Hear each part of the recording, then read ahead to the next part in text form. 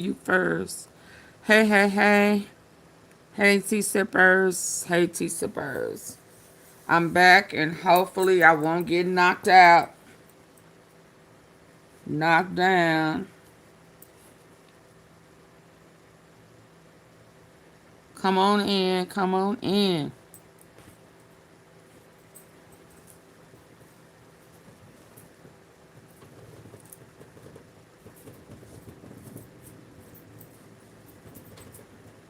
Come on in.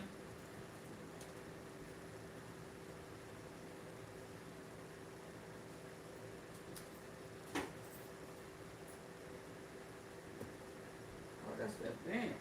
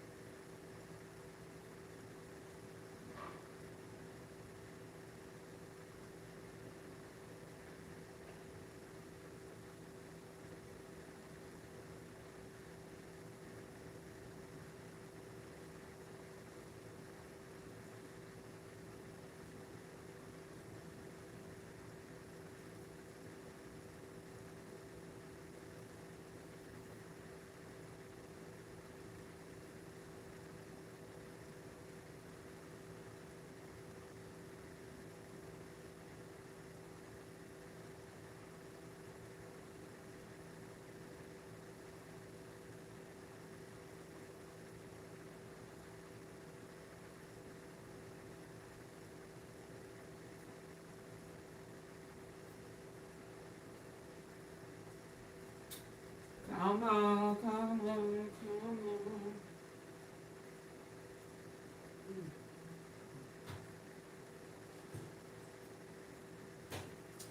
Boy, I just done listened to some trifling. Woo-wee. Lord. Lord, Lord, Lord, Lord. Hey, me. Hey, Joe. Hey, Cynthia, I think. Let me swallow. Hey, Cynthia. Oh, my God. I just listened to some trifling stuff, man. I'm telling you, long live Mo 3. Woo, I wish he would have made better choices, baby. When you screw around with gutter people, you got to expect gutter stuff. Hey, Monty Trucker.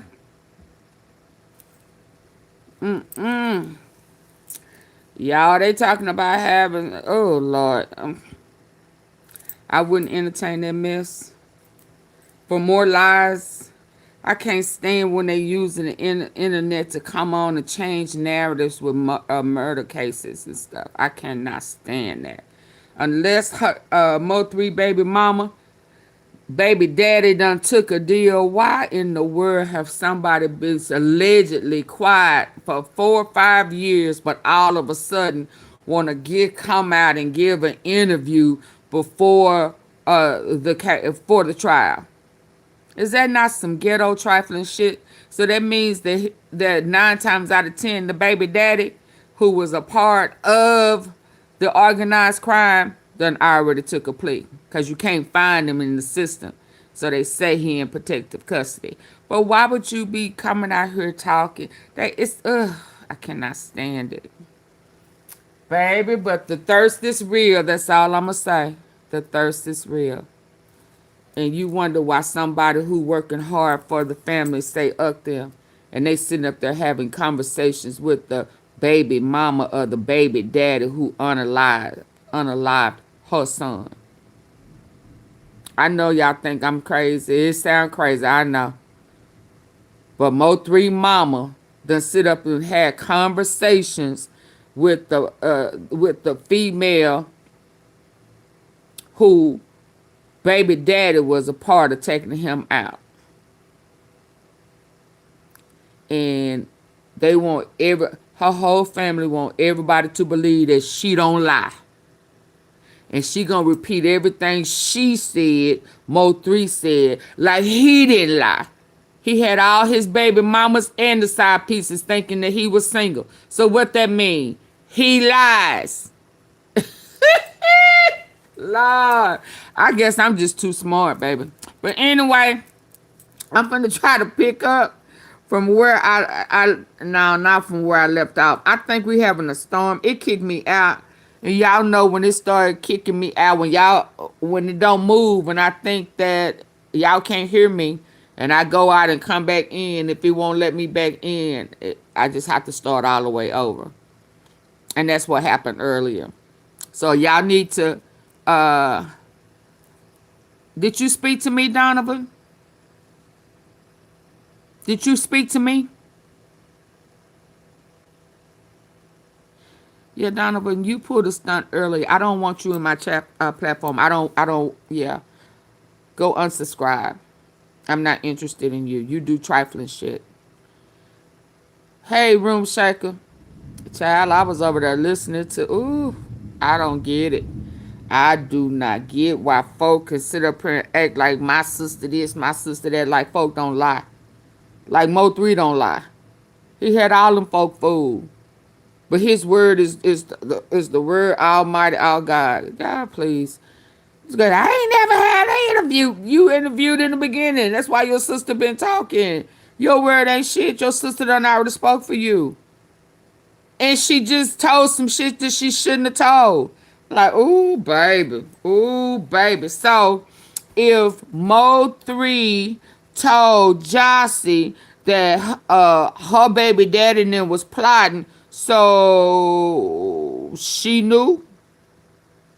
So Jossie did know that her baby daddy was trying to take her. So when he said that she was giving him information on them for him to go handle his business on them, and she was giving, I mean, didn't that come out a long time ago? So maybe she is Money Maya. But I'm going to leave that alone. I mean, because her sister Jackie, baby, you can count on Jackie with her always talking ass to slip up and say something. And Broadway caught it. And Rainwater confirmed it. So they did know. So when old boy called for her to give the low and said, you better give it to me, because if not, I'm gonna empty the whole house. Oh, okay. That's what I thought. Y'all, let's... but I'm going to go back to playing dumb. And she going to deny she said it. I'm glad Broadway made him answer. So they been knowing. So at this point, they all working together. At this point, they all working together. Let me put it out there. 88 called the guy who finna do the interview. He gave Jackie number. Jackie called her sister. Rainwater said, yeah, go on do it. Baby, I didn't have to be in there 10 minutes to figure out what was going on. 88 said, give me my cut. I was the one who brought it all together. So so anybody going over there listening to that is just going over there to listen to that bull crap, cause it's already a Rainwater production. Cause baby daddy done already took a deal and gonna testify against Yellow Beezy. Case closed. Come on. It's all them other people. Okay? Yeah, because why? He a snake. He did. Well, why you talking to him? You said, I'm going to tell you what even Rainwater said. So that means you was talking to Rainwater too. When you wanted the snake to clear you, Rainwater, clear my name, say my name, Rainwater. Huh? You was talking to him then. Was he a snake then? You was going to let us, how a snake going to clear your name? Huh? How in the world can a snake clear your name? I need to know this, Bobo. I mean, can anybody tell me how a snake can clear your name? Why would you trust somebody who was this, that, and the other? Whatever relationship he had with Mo3, how they talked about each other. That's their thing. Rainwater talked about him, and and Mo3 talked about Rainwater. So what's the problem? Who are you? Your sister talked about you. Your sister pulled you into the middle of a murder case. Did you forget? That it caught you off guard. It was your sister who gave the low. You didn't know that. Your sister is the snake. But you don't want to say that. Because now y'all back cool. Girl, ain't nobody forgot. You didn't talk to your sister for a while. Because she gave the low. That ain't changed. So she's the biggest snake of it all. Now, you may not want to say that. Your mom and daddy and them may not want to say that. Hell, he done seen your daddy, done talked to your dad. It's a whole damn family affair. Y'all part of whatever movie network, whatever movie Rainwater is working on. So y'all are mixing in the movie with reality, throwing off the people for a narrative. Why are you talking to him? Why are you on the platform? If he was a snake to me in a murder case, I wouldn't be on the platform with him. I dang sure wouldn't be telling my big mouth ass sister who gave the low to Keywan and Devin. Yeah. But she damn sure slipped up. Yeah. And for her talking about, I never said San Francisco. No, you was not the first one who brought that out. And that came out a long time ago. Everybody want to be the first.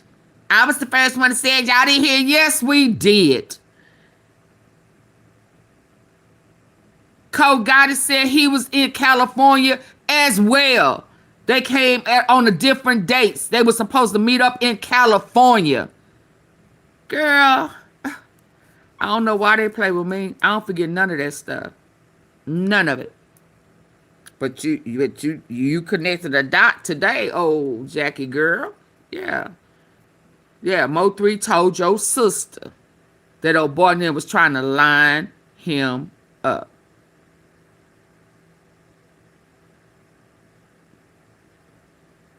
And yeah, it was y'all who played both sides. Everybody played both sides because y'all was all familiar with one another. But I'm going to move on. But what I will not do is watch her get on there and tell no story. Child, please. Your whole family are crooks. All y'all lie. Every last one of y'all. Don't nobody know you to tell the truth. You did go down and turn your baby daddy in. You did tell on your baby daddy. So why you trying to act like somebody else a snake when your baby daddy was involved enough? When you went down to the police the same day or the next day, you did not say Rainwater did shit. You said your baby daddy. Your baby daddy. Huh? You went and snitched on your baby daddy. You did not go down to the police station and say Rainwater.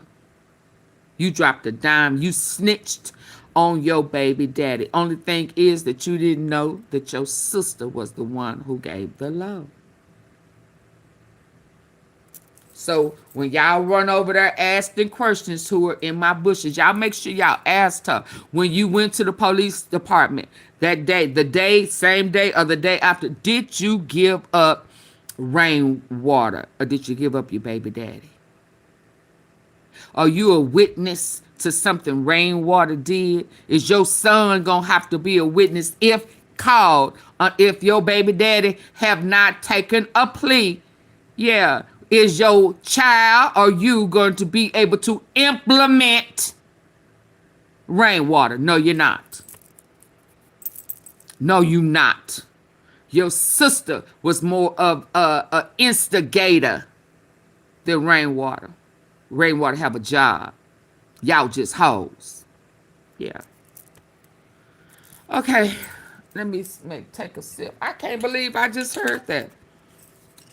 I can't believe that. He got, what's his name? Devin got to be taking a plea. Why else is she talking? Just like, what's the, key one? He know that his, what can I call her? Transient girlfriend at that time knew what was going on and could pinpoint him. He knew that.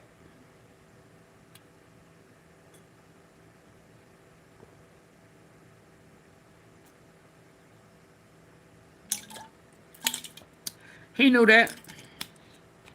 So he been quiet for how many years? 4 or 5 years? Until I'm sure Key One has taken a plea deal. And now they free to talk.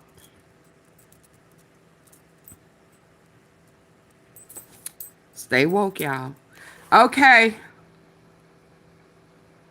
Mike, what we got? Let's go ahead and start because I don't want to be up here all night. Let's go, y'all.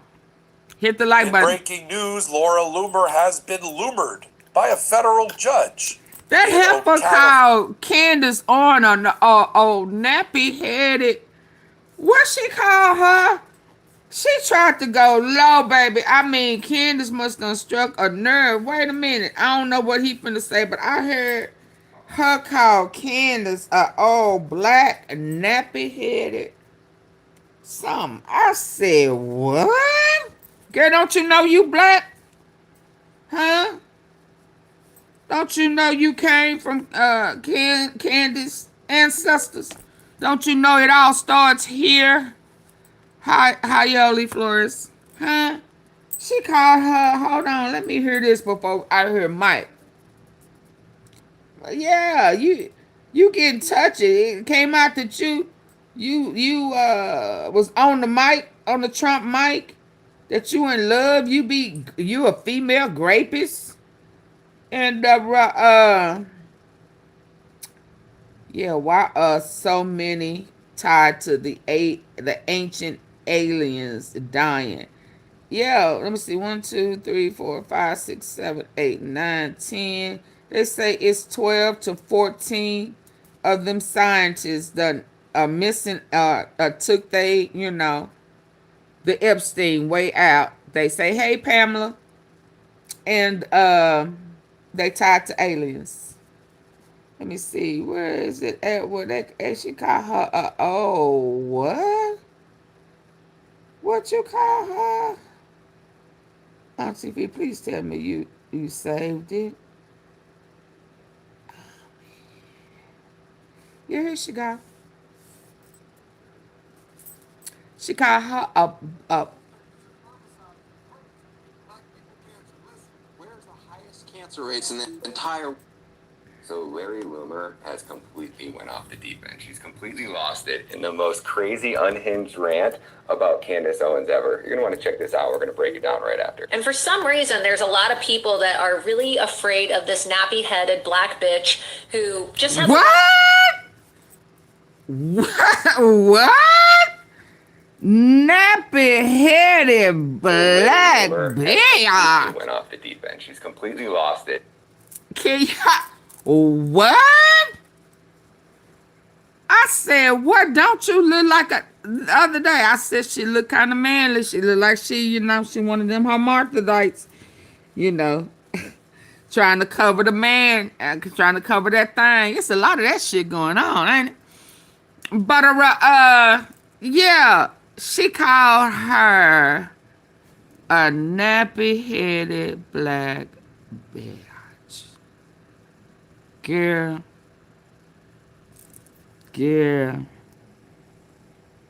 So Larry Loomer has completely went off the deep end. She's completely lost it in the most crazy unhinged Candace rant done got too about close to the Candace truth, Owens ever. baby. You're going to want to check this out. We're going to break it down right after. And for some reason, there's a lot of people that are really afraid of this nappy-headed black bitch who just has a lot to say, but not really a lot to offer. So I'm not afraid of Candace Owens, and I'm happy to match her energy. Is that a man? I'm happy to wrestle in the mud with that bitch. And, you know... Is that a Bruce Jenner? Is that a Brucetta? Is that a Brucetta? Baby, because what she used to look like, she don't look like that no more. Transitioning.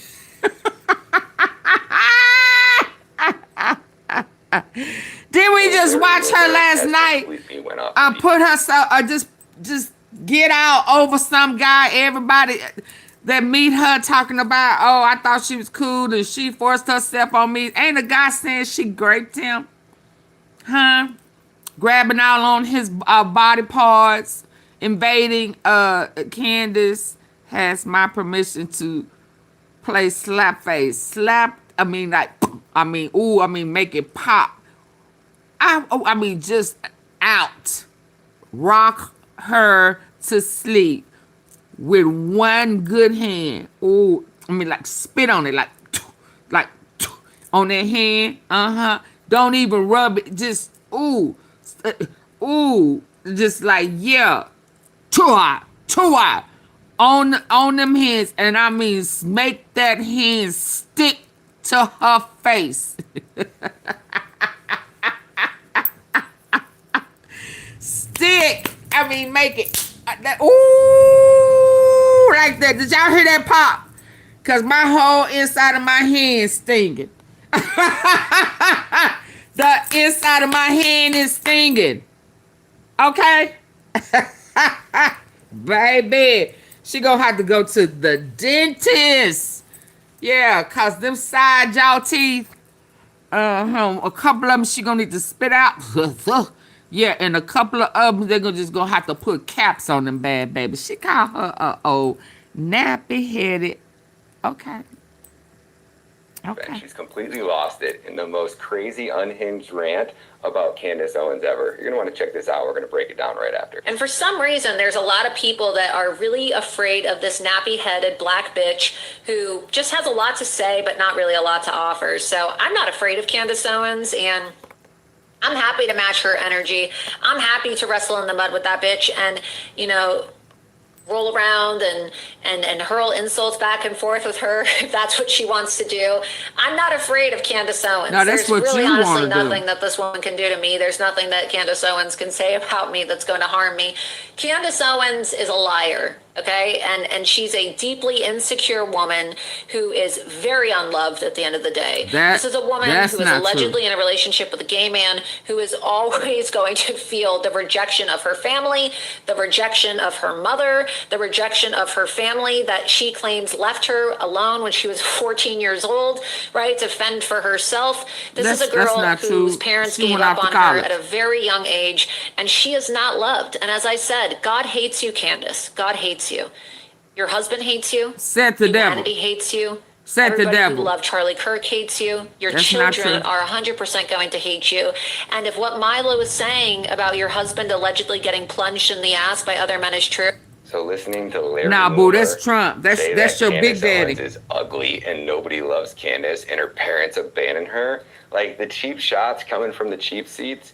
When, I'll just ask, okay, so Larry is saying that Candace is ugly, and she's a nappy-headed black chick. Candace Owens is ugly, and nobody loves Candace, and her parents abandoned her. Like the cheap shots coming from the cheap seats. When I'll just ask, okay, so Larry is saying that Candace is ugly, and she's a nappy-headed black chick.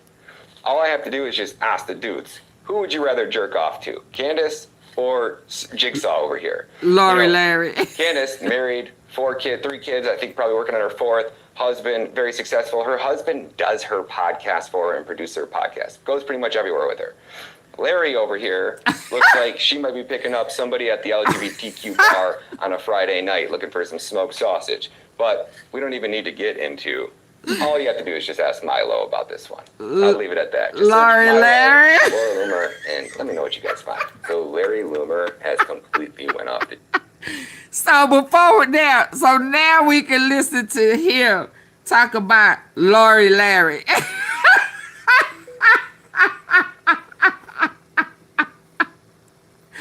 Let's go, Lori Larry. Even he laughing. Let's get our giggle on. Let's go. Let's go, Lori Larry. Let's go. In breaking news, Laura Loomer has been loomered by a federal judge in Ocala, Florida. A federal judge who's now not only dismissed, finally on final judgment, Laura Loomer's defamation case against comedian Bill Maher because he cracked wise a year and a half ago during his Real Time with Bill Maher show, speculating that perhaps Laura Loomer was sleeping with Donald Trump. Ha ha, hardy har har. So she was defending little Big Daddy. I told y'all, they said that she was on the lollipop, trying to be a Monica Lewinsky. Look at her hair. She done had face work done. You know, because that's not how she looked. That's not how she started. That is not what she looked like. And she done had tons of work to look like the Lewinsky with her blue dress on. Yes, sir. Yes, ma'am. She was on the lollipop, the pickle with the peppermint in the midst. So she was trying to get the pickle juice at the pickle. We just talked about this last night. Y'all remember? Yeah. Perfect match when she was trying to throw herself on that guy. Uh-huh. Only clown that wanted it was Trump. Because he desperate like that.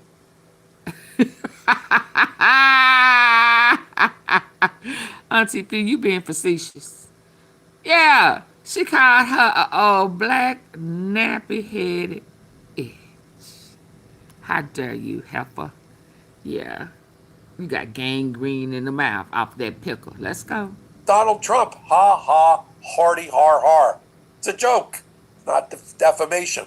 But Laura Loomer made things worse by bringing the defamation case, forcing a federal judge to have to go through all of the little nasty reporting about the bad habits of Laura Loomer, her relationship with Donald Trump, including I love you, I love you, I love you, and hand-holding that was caught by the media, and also do a fair amount of speculating. Hardy har har. They was rubbing footsies. Not defamation. But Laura Loomer made things worse by bringing the defamation case, forcing a federal judge to have to go through all of the little nasty reporting about the bad habits of Laura Loomer, her relationship with Donald Trump, including I love you, I love you, I love you, and hand-holding that was caught by the media, and also do a fair amount of speculating about Melania Trump's relationship with Donald Trump. Good job, Laura Loomer. It only took 18 pages for the judge to not only decide that your defamation case would get tossed because no reasonable person would believe that the joke was stating a matter of fact, but then the judge, for good measure, based on Laura Loomer's own deposition testimony, here's an alert for Cash Patel. Get ready. You sue for defamation. Get ready to sit in a chair and give sworn testimony. See, it just, I don't know. You know, I don't know. But these women that are working for him now, they all seem to be of a certain age, a certain era, and they all seem like they were a part of the elite groomed workers that have been put in a position because they stayed the course, they never snitched. You know, they became accustomed to that, you know, lifestyle. Because, you know, she's a freak. She is convicted. I don't know if she's convicted. But she has accusations of being a female trumpet on men. Just, I can touch you. I can grab you. I can kiss it, lick it, Suck it, cause I, because I can.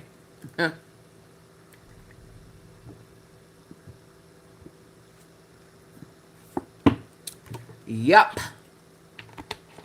Okay, I just had to get a little water. Let's go. Y'all please hit the like button.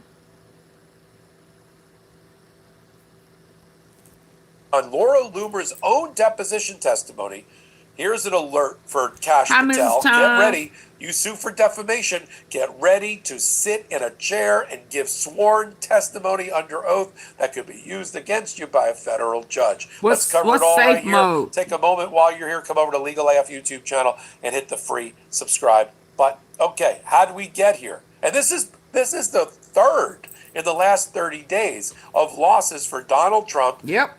and or his FBI director, Yep. and or his, I don't know what you want to call Laura Loomer. Laura His Loomer, by the way, plaything. is still sort of an adjunct to the administration. You know, in the last couple of weeks, she was just in India of all places. This is a person who said she doesn't, effectively, is a white nationalist. She went to India bearing a letter from the president and having to apologize for herself for being a bigot. Okay, so if you want to think she's kind of spun out of the orbit, she hasn't. Proof they're Now, using herbicides to the backdrop. So you got the Laura Loomer brings her No case, clue. right? That was my back phone. in 2024, apparently. Kash Patel brought 2 cases for defamation, and in the last week, he just had one dismissed in Texas federal court against Frank Fuglizzi, who worked in the FBI, who made a joke on Morning Joe when they asked him, "How do you think Patel's doing?" And he said a version of, well, he's partying in nightclubs more than he's spending time on the 7th floor of the Hoover building. That's the executive floor for the FBI.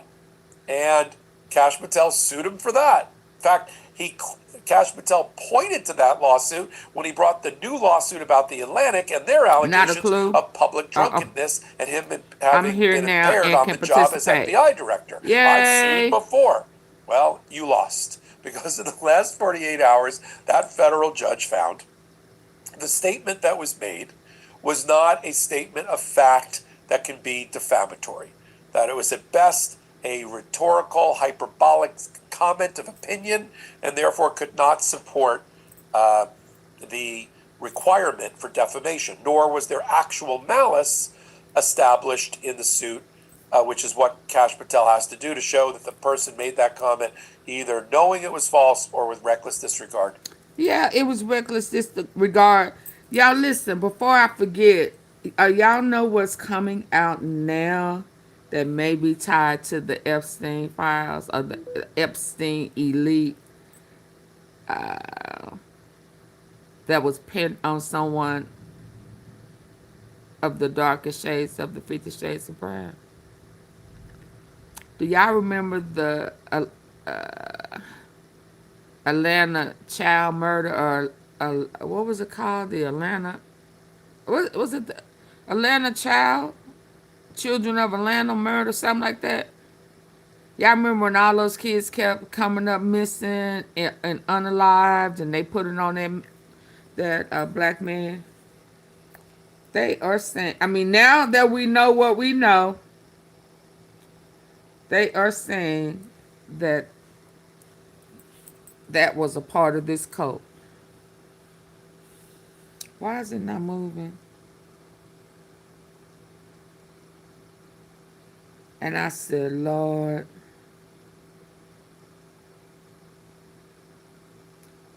Lord, I would not be surprised. It was how many? Oh, I cut the volume. Hold on, y'all. Let's hear this. What do we do?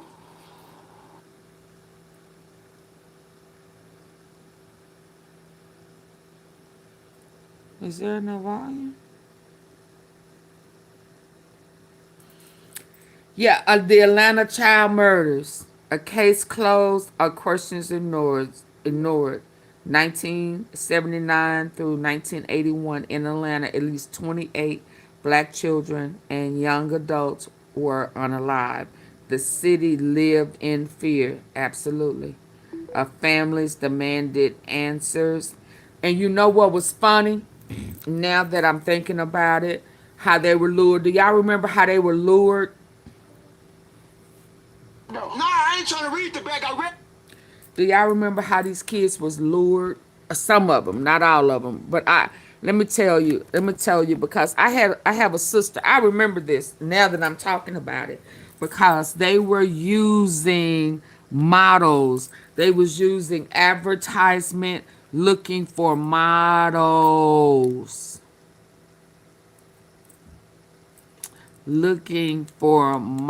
to come audition, you know, because I have a sister who was her childhood nickname. Well, it wasn't childhood. Well, her household childhood nickname was stuff like a worm, or I can't think of whatever other name my brother and them would call her, cause she was so slender. Uh, in this school, on her license plate, she had "Sexy Slim." She was so, and she was into modeling. And so I kind of remember, they was putting those little modeling piece of papers on your windshield. I've seen that around again. They want models to pay some money. I just remember they would put it on your windshield about audition, or could you be a model. So now that we know what we know about the Epsteins and Trump them, and uh, Brunel and Paolo, and everything was about modeling. So here, this guy right here, Wayne Williams, and look what they got right down there, that KKK stuff.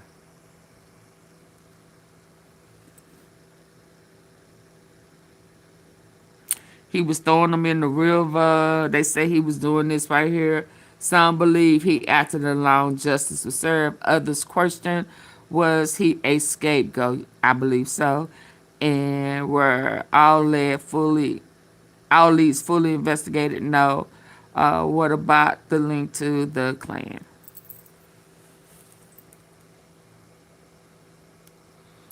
I'm gonna be honest. I can see that. Now that we know how they was grabbing, and they gotta be kids. They have at that point they had to be kids. All they wanted was their blood, maybe organs, and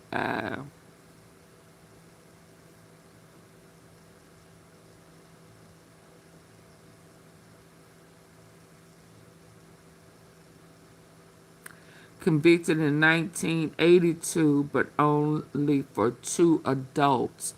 Yet authorities closed many of the children cases anyway. Yeah. It just have a texture, that I will not overlook. This is just too close to what is being uncovered right now.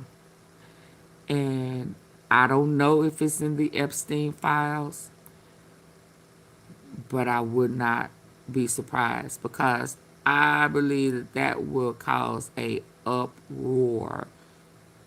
I mean, big time, to know that they put that on him for with all of these black kids.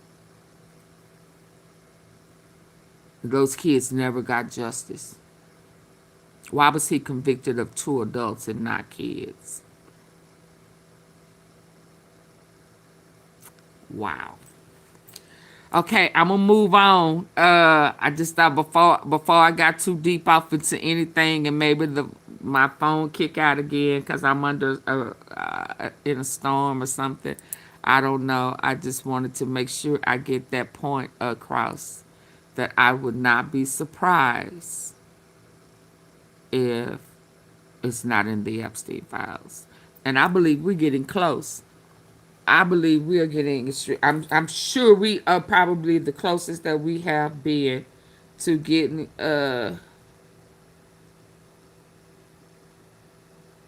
to the nitty-gritty. Last night, Okay. in Qatar and Saudi Arabia, authorities arrested Mossad agents planning on committing bombings in those countries. Now, that's weird. It doesn't make any sense. Why would the Israelis be committing bombings in two Gulf countries, which are also being attacked by Iran? Aren't they on the same side? No. Israel wants to hurt Iran and Qatar and UAE and Saudi and Bahrain and Oman and Kuwait. Last night, All the countries, all of the countries that have turned on committing Trump. bombings in those countries. Now, that's weird. They've recently turned on Trump. Why would the Israelis?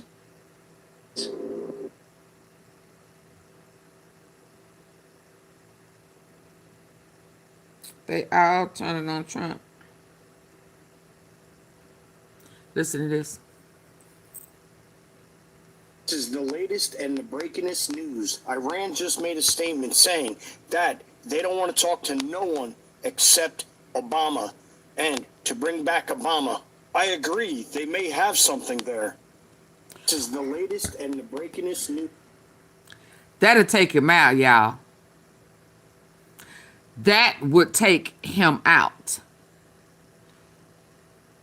But they already had a deal with Obama that was working for a while, right? So if anybody that can get it done, who can get it done? Who can get it done?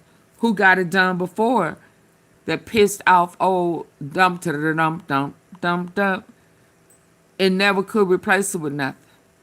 Obama. So let me tell you why this made sense to me.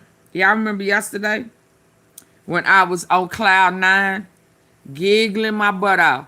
I mean, giggling my butt off because we heard Trump and we heard one of them girls, I can't remember which one, said that this is what Obama wanted when he lost Virginia.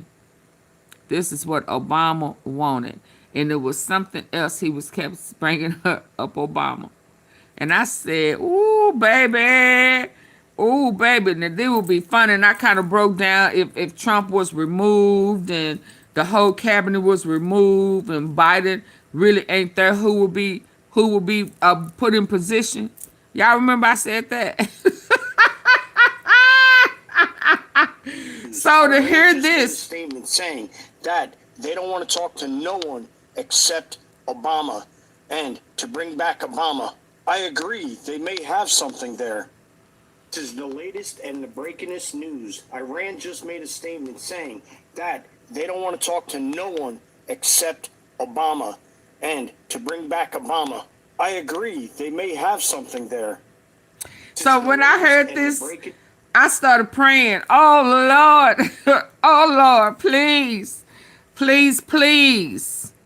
If he is who you know you have in place to bring this back together, please let this use him, Lord. Because right now, I can't think of nobody who could bring it back together.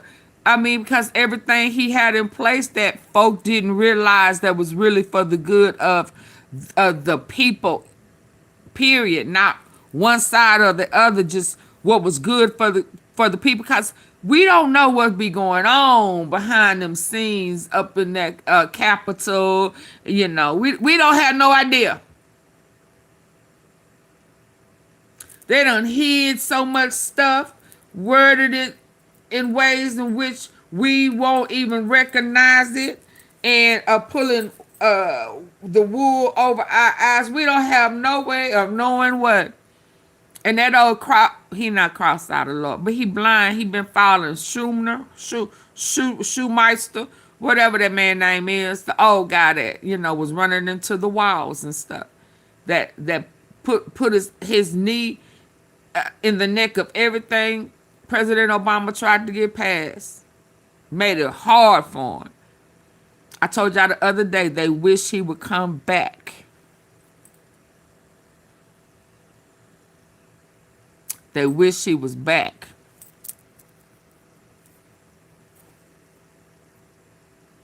The only one here recently, within the last 10, 15, 20 years, that's been able to negotiate a deal with them for peace was President Obama.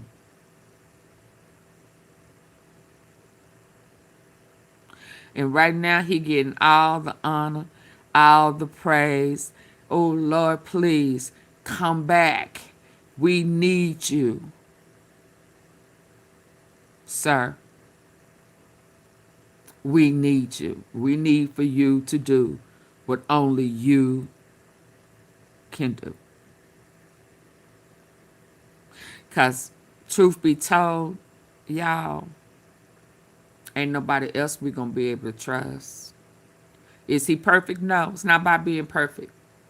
It's about integrity. It's about morals. It's about somebody who respect and have love for the people and the country and the Constitution of the United States. This man still has not had a scandal. He didn't have a scandal before he became president, and he ain't been able to come up with a scandal afterwards.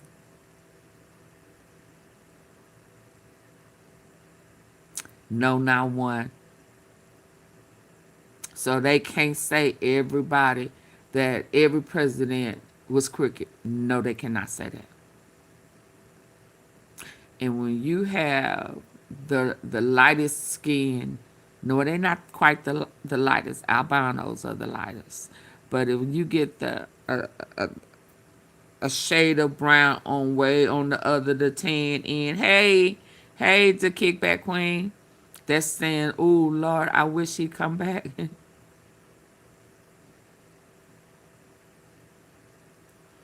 That speaks volumes. And it's always the darker skin that's going to bring our dark skin down. A lot of y'all didn't think he did nothing. I knew that he did. It may not have been everything I wanted, but overall, when I understood that it was about equality,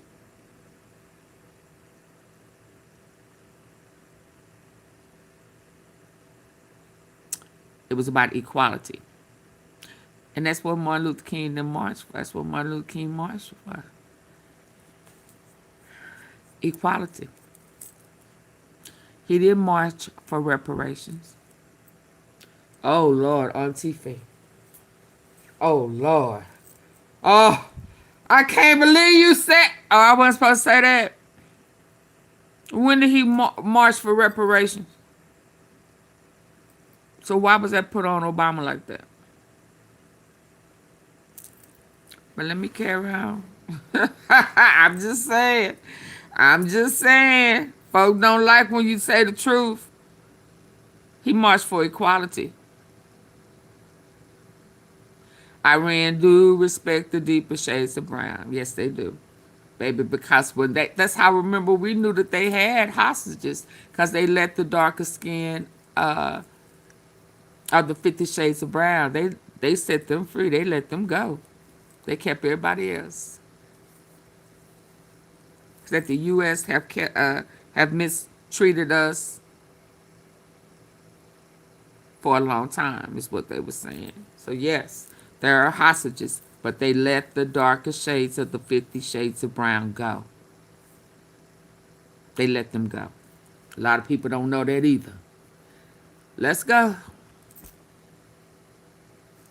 I'm sorry, Mike Popak. Let me let you have your way, babe. Go ahead. I'm sorry, my bad. Him for that. In fact, Kash Patel pointed to that law, but okay, how do we get here? And this is the third in the last 30 days of losses for Donald Trump and or his FBI director and or his, I don't know what you want to call Laura Loomer. Laura Loomer, by the way, is still sort of an adjunct to the administration. You know, in the last couple of weeks, she was just in India of all places. This is a person who said she doesn't, effectively, is a white nationalist. She went to India bearing a letter from the president and having to apologize for herself for being a bigot. Okay, so if you want to think she's kind of spun out of the orbit, she hasn't. Now, the backdrop. She one of them so you've reptilians. got, the Laura Loomer brings her case, right? Back in 2024, apparently. Kash Patel brought 2 cases for defamation. And in the last week, he just had one dismissed in Texas federal court against Frank Fuglizzi, who worked in the FBI, who made a joke on Morning Joe when they asked him, how do you think Patel's doing? And he said a version of, well, he's partying in nightclubs more than he's spending time on the 7th floor of the Hoover building. That's the executive floor for the FBI. And Kash Patel sued him for that. In fact, Kash Patel pointed to that lawsuit when he brought the new lawsuit about the Atlantic and their allegations of public drunkenness and him having been impaired on the job as FBI director. I've sued before. Well, you lost. Because in the last 48 hours, that federal judge found Side piece. the statement that was made was not a statement of fact that can be defamatory. That it was at best a rhetorical, hyperbolic comment of opinion, and therefore could not support the requirement for defamation. The nor whole was there cabinet actual of clowns malice established in the suit, which is what Kash Patel has to do to show that the person made that comment either knowing it was false or with reckless disregard to whether it was true or false. Now we're on Laura Loomer. Let me first remind you, because the judge does it for us, of all the times that Laura Loomer has had some sort of weird interaction with Donald Trump. Blowing kisses, I love you, I love you, I love you, hand holding. And you know who put it together the best?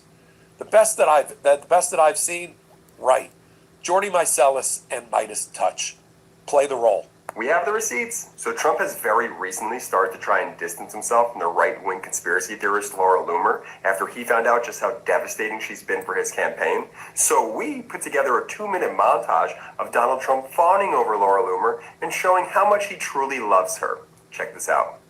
I hate that I can't keep this a secret. I canceled all my food delivery subscriptions and upgraded to Cook Unity, and it's totally transformed the way. Really taken the country by storm. Very powerful person, very strong person, very courageous person, a warrior. Laura Loomer. Laura, where are you? Thank you, Laura. Great job you do. We have a lot of great friends and a lot of great people. Laura, how are you? You look so beautiful as always. Beautiful. That's a woman with courage. You don't want to be Loomered. If you're Loomered, you're in deep trouble. That's the end of your career, in a sense. Thanks, Laura. She's actually. That's my song. That says Trump 2024. Thank you. Thank you. We love you. Yeah. Oh, no. I love you. I love you, President Trump. Amazing speech tonight. I loved it. I'll never give up on you. Amazing. You're amazing. I love you. Best president ever. Somebody who's extremely shy, but really talented, and she's going places. Laura Loomer. Where's Laura? Laura. Where is Laura? She doesn't like the sanctimonious. She doesn't like the sanctus. Hey, everybody. We're here at Bedminster and with the greatest president ever, President Donald Trump, who is killing it right now. There's a new poll out, right? You're crushing it. You're up over 50 points. And it's a beautiful day here. Beautiful club. It's my first time here at Bedminster. Well, it's great to have you, and you've been really very special. You work hard, and you are a very opinionated lady. I have to tell you that. And in my opinion, I like that. Well, I and I appreciate appreciate that. all of your support, and you've been terrific. And everybody appreciates you. Yes. Thank you. Thank you. Thank you so much for inviting me to sit with you today. Pleasure. You're the best. I love you. And many of those things you just saw was referred to by the judge, not the Midas clip, but the actual events in the order itself. Let me read to you from the order about the purported defamatory statements. Let's start with what Bill Maher said. And get ready to cover your ears. The judge has written this out. I'm going to read it verbatim. Okay? This was on September 13th of 2024 on the Real Time show. This is against the backdrop of all the things you just saw in the Midas clip. This is what Bill Maher said. I think maybe Laura Loomer is in an arranged relationship to affect the election because she's very close to Trump. She's 31, looks his type. We did an editorial here a few years ago. It was basically, who's Trump fucking? Ooh. Because I said, it's not nobody. He's been a dog for too long, and it's not Melania. I think we may have our answer this week. I think it might be Laura Loomer. She sues Maher, claiming that he falsely and maliciously accused Loomer of having committed adultery with Donald Trump. Now the judge goes through all the bad things that Laura Loomer has said, and I'm not sure why he did this, but there was no stopping him at this point. Oh, wow. And again, I want to mention that this judge, appointed by Clinton, he's a senior status judge, Judge James Moody. His daughter is the Republican senator from Florida, the junior senator from Florida, appointed by Ron DeSantis, for whom she used to be the attorney general. Okay, here we go. Just so you put this in order. Long before the episode, Loomer admitted that she had developed a reputation as one of the most controversial figures in American politics. She is pro-white nationalism. She's a believer in biological hierarchy between men and women. She was designated as a dangerous individual on Facebook and on rideshare platforms Lyft and Uber. PayPal, she received donations from hate groups, according to those records, and many prominent conservative figures disavow plaintiff because of her behavior. That's on page 4. On page 5, he catalogs in excruciating detail the following. The record is undisputed that plaintiff believes she had a close relationship with President Trump. She visited Mar-a-Lago at least 20 to 30 times. At the golf club, plaintiff publicly posted recordings showing President Trump with the plaintiff, telling his secretary, "I love this girl," inviting her into his private, very, very private suite. Plaintiff gave him a hug, and Trump said, "It's fine, it's fine." After the meeting, the plaintiff shared on social media a video of her and President Trump in which she tells him, "I love you," and then captioned the post, "Best president, I love him so much. I love him with all of my heart. I sat next to him all day." Page 6. After the last of the Republican convention, plaintiff tweeted a video of President Trump in which he sees her in the crowd, points to her and says, I love you," and blows her a kiss. She goes on to yell, "You're amazing. I love you. I love you."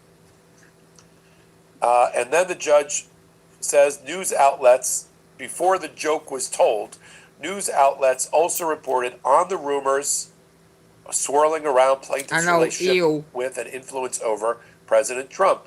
The Miami Times published an article, Laura Loomer and Trump sitting in a tree, KISSING, which noted the speculation that the two were a romantic item. OK Magazine has an article on the same day. Donald Trump accused of having an affair with MAGA conspiracy theorist Laura Loomer as wife Melania remains MIA. Several images have been circulating on X showing Trump, 78, getting handsy with the 31-year-old MAGA supporter. Handsy? Magic Spoon is basically the grown-up version of your favorite childhood cereal. Same fun, nostalgic taste, just made for real life now. Each serving packs 12 to 14 grams of protein, 0 to 2 grams of sugar, 4 to 5 grams of net carbs, certified gluten-free, so it actually keeps you fueled. .com/legalaf. That's Magic Spoon. Can't you take a joke effectively? Here's what Bill during the case, and he said, "Can't you take $5 off?" during the case, and he said, "Can't you take a joke effectively?" Here's what Bill Maher said. I made a joke based on their sudden closeness in the news that week. I could have shown a video of them together and all the places they were together and all the things that were going on. The I love you, blowing kisses, all that stuff, and just said, hey, get a room. It's just, this is comedy. These are jokes. You could have just played the Midas clip. That would have been funny. And then the judge says at the end that given the full context on page 13 of the joke and the series, a reasonable real-time viewer would have understood that Maher was making a joke and not a statement of fact. Touchy-feely. plaintiff and President Trump. He continues, in sum, the court concludes that the episode's the joke, was not a statement of fact. The delivery of the episode by a well-known comedian in the context of a late-night comedy television series centered around jokes signaled to the viewer that this was not a factual statement about Loomer or concerning Loomer. He also said she doesn't come close to making out actual malice. And as to her damages, on page 17, the judge says that Loomer has not identified a single individual who believed that she was sleeping with President Trump because of the episode. She has not offered any expert testimony about her quantifying her reputational harm. She's not introduced income tax statements or tax returns. The record reflects to the contrary, that her income went up in 2024 compared to in prior years, and that she still has a close relationship with President Trump. This summary judgment is granted. Case is closed. Final judgment for defendants. Done. The only time this has ever worked is when Trump sued CBS and ABC. And they didn't even bother to go through the case. They just settled because ABC, owned by Disney, didn't want to continue to battle with Donald Trump, so they stroked a check for $15 million when George Stephanopoulos, interviewing E. Jean Carroll, who was sexually abused by Donald Trump, used the term rapist instead of sexual abuser. By the way, I defy you to have a jury come back and show that there's any difference between a sex abuser and a rapist. But that's why they paid, because they were part of, corporate transactional. Disney didn't want this problem.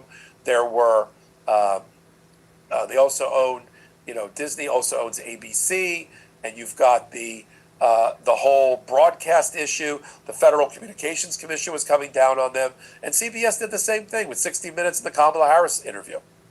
And the reason that CBS settled related to the Kamala Harris interview on 60 Minutes is because CBS wanted something too. Skydance, Paramount, was about to buy CBS, and that deal was going to be blocked unless CBS made nice with Donald Trump to allow the FCC under Donald Trump to approve the deal. Skydance gobbled up CBS. They now own it. As of today, they now own CNN as well because the deal, Skydance then bought Warner Brothers assets, including CNN. So take CNN and CBS off the board as legitimate news organizations because they're now owned and controlled by the Ellison family, who own Oracle and are best friends with Donald Trump.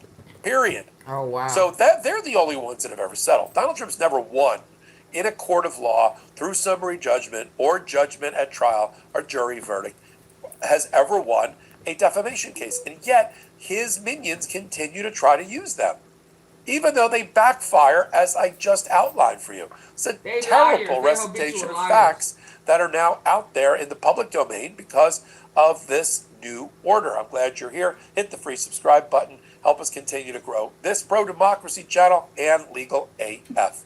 Until my next report, I'm Michael. Can't get your fill of Legal AF? Me neither. That's why we formed the Legal AF. Shout out to Mike. Can I get y'all to get the likes up?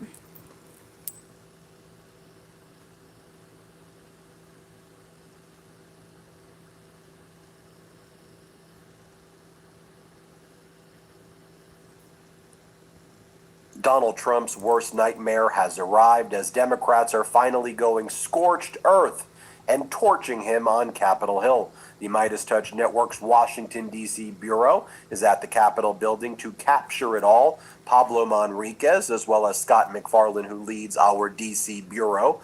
We're getting the exclusive interviews with numerous members of Congress.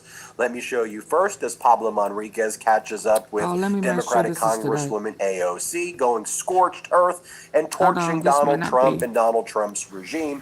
When Pablo asks her, who do you think Donald Trump is going to fire next? Let's play this clip. Oh, yeah, this is Who do you think the next person Trump should fire should be? I mean, is he out of women? Because that seems to be his pattern right now. His culture, yeah.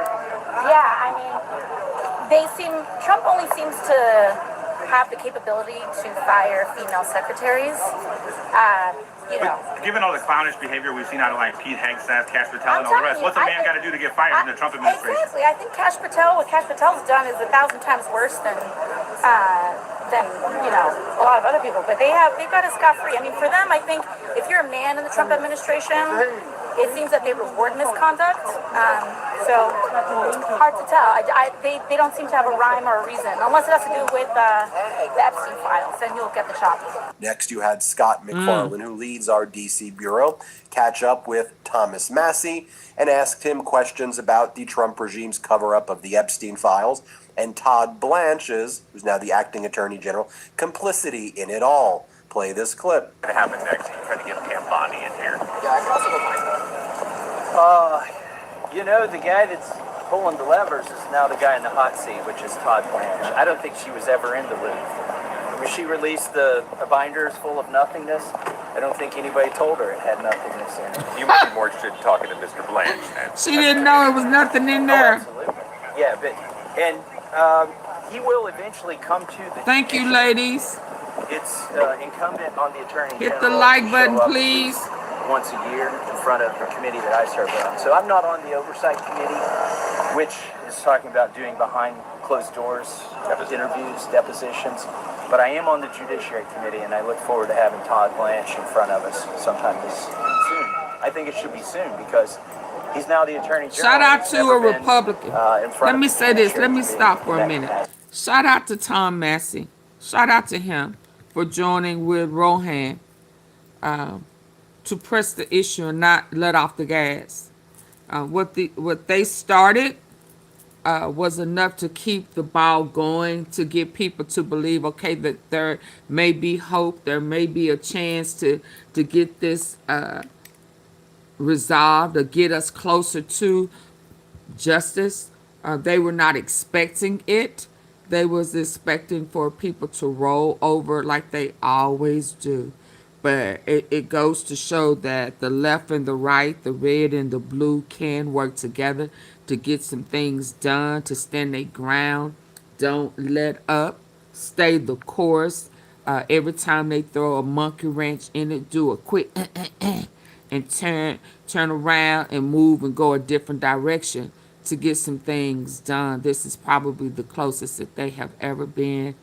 So shout out to I'm going to say somebody who has integrity, morals, you know, and understand that their morals and their integrity and their journey, their spiritual relationship with God supersedes the GOP and the DEMs. It supersedes it. It's your relationship with God, your spiritual walk is bigger than anything on earth. Yeah, and if it's not, then that should be our goal to strive to get there. You know, my thing is I don't want to have to go to the end of the line, and I don't know why.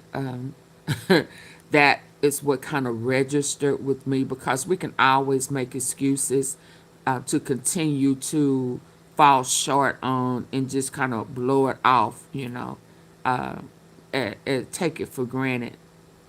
But as your relationship with God grows and he reveals things to you and bring you out of circumstances that you know was only God, and you know, heal you in ways that nobody on earth could heal you, change your views, change your mindset, grow you, heal you, develop you, use you. Once it gets that intense with you and God, you don't want to go to the end of the line. Ain't nothing on earth really worth you starting all over. So you have to wait. I mean, I think about sometimes, you know, even little simple things, like I can't remember what exactly it was, but one of my neighbors was telling me, girl, you better package that up and take that back to the store and get your money.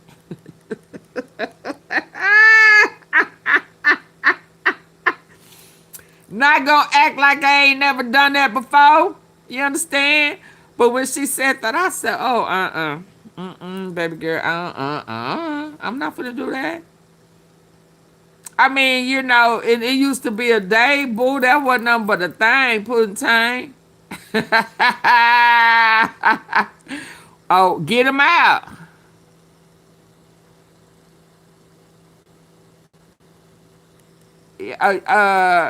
Ryan, we serious over here, boo boo. Don't come over here playing games. Don't be coming over here lying. You can have your opinion, but you can't have it, you know, aggressively. Say what you got to say and be quiet. So I'm just saying it's like that for me. You know, there's times that, you know, I want to do a little something and like, oh shoot, and come up with a reason why to go back and get your money. Something as simple as that. And I'll be like, nah, that's all right. It ain't worth it for me. So it's just that. So when I talk about integrity, when I talk about morals, all of that is factored in there. You know, we have to give credit where credit is due. That's why I like to let people know when they've grown. That's why I'll tell people all the time. I mean, I don't want to go off into details, but I like for people to know I see you. You know, I appreciate the growth. Um, because people need to know. One, people are watching you, and two, they care enough about you to encourage you to continue to do what you're doing. So let me move on. Who is, yeah, we don't like those words over here. We don't use those words like that. Who's using a fascist? You know, we don't talk like that over here. We just say the truth and we move on. So who you talking about, Miss Tom? Go ahead and get them out. This is, yeah, we don't want no problems. No, yeah, we don't want none of that. If they trying to be a racist on the cool, and they out of line and out of place, and they didn't wipe their feet before they came in here. Okay, so bye. Y'all say bye to Ryan. Yeah, he didn't wipe his feet, and his feet are funky. Get your funky feet up out of here. Yeah, say bye. You're not gonna disrespect anyone over here, and you are a guest. I don't know if you know it or not. I don't like guests who overstay they welcome. Do our rooms like, you overstaying your welcome, and you coming in here wrong. You respect the tea sippers. You are a guest in their palace. Yeah, your mama didn't train you right. Go on back home to your mangy mud-faced mama. Yeah. Bye, Ryan. Bye, Ryan. Yeah, get your ass up out of here. Let's go. Next, we caught up with Congresswoman McBride. Pablo Manriquez asked the same question as he did to AOC. Who do you think is going to be fired next? And Congresswoman McBride say, well, they all deserve to be fired, but it seems like Donald Trump specifically attacks the women first. Here, play this clip. So, Congresswoman, who do you think, from all of the sort of clownish behavior we've seen of the Trump administration, who do you think the next one to get fired is going to be? Well, all of them deserve to be fired. The whole cabinet. Of Pete Hegseth, because obviously right now we are engaged in a reckless war of choice that he was a primary driver of.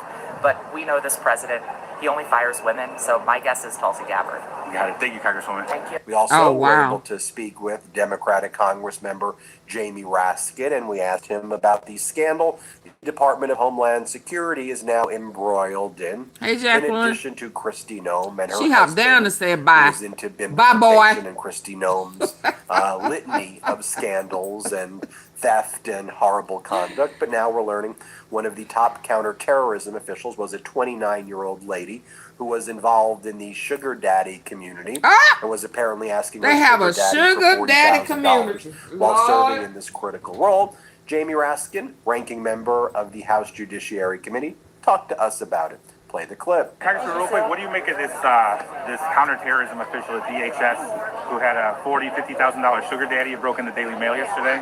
You better just tell me a little bit more about it. It sounds intriguing. Well, she was a low-level official at FEMA, and then all of a sudden she was up top in counterterrorism at DHS, and she had a sugar daddy that had sent her $50,000. Some text messages were revealed that, you know, she was asking him for more money for like med spa and like her rent and all the rest. Okay, I don't know anything about it. How did she get the promotion? that's the big question. Congressman Vindman said maybe it was because she got a picture with Trump. All right, well, let me speak in general terms then, okay? The Trump administration is a cesspool of political and financial corruption. They have no program for America. They have a program for themselves. They all want to get rich quick. Donald Trump has made $1.5 billion in his first year in office. People are purchasing presidential pardons. The government is up for sale. It's like an auction. Whoever's the highest bidder wins on public policy. It's a scandalous situation that's a complete defeat of the constitutional design by the framers. Thank you, Congressman. Next, we heard from Democratic Congress member Vindman on that same topic. And I hope they turn right around and put all their asses back in prison as soon as he gone. DHS has a big $40,000, $50,000 sugar daddy. I think it's obviously outrageous, and I'm not sure what the qualifications of this individual were in order to be in the counterterrorism, a critically important position when we're at war with Iran. And so,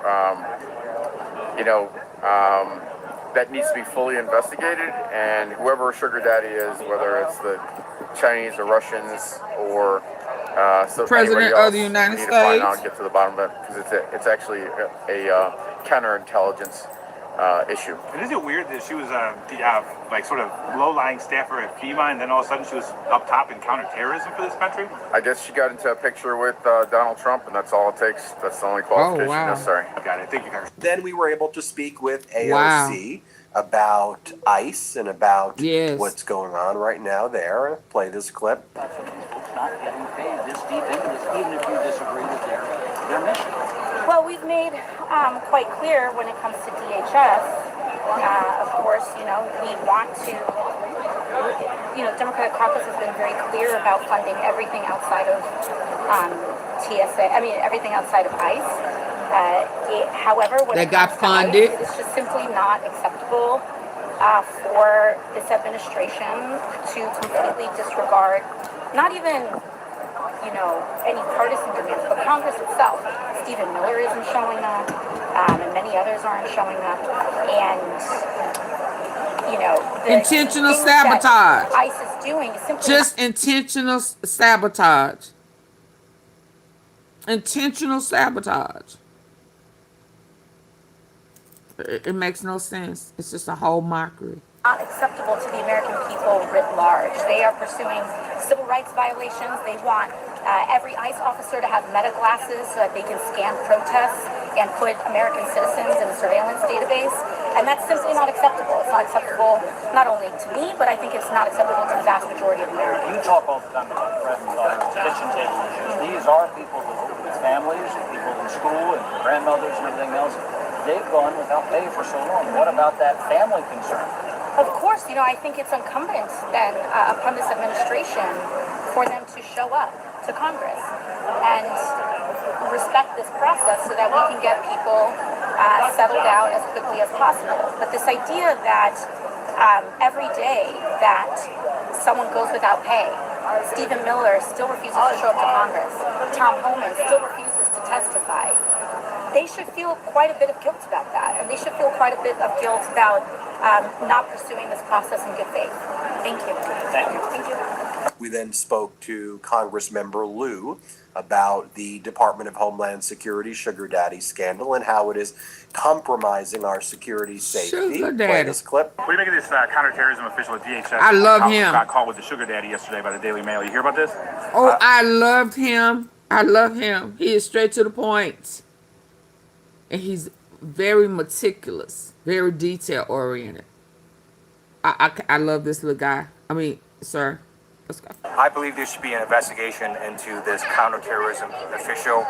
That is a very important area, and we can't mess around in counterterrorism. And we can't have people who may be subject to having other things affect how they do their jobs at work, or potentially have other countries try to take advantage of their weaknesses and try to have them do bad things. And so we should have a full and fair investigation. Similarly, we were able to speak with Congresswoman Ramirez. Let's play this clip. Well, what do you make of this DHS counterterrorism official having a $40,000 sugar daddy?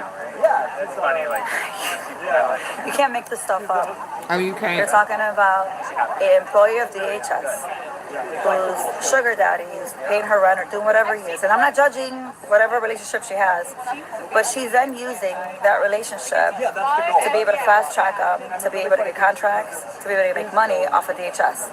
I keep telling people DHS is the most corrupt agency, and there's a lot of corrupt agencies in this moment under Donald Trump. But the fact that you have people like her, and she's just one of so many, bring Tom Homan and everyone else, when it's really unconscionable, but it's also not surprising.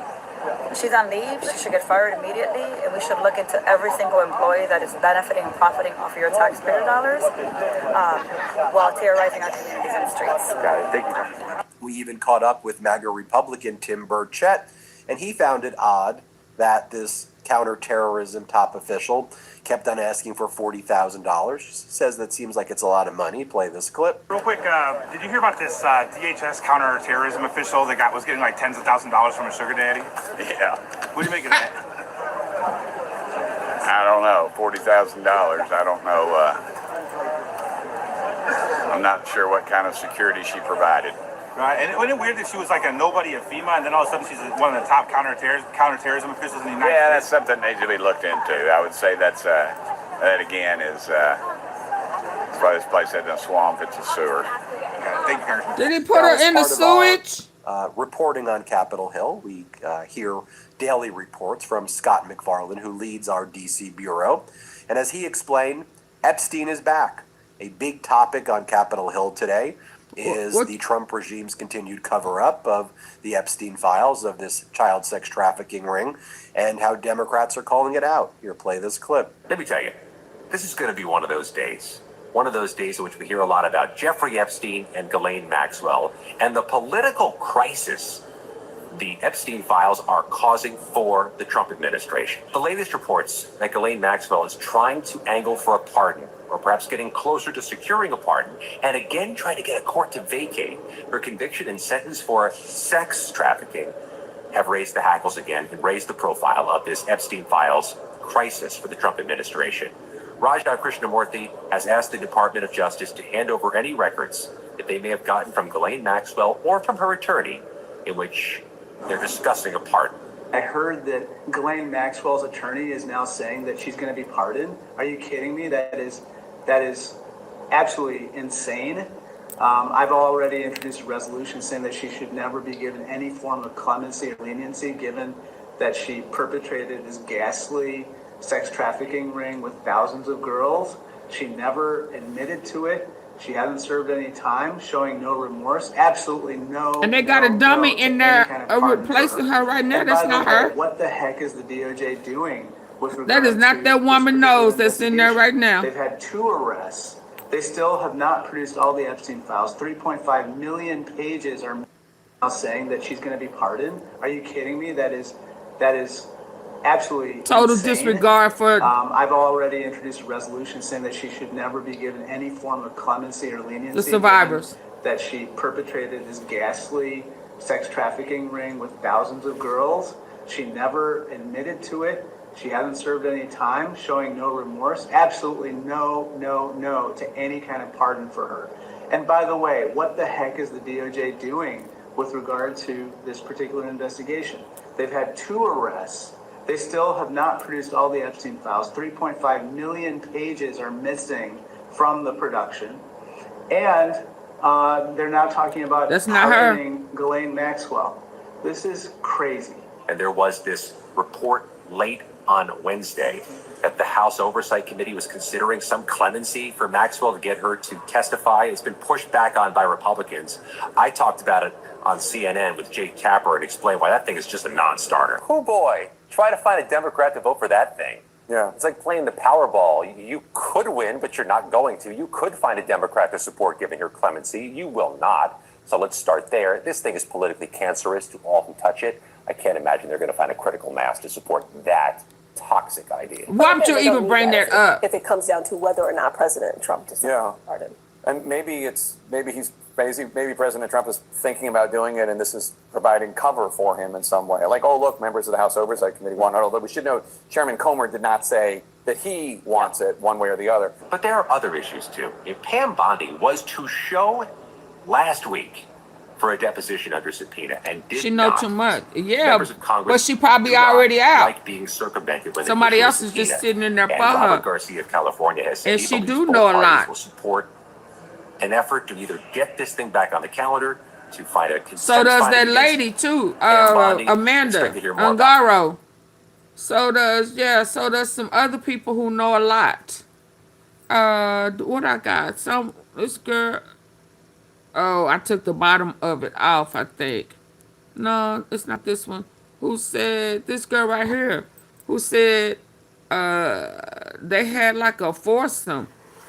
The picture's off. Dang it. I need to get a better picture of it. She did a foursome. It was her and two other minor girls at that time. Or another minor girl that was all in the bed with these two right here. Yeah, these nasty freakazoids. Yeah. There are people who know.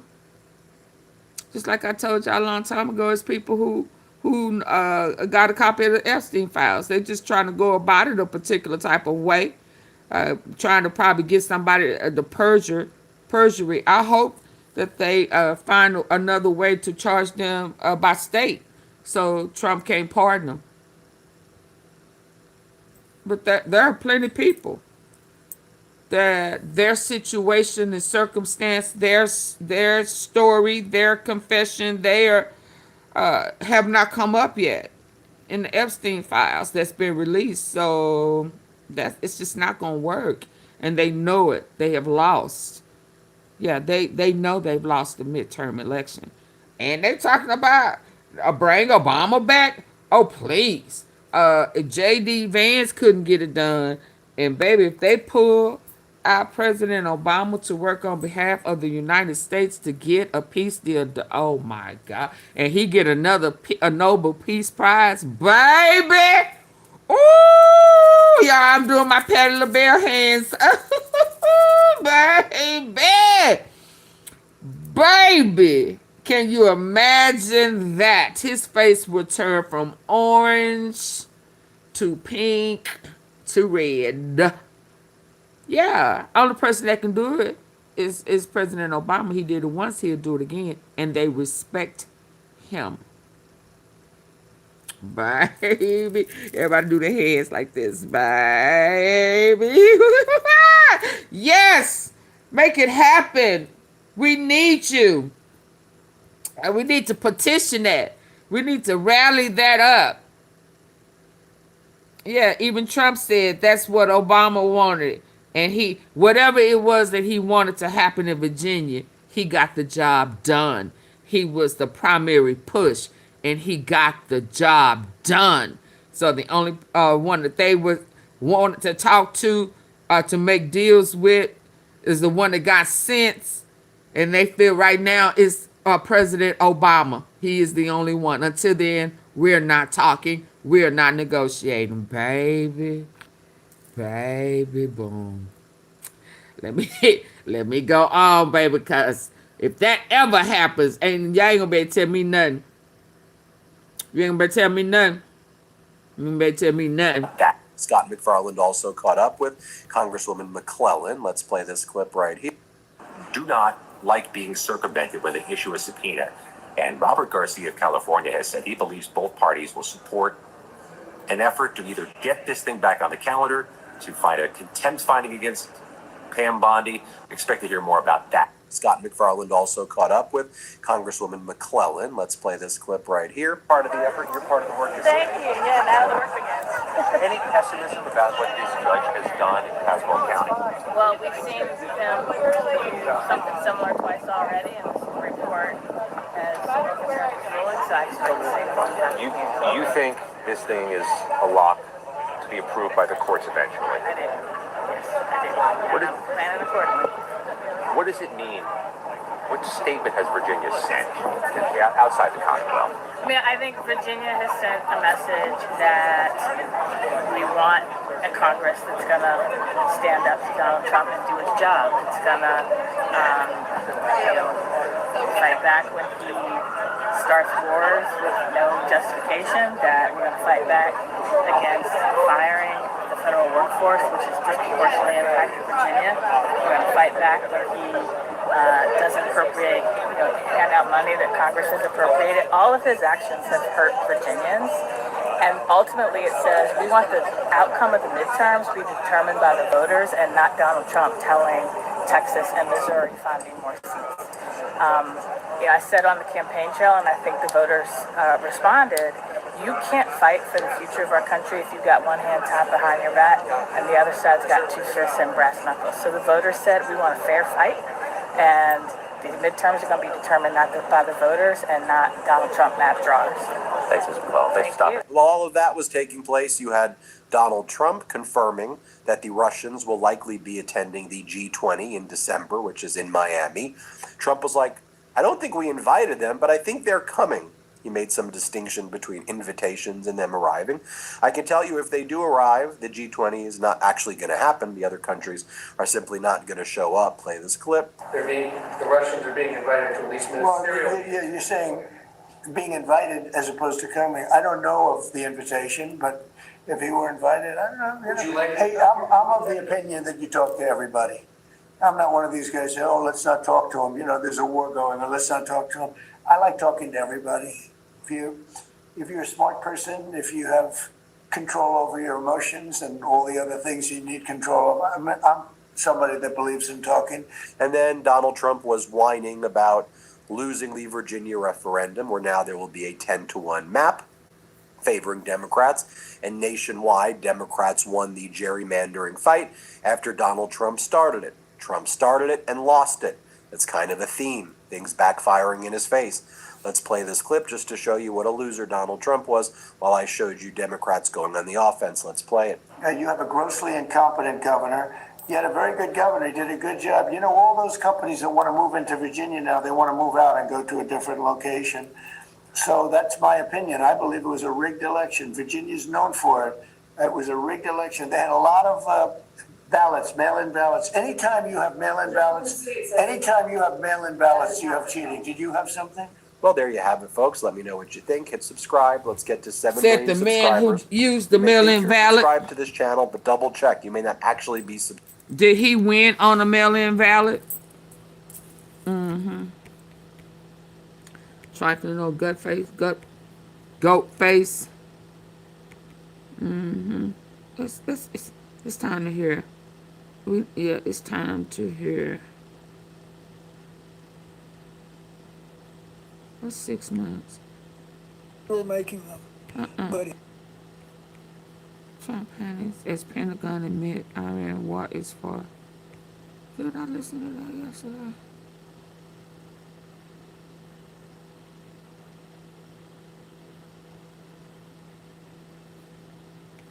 Oh yeah, no, that is the one I listened to. Hold on.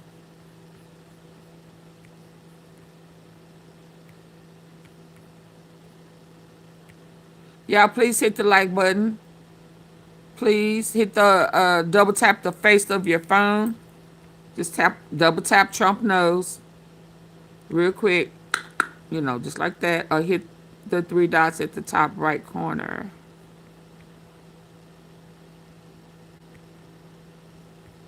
Top right corner. 11:26.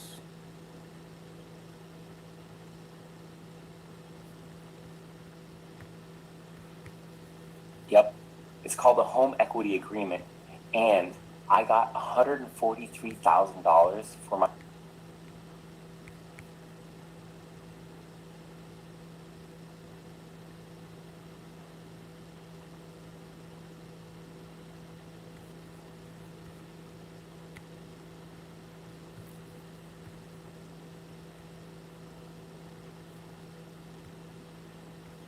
Let me walk you through what I think we're looking at. Folks, something y'all ready? happened. Wood chipper, y'all ready? I need for y'all to double tap. I asked y'all before I went and pulled it up to double tap the face of your phone. I hit the three dots at the top right corner, and you guys didn't do it. You guys did. That's funny, but the thumb can. Oh, I'm almost out of juice. The thumb can be what?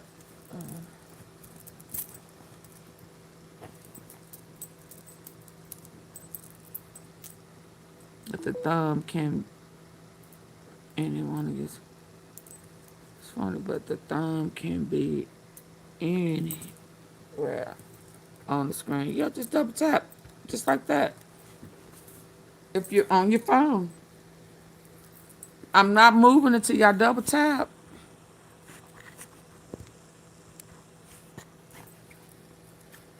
I hit the three dots at the top right. Y'all know how to hit the like button. And you send a cash app, $ AUNTEAFEE. Show some love and appreciation. My time, because I could be drinking on some wine. Yeah, chilling. Get the likes up. I'm going to shut. Y'all know I'll shut it down. One thing is for sure, y'all know I will.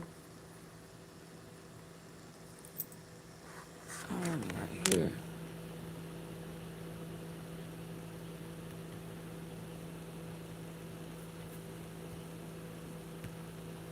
You know, folks, something happened yesterday, April the 22nd, 2026, that didn't get the attention it deserved. And I want to talk to you about it.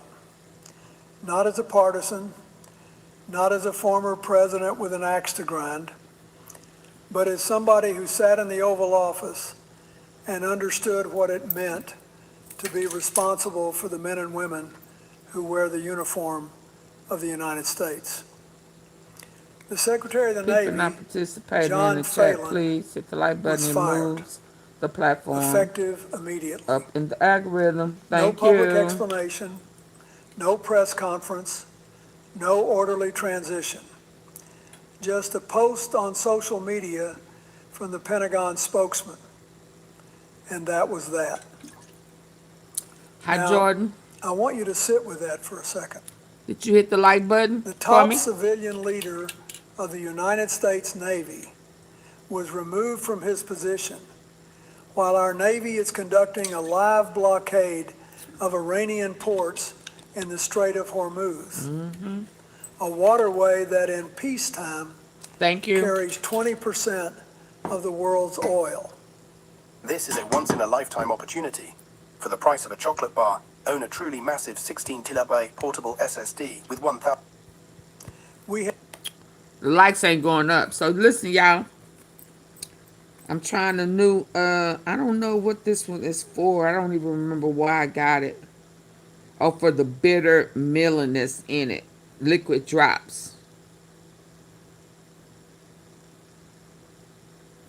Berberine, cinnamon, chromium. Yeah, I got another one. I'm trying. I'll let y'all know. Y'all hit the like button. I'm sick of y'all already. And we ain't heard the tea. Let's go. We have 3 aircraft carriers deployed to the Middle East. We've redirected 31, and that was that. Now, I want you to sit with that for a second. The top civilian leader of the United States Navy was removed from his position while our Navy is conducting a live blockade of Iranian ports in the Strait of Hormuz, a waterway that in peacetime carries 20% of the world's oil. We have 3 aircraft carriers deployed to the Middle East. We've redirected 31 vessels and boarded 2. Iran has retaliated by seizing ships and firing on another. There is a ceasefire in place that could collapse at any moment. And in the middle of all that, they pulled the man at the top off the job. Now look, presidents have the authority to remove their appointees. I understand that. I exercise that authority myself. But there is a difference between having the power to do something and having the wisdom to do it well. And we'll come back to that distinction in a moment, because it matters more than most people realize. You don't pull the captain off the bridge while the ship is still in the storm. Not unless you have a very good reason, and not unless you've got somebody ready to take the helm exactly where you're headed. So the question we ought to be asking isn't just why this happened. The question is, what does this tell us about how decisions are being made at the very top of our national defense? And I think when you hear the full picture, you'll understand why I'm concerned. Excuse me. Let me give you the bigger picture, because this didn't happen in a vacuum. This is one piece of a much larger pattern, and the pattern is what should concern you. Since Pete Hegseth became Secretary of Defense, or Secretary of War as they've renamed it, the Pentagon has undergone a systematic removal of senior leadership unlike anything I've seen in my lifetime.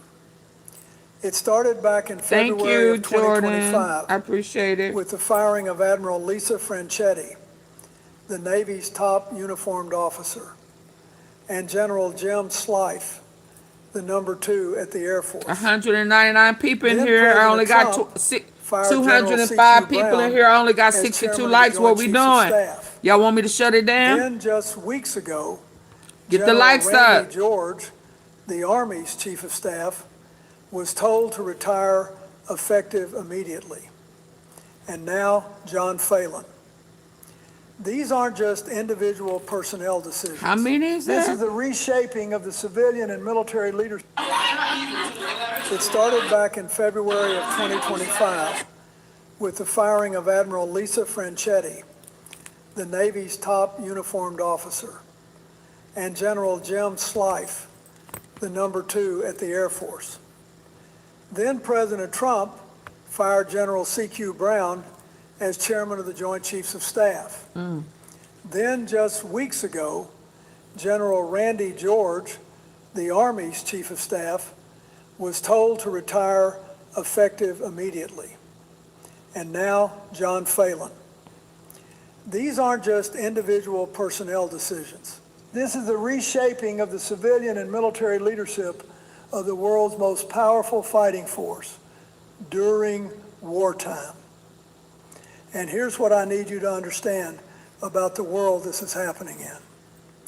The United States is enforcing a naval blockade of Iranian ports. Our forces are operating in one of the most strategically sensitive waterways on the planet. Iran has seized cargo ships in retaliation. They've fired on another. The ceasefire is fragile. The kind of fragile where one miscalculation, one commander making the wrong call in the wrong second could reignite full-scale combat. Now, when I was president, I dealt with crises in the Balkans, in Haiti, in Iraq, and let me tell you something I learned. In those moments, the most important thing you can have is a stable chain of command. People who know their jobs, who trust each other, who can speak honestly to the president, even when what they have to say isn't what he wants to hear. That's how you keep a crisis. My neighbor hasn't been to a gas station in 4 months. I thought he was lying until he lent me his truck. A small device plugged into a from becoming a catastrophe. Now that's the world this decision was made in. Keep that in mind. Here's what actually happened. On April the 22nd, President Trump and Secretary Hegseth were meeting at the White House to discuss shipbuilding, specifically the administration's Golden Fleet initiative. Now, there had been frustration for months that the Navy wasn't moving fast enough to implement the reforms they wanted. Deputy Defense Secretary Steve Feinberg had already tried to take control of shipbuilding and acquisition responsibilities that would normally fall under the Navy Secretary's authority. There was a turf war brewing, and Phelan was on the losing side. During that meeting, according to sources reported by CNN, Trump became frustrated and told Hegseth to take care of it. Hegseth then sent a message to Phelan, resign or be fired. But here's the part that tells you a lot about how this administration operates. Phelan didn't believe Trump actually knew about the message. Our Chief Commander, He Mr. started calling President White Barack House Obama. officials, Let's go, asking Krista. whether the president was even aware of what had just been A lot demanded of better him. when Clinton was He president. then physically came to the I Eisenhower agree. Executive Office We building, just didn't know how looking for bad it could be. anyone who could confirm what was happening. Eventually, Phelan asked to meet with the president himself. He went to the West Wing lobby, and Trump met him briefly and confirmed he was out. Pentagon spokesman Sean Parnell posted a brief statement on social media. No explanation was given, no reason, just that Phelan was departing effective immediately, and that Undersecretary Hung Cao would become acting secretary. Now keep in mind, just one day earlier, Phelan had addressed the Navy League's Sea Air Space Conference. He'd spoken to reporters about his agenda. He'd hosted leaders of the House Armed Services Committee to discuss the Navy's budget. There was no indication, none, that he was about to be removed. And this is where things start to get complicated. Now, let me be clear about something. A president has the constitutional authority to remove a service secretary. I'm not disputing that. What I am questioning is the quality of the decision-making, the process, the timing, and the message it sends. Let me tell you something from my own experience. When I was dealing with a crisis in the Balkans or the standoff with Iraq in 1998, there were times when I had disagreements with people in my administration, serious disagreements. But we worked through them. We had a process. If someone needed to go, there was a transition. There was a plan. Because when you're managing a military operation, the people carrying out that mission need to know that the leadership above them is stable, is informed, and is thinking about something bigger than internal politics. True that. What happened here is the opposite. The frustration over shipbuilding pace, that's a real issue. I don't deny that. But shipbuilding is not something you fix by firing the secretary in the middle of a blockade. Shipyard capacity, workforce shortages, supply chain constraints, these are structural problems that take years to address. You don't solve them through personnel decisions driven by impatience. And then there's the question of loyalty versus competence. There were reports of tension because Phelan communicated directly with Trump, bypassing Hegseth. Now, in a healthy administration, a cabinet secretary talking to the president isn't a problem. It's how government is supposed to work. But in this environment, it was treated as a threat. That tells you something important about the culture being built at the Pentagon. In my experience, the most dangerous thing in government isn't disagreement. It's when everybody's afraid to tell the boss the truth. Because that's when bad decisions don't just happen, they compound. Now let's talk about what this really does. Not to the political players in Washington, but to the institution of the United States Navy and the people who serve in it. Oh, wow. I've spent a lot of time with military folks. And y'all not feeding them? I've visited ships and bases, shaken hands with sailors, sat down with commanding officers. And I can tell you that military culture runs on a few things that civilians sometimes don't fully appreciate. Chain of command, stability, predictability, and trust. When those things are present, our forces are the best in the world. When those things break down, even the best equipped military in history becomes vulnerable. Think about what it means for a young officer on a destroyer enforcing that blockade in the Strait of Hormuz right now. They wake up and the civilian leader of their entire service has been fired overnight with no explanation. Their commanding officer can't tell them why. Nobody can. And this isn't an isolated event. It's the latest in a string of firings that has hollowed out senior leadership across every branch.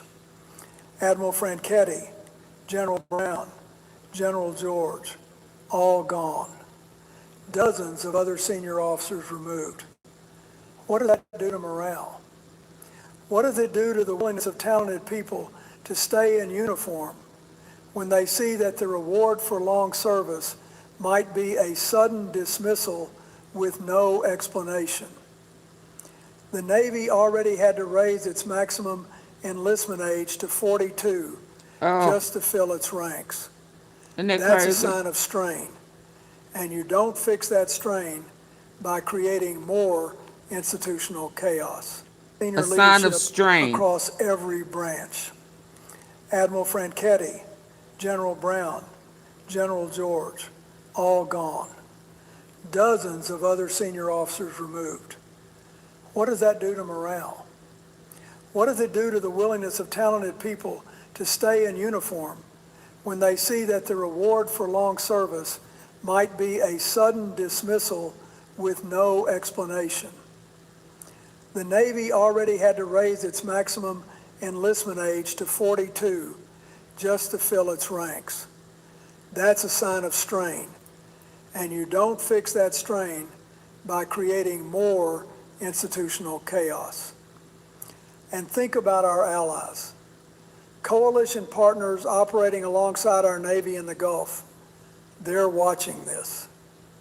They need to know that the American command structure is stable and dependable. And our adversaries are watching too. Iran is calculating right now, every day, whether that ceasefire holds or doesn't. Internal Pentagon turmoil doesn't project strength. It projects uncertainty. It's like firing the fire chief while the building's still burning and telling the deputy to figure it out. Now let's talk about what this is really about. Because beneath the surface, there are layers to this that matter enormously for how our democracy functions. The first layer is the shipbuilding agenda. The administration wants a massive naval expansion, the Golden Fleet, reportedly $65 billion for 34 new ships. That's the largest naval procurement push since the Kennedy administration. Now, I actually believe we need to invest in the Navy. Our fleet has been shrinking for decades, and the world is getting more dangerous, not less. But here's the thing. You don't build a fleet by firing the person responsible for managing the construction timeline when they tell you it's going to take longer than you want. You build a fleet by investing in shipyard capacity, training welders, stabilizing supply chains. Those are the real constraints, and no personnel change at the top changes any of them. The second layer is about power consolidation. Hegseth and Feinberg have been systematically removing anyone who maintains independent channels to the president or who might push back on their decisions. Phelan's direct relationship with Trump, which you'd think would protect him, actually made him a target. And that's a dangerous dynamic. When the defense secretary views the Navy secretary's access to the president as a threat rather than a feature of good governance, you've got a structural problem. The third layer is the broader pattern of loyalty first governance. From the Joint Chiefs Chairman to the Army Chief of Staff to now the Navy Secretary, the message is clear. Your job security depends not on your competence or your judgment, but on your willingness to comply without question. Here's the honest truth. You can demand loyalty or you can demand accountability, but you cannot confuse the two and expect good outcomes.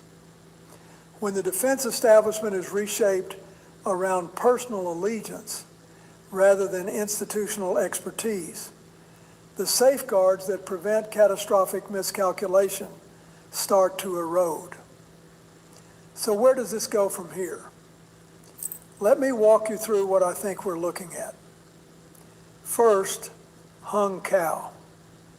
He's now acting Secretary of the Navy. And I want to be fair. The man has real credentials. 25 years in the Navy, served with SEAL teams in Iraq, Afghanistan, and Somalia, master's degree in physics, fellowships at MIT and Harvard. That's a serious resume. But he's in an acting capacity, which limits his authority and his leverage.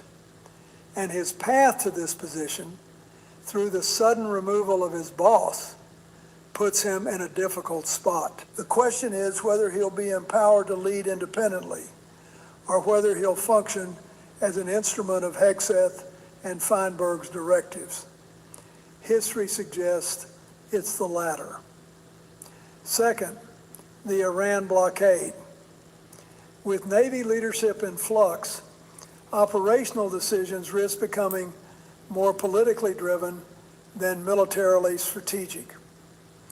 When Iran is retaliating by seizing ships and the ceasefire could collapse at any moment, you need decision makers who can act on military judgment, not political calculation. A leadership vacuum at the top of the Navy during a live maritime confrontation is genuinely dangerous. Third, Congress. Senator Reid has already spoken out. Expect oversight hearings. The Senate confirmed Phelan. They have a legitimate institutional interest in understanding why he was removed without explanation. This will become a constitutional question about the balance between executive authority and legislative oversight. Fourth, and this one worries me most, the accumulation of all these firings creates a Pentagon where the people around the president are increasingly unwilling to deliver bad news. They're more focused on survival than on strategy.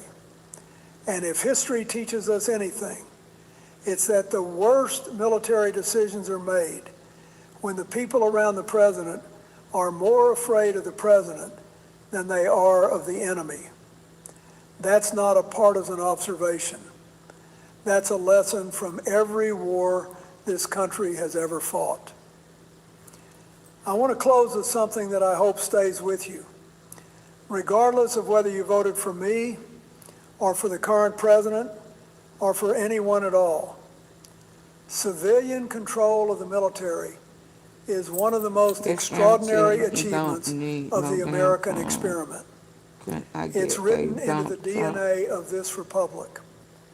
The idea that the most powerful fighting force in human history answers to elected leaders and their civilian appointees, that's not an accident. It's a deliberate, fragile, precious thing. And it only works when the civilians at the top are competent, accountable, and motivated by the national interest rather than personal ambition or political survival. What's happening at the Pentagon right now isn't just a management problem. It's a stress test on that principle. When service secretaries are fired without explanation, when generals are removed for reasons that have nothing to do with performance, when the chain of command is reshuffled to reward compliance rather than competence, The system doesn't break all at once. It erodes slowly. And by the time people notice, the damage is deep. But here's what I believe, and I have believed this through every crisis I've ever faced. America corrects course. We always have. Not easily, not quickly, but we do. And that's because the strength of this country has never rested in one person at the top.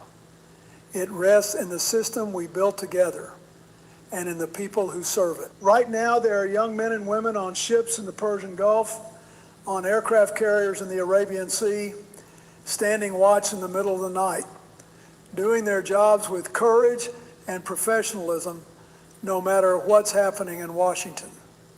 They deserve leaders worthy of their sacrifice. They deserve a system that protects them, not one that's consumed by infighting and personal grievance. So I'm asking you, pay attention. Not because I want you to agree with me on every point, but because this matters. Hold your elected representatives accountable. Demand oversight. Demand answers. This is still our country. Absolutely. And we owe it to the people who defend it to get this right. I totally agree. Because if not, how you stand in front of a podium, in front of a group of people who might like you, might not like you. We're going to lose our whatever country. the case is. I was watching our friend Kash Patel's presser. Hold on. That's not where I wanted to go. Hold on. That's not where I was trying to go. We got to go over there.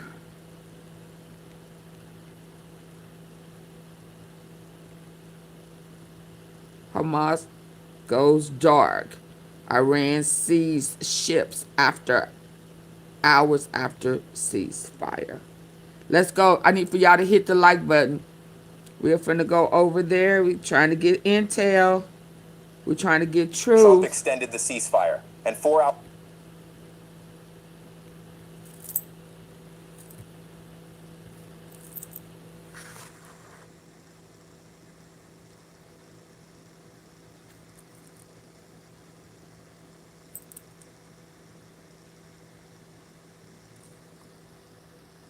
Hours later, Iran seized 2 ships. Let that sit for a second.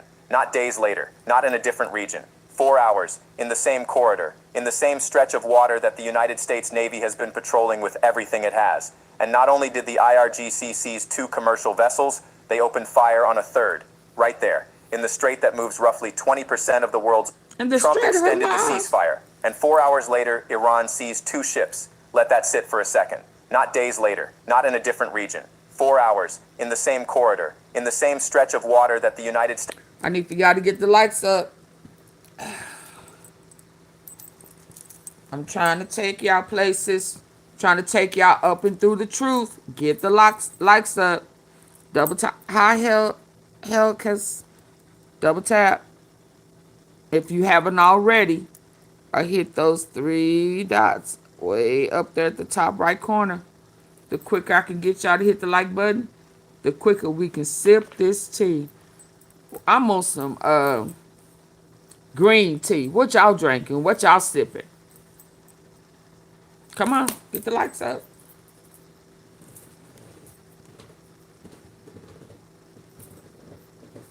Didn't I tell y'all something was going on in the Mo 3 sector? Didn't I tell y'all I'm listening to old boy and the shooter is having a meltdown? Didn't I tell y'all something was going on?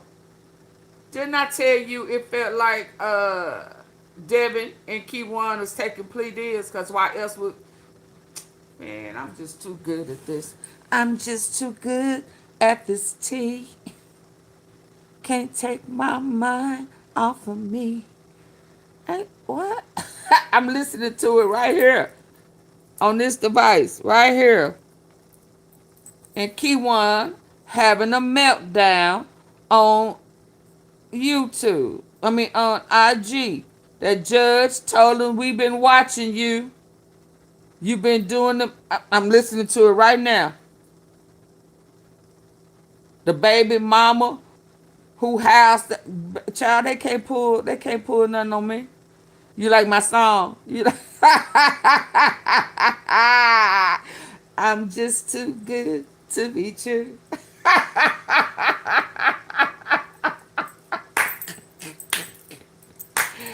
I went ham in the beginning after listening to that crap, and then in this ear, I'm listening to old boy read off what old boy IG saying. I just want my baby. I don't want no problems. This will be the last time you'll hear from me. They trying to give me the death penalty. And the way that judge was talking to me, that means she know more than I thought she knew. I tried. Yeah, I might as well take a deal and let Yellow Beezy step in his own shit. I can't protect him, and he can't protect me. It's every man for himself. Money ain't everything. And I unalive somebody on the freeway that had done nothing to me. All money ain't good money. That judge let me know I can't get on the internet no more. She said, I'm trying to throw the case. And if that's what you're doing, I'ma throw away your key. And they would never hear from your ass again. Let's make a deal. Now you want to make a deal. You've been making a deal. That's why your transmission, yeah, him, Shim, Kim did that interview. Every last one of them who was quiet before, who loved ones, baby mamas, daddies, side piece chicks and dicks, whatever you want to call them, doing interviews now because they already made a deal with them laws. I tried to tell y'all that, but I'm going to listen to it. Y'all got my likes up. Let's go. Let's go.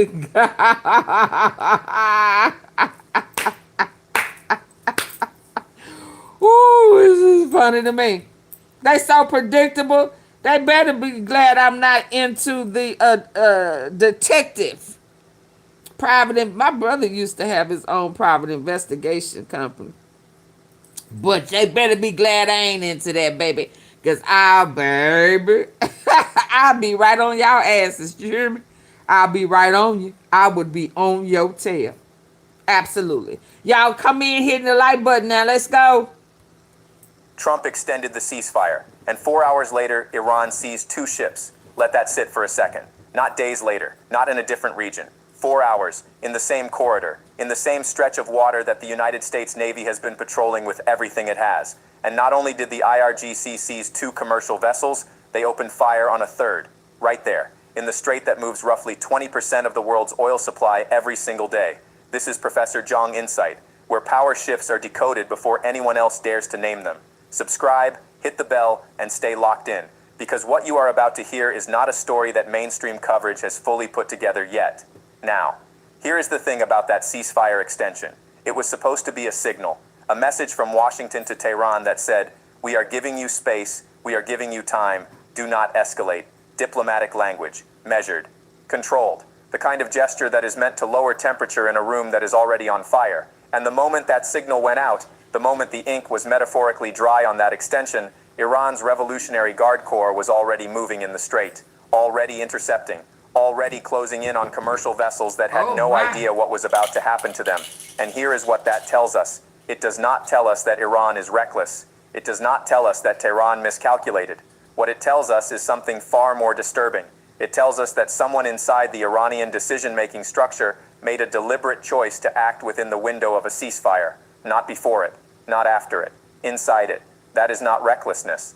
That is a message. But that is not the real problem. The real problem is what was happening to the ships before they were seized. Because in the hours leading up to those intercepts, multiple commercial vessels transiting the Strait of Hormuz experienced something that should not happen in one of the most monitored waterways on the planet.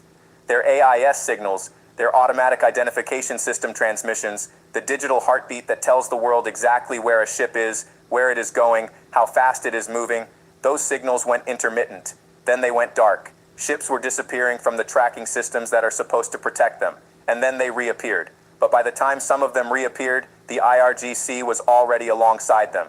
This is where things get worse. AIS is not a secret technology. It is not classified. It is a mandatory international maritime standard. Every commercial vessel above a certain tonnage is legally required to broadcast its position. That signal is monitored by coastal authorities, by satellite systems, by naval command centers, by private shipping companies, by insurance underwriters, by port authorities around the world. It is the most fundamental layer of maritime situational awareness that exists. And inside the Strait of Hormuz, inside the kill zone, as some naval analysts have quietly started calling it, that layer is being compromised. Now, there are several ways this can happen. Electronic jamming, GPS spoofing, localized signal suppression, or it can happen from within. A ship's crew can manually disable their AIS if they believe broadcasting their position creates more danger than it solves. But here is the critical point. Here is the thing that military analysts are already warning about in private channels and restricted communications. When multiple ships across a narrow corridor lose signal at overlapping times, in overlapping zones, directly before a maritime intercept, that is not coincidence. That is a pattern. And patterns in intelligence analysis are not dismissed. Patterns are studied. And right now, what that pattern suggests is that the maritime tracking infrastructure in the Strait of Hormuz is being selectively degraded. Hit the like button. It's going to be my last time asking y'all to do that. Surgically, in ways that create windows of operational invisibility. This is the first nonstick with no coating. The Titanium Always Pan Pro. Double tap the face of your phone if you're listening in on your phone Windows device. that are apparently There's wide enough for an 360 IR. people in here, 343 people. Double tap the face of your phone or hit those three dots at the top right, or you could go ahead and leave for tonight. Come back another day when you feel like you respect what they say. I need for y'all to respect my time. You need to send a super chat, super sticker. My phone is running hot up here, and I can't get y'all to hit the like button. Hit the like button, people. Let's go. Thank you, Pat Rogers. I'm not moving till the likes go up. Get out. Get out if you can't hit the like button. If you can't double tap the face of your phone or hit them three dots at the top right, leave. Get your ass up out of here.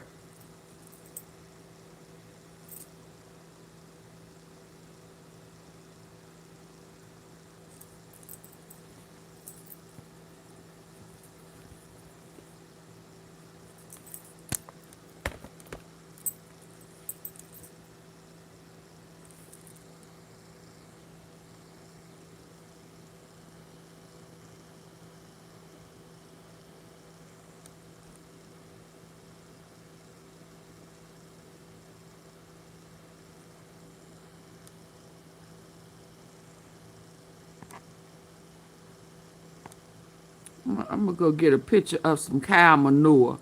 And when y'all not hitting the like button, I'm just going to put up a pile of manure right up there in front of your face.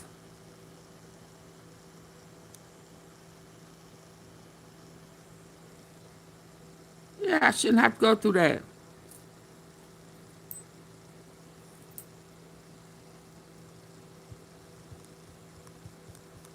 Now, y'all ready? Let's go. Get the likes up. Don't stop hitting the like button. Y'all too grown for this. Why fuck always got to act like kids and have to be told over and over and over to do what you know you should do? That's the integrity. That's an integrity issue. Yeah, y'all disrespectful. Somebody got to talk to y'all ignorant. Y'all like that? What y'all call that? That syndrome? Yeah. Experience something that should not happen in one of the most monitored waterways on the planet. Their AIS signals, their automatic identification system transmission, their AIS signals, their automatic identification system transmissions, the digital heartbeat that tells the world exactly where a ship is, where it is going, how fast it is moving, those signals went intermittent. Then they went dark. Ships were disappearing from the tracking systems that are supposed to protect them, and then they reappeared. But by the time some of them reappeared, the IRGC was already alongside them. This is where things get worse. AIS is not a secret technology. It is not classified. It is a mandatory international maritime standard. Every commercial vessel above a certain tonnage is legally required to broadcast its position. That signal is monitored by coastal authorities, by satellite systems, by naval command centers, by private shipping companies, by insurance underwriters, by port authorities around the world. It is the most fundamental layer of maritime situational awareness that exists. And inside the Strait of Hormuz, inside the kill zone, as some naval analysts have quietly started calling it, that layer is being compromised. Now, there are several ways this can happen. Electronic jamming, GPS spoofing, localized signal suppression, or it can happen from within. A ship's crew can manually disable their AIS if they believe broadcasting their position creates more danger than it solves. But here is the critical point. Here is the thing that military analysts are already warning about in private channels and restricted communications. When multiple ships across a narrow corridor lose signal at overlapping times, in overlapping zones, directly before a maritime intercept, that is not coincidence. That is a pattern. And patterns in intelligence analysis are not dismissed. Patterns are studied.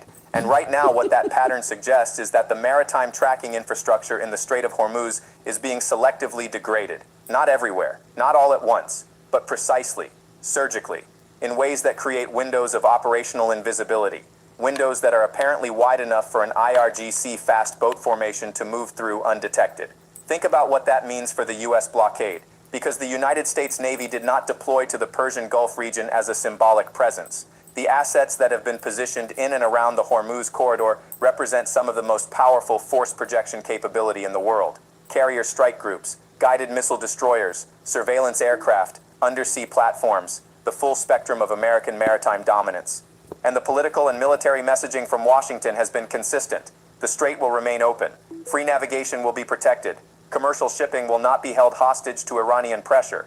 But here is the contradiction that no one in the briefing rooms is comfortable saying out loud. If the blockade is holding, if the American naval presence is functioning as a deterrent, then how did the IRGC seize 2 ships, not 1, 2, and fire on a 3rd, in daylight, in one of the most closely watched bodies of water on Earth? And that is where everything breaks down, because a blockade is not simply about physical presence. A blockade is about information dominance. It is about knowing where every vessel is at every moment. It is about the ability to react faster than a threat can materialize. It requires perfect situational awareness. And if the situational awareness layer, the AIS layer, the satellite coverage, the real-time tracking is being degraded inside the corridor, then the blockade is not operating with perfect information. It is operating with gaps. And in those gaps, things happen that were not supposed to happen. The reality is this: the United States has extraordinary capability in that region. No one serious disputes that. But extraordinary capability is not the same as omniscience. And the IRGC has spent decades, literally decades, studying exactly how to operate in the margins of American capability. They know where the sensors are, they know the patrol rhythms, they know the communication handoff points. They have mapped, with painstaking detail, the seams and the gaps in U.S. naval coverage. And what happened in the hours following that ceasefire extension suggests that someone in Tehran pressed a button on a playbook that has been sitting in a drawer, updated and refined, for a very long time. Military analysts are already warning that this is not an improvised response. This is a demonstration. Let us talk about what the IRGC actually is for a moment, because this matters enormously for understanding what just happened. The Islamic Revolutionary Guard Corps is not the Iranian military in the conventional sense. It is not a defense force. It is a revolutionary force. It has its own intelligence apparatus, its own naval wing, its own aerospace division, its own economy, controlling billions of dollars in commercial enterprises, construction contracts, import networks, and yes, smuggling operations. It answers not to the Iranian president, not to the foreign minister. If job hunting is stressing you out, this is the best thing I've done for my career. I was applying for jobs. Not to any of the conventional diplomatic structures. It answers to the supreme leader. And its mandate is not to defend Iran. Its mandate is to defend the revolution. Those are not the same thing. And that distinction matters enormously when you are trying to understand why an organization would seize ships inside a ceasefire window in direct view of American naval assets. Because for the IRGC, this is not a tactical error. This is a theological and ideological statement.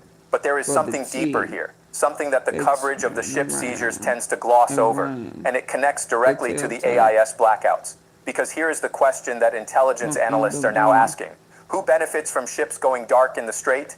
The obvious answer is Iran, specifically the IRGC naval wing, which uses those windows of invisibility to close on targets before any intervention can be organized. But the deeper answer, the answer that makes this situation genuinely dangerous, is that Iran is not when I give my analysis of things, if I'm going to be on point so that they can run and go and repeat what I say for themselves or add it to their own storyline. But they don't want to give me credit for it. They don't want to support my platform. They just want to take it as once they hear what I have to say. So that's why sometimes it's either early in the beginning when they not here or somewhere in the middle or the end. So either they going to miss it or they going to stay and wait for me to give my analysis of it, my breakdown. That's what that is. They haters. They closet haters. I know one of them is. Child. She been doing that shit for a long time. But she can't make it flow right. See? Yeah, she can't make it flow right. Because she don't want to do no research. Yeah. She just want to repeat it and it don't sound the same. Because she not like me. Yeah, because I'm old, as she say. And she young and dumb. She ain't young. She dumb as hell, though. All she good at is stealing. She a klepto. Let's go. the only actor that has developed the capability to suppress or degrade tracking signals in that corridor. There are other players, regional actors, non-state networks. And there is a very real possibility, not confirmed but not dismissed, that the AIS degradation is not exclusively an IRGC operation, that it may involve coordination with, or at minimum exploitation of, other technical actors who have their own reasons to want maritime visibility in the Strait to be compromised.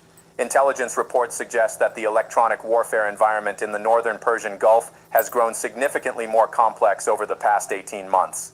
Multiple signal interference signatures have been recorded that do not match known Iranian electronic warfare systems, which means someone else is operating in that space, someone who wants the same thing the IRGC wants, ships that cannot be seen, ships that cannot be tracked, ships that can be made to disappear, and that is where the word dangerous stops feeling like a description and starts feeling like an understatement. Now let us talk about the ceasefire itself. Because the extension that Trump announced is not a minor diplomatic footnote. It is a significant piece of the architecture of whatever the United States has been attempting to construct in its pressure campaign against Tehran. The logic of the ceasefire, or at least the logic as it was intended to be understood, was this. We are giving diplomatic space. We are signaling that military options are not the first tool on the table, and we are expecting reciprocal restraint. That is how ceasefires function. That is the basic contract. But the IRGC does not honor contracts it did not sign. And the IRGC was not at the table when the extension was announced. The Iranian Foreign Ministry was. The Iranian President's office was. The Supreme Leader's office issued its own carefully worded statement. But the IRGC, the organization that controls the fast boat formations, that controls the naval interdiction units operating in the Strait, the IRGC issued nothing. Said nothing publicly. So they didn't honor it. That's why they seized. And this is where things get genuinely complicated from a strategic standpoint, because now Washington is faced with a question that has no clean answer. The ceasefire was extended as a gesture of restraint, and that gesture was met within 4 hours with a double ship seizure. So what does the next move look like? The options are narrow, and every single one of them carries consequences that compound the problem rather than resolving it. Option 1. The United States escalates its naval posture, moves additional assets into the Strait, and signals a zero-tolerance posture for future IRGC intercepts. The problem with this option is that additional assets in a degraded tracking environment are not necessarily more effective assets. If the AIS layer is being compromised, if the electronic warfare environment is being actively manipulated, then more ships in the corridor simply means more ships operating with imperfect information. It also risks a miscalculation. An IRGC fast boat that cannot be tracked until it is 200 meters away from a destroyer is not a threat that additional destroyers necessarily solve. Option 2, diplomatic back-channel pressure. A quiet message through intermediaries that the seizures were a ceasefire violation, that consequences will follow, that Tehran needs to rein in the IRGC. The problem with this option is the fundamental structural reality we have already discussed. The IRGC does not report to the people receiving the diplomatic messages. Telling the Iranian Foreign Ministry to control the IRGC is like telling a city mayor to control a military organization that answers to a completely separate chain of command. It may produce words. It will not necessarily produce behavior change. Option 3, a targeted response, not against Iranian territory, but against IRGC naval assets in the Strait. Patrol boats, forward operating positions, command structures. A signal that says, you seize ships, we destroy the ships that seize them. The problem with this option is escalation arithmetic. The IRGC is structured precisely to absorb this kind of response and use it as justification for the next level of action. And the next level of action, in a corridor that moves 20% of global oil, would trigger an energy market disruption that the global economy, already That's how they fragile, look when they already took over that stressed, ship. cannot absorb without serious damage. Silver certainty matters. When you subscribe with the Wessex Their whole face covered. today's price. Option 4, negotiation over the seized ships, quiet concessions, release secured through diplomatic trade. The problem Oh, I'm sorry. with this option is what it signals to every other actor watching. If you seize ships during a ceasefire and receive a negotiated release rather than a military consequence, you have established a template, and templates get replicated, not just by Iran, by every regional actor that is watching this moment and taking notes. Option 5, maintain the current posture, absorb the incident as a one-time event, preserve the ceasefire architecture, and bet that the political cost of escalation outweighs the strategic cost of restraint. The problem with this option is the AIS blackouts, because if the tracking if it is being operationally refined with each use, then the next incident will not be 2 ships. It will be more, it will be worse, and the window of American response capability will be narrower. The truth is there is no clean option on this table. Every path forward carries a cost that compounds the problem in a different direction. And that is exactly how the IRGC designed it. Defense experts understand something that is worth stating plainly here. The Strait of Hormuz is not just a waterway. It is the most strategically significant choke point on Earth in terms of energy flow. 20% of global oil supply, 30% of global liquefied natural gas. A corridor that is 21 miles wide at its narrowest point. 21 miles, less than the distance between some cities. And through that 21-mile gap flows enough energy to power entire economies. Shut it down for 2 weeks. Fully shut it down, not partially, not with detours and workarounds, but actually close it. And you do not just cause a price spike. You cause cascades. Industrial production freezes in energy-dependent economies. Transportation networks seize up. Agricultural supply chains fail because the fertilizers and fuels that move food require oil that cannot be priced or delivered. The human cost of a prolonged Hormuz closure is not measured in dollars. It is measured in systems that stop working. And that is what makes this moment so dangerous. Because the IRGC knows all of that. Every operational commander in that organization has studied exactly what the Strait means and exactly what controlled disruption of it achieves. They do not need to close it. They do not even need to threaten to close it in an explicit way.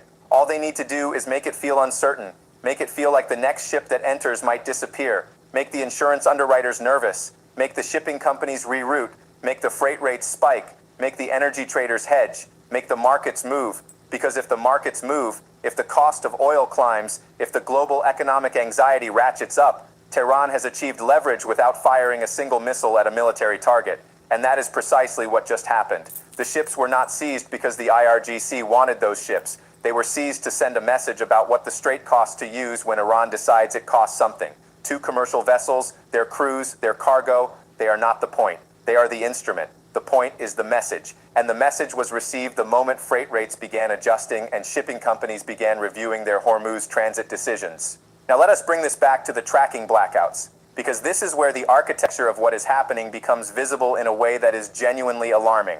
Intelligence reports suggest that the AIS degradation in the Strait is not random. It is not technical malfunction. Hey, Ryan Reynolds here from Mint Mobile. Now, I don't know if you've heard, but Mint's premium wireless is $15 a month. But I'd like to offer... The pattern of blackouts, the timing, the geography, the correlation with intercept events suggests active management. Someone or some combination of actors is managing the visibility environment inside the corridor, creating zones where ships cannot be seen, creating windows where fast boats can move without being tracked until they are already in contact range. And here is the implication that defense analysts are wrestling with. If you can manage the visibility environment in a 21-mile choke point, if you can selectively blind the most sophisticated naval surveillance architecture in the world for windows of time measured in minutes, then you have effectively created a new kind of maritime warfare, not kinetic in the traditional sense, not missile strikes or torpedo runs or surface engagements, but a form of warfare that exploits the informational layer, the data layer, the invisible infrastructure of situational awareness that modern naval operations depend on absolutely. Military analysts are already warning that this represents a qualitative shift in what the IRGC can achieve inside the strait, not because their physical assets have improved dramatically, but because their information warfare capability, their ability to degrade the information environment that their adversaries depend on, has reached a level where physical capability differences matter less than they used to. Think about what that means for the blockade. The blockade works if you can see everything. The blockade becomes a different calculation entirely if you can only see most things. And the IRGC just demonstrated in front of the entire world that they can create conditions where you cannot see everything. What this means is that the conversation about the strait has to shift, because the conversation that has been happening, the conversation about carrier strike groups and naval assets and force projection and deterrence, that conversation assumes informational dominance. It assumes that the surveillance layer functions. And right now, that assumption is under challenge in a way that no press release from U.S. Central Command is going to resolve quickly. The reality is that fixing the AIS vulnerability, hardening the maritime tracking infrastructure, closing the electronic warfare seams in the corridor is not a matter of issuing orders or deploying assets. It is a technical and operational problem of significant complexity. Satellite-based AIS backup systems exist, but they can be degraded. GPS backup positioning systems exist, but they can be spoofed. The redundancy in maritime tracking was designed for technical failure, not adversarial exploitation at the level being observed in the strait right now. And while those systems are being evaluated, while the technical response is being assembled and tested and deployed, the IRGC is operating, and the ships are transiting, and the ceasefire is technically still in place, and the next window of AIS blackout may already be scheduled.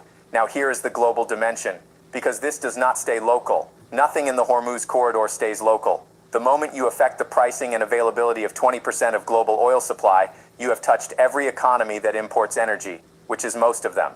And right now, you have a set of major economies, Europe, Japan, South Korea, India, that are watching the Strait of Hormuz with the particular anxiety of nations that cannot absorb an extended energy disruption.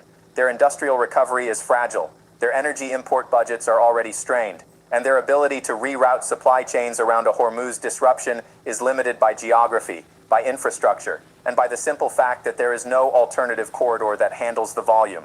China is watching this with a different kind of attention. Beijing imports roughly 40% of its oil through the Strait of Hormuz, 40%, which means any sustained disruption in that corridor is not a peripheral inconvenience for China, it is a core strategic threat, and China's response to that threat is not to align with Washington's deterrence posture. China's response is to maintain its own separate channel of communication with Tehran to avoid being drawn into a confrontation framework that puts its energy supply at risk, and to quietly pressure both sides to avoid the kind of escalation that closes the corridor entirely. But here is the tension in that position.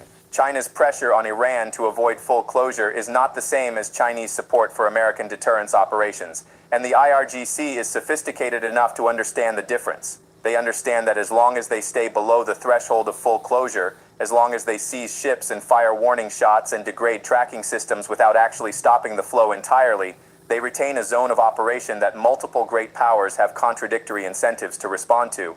Russia is watching too, and Russia's interest in a complicated, tense Hormuz corridor is not hidden.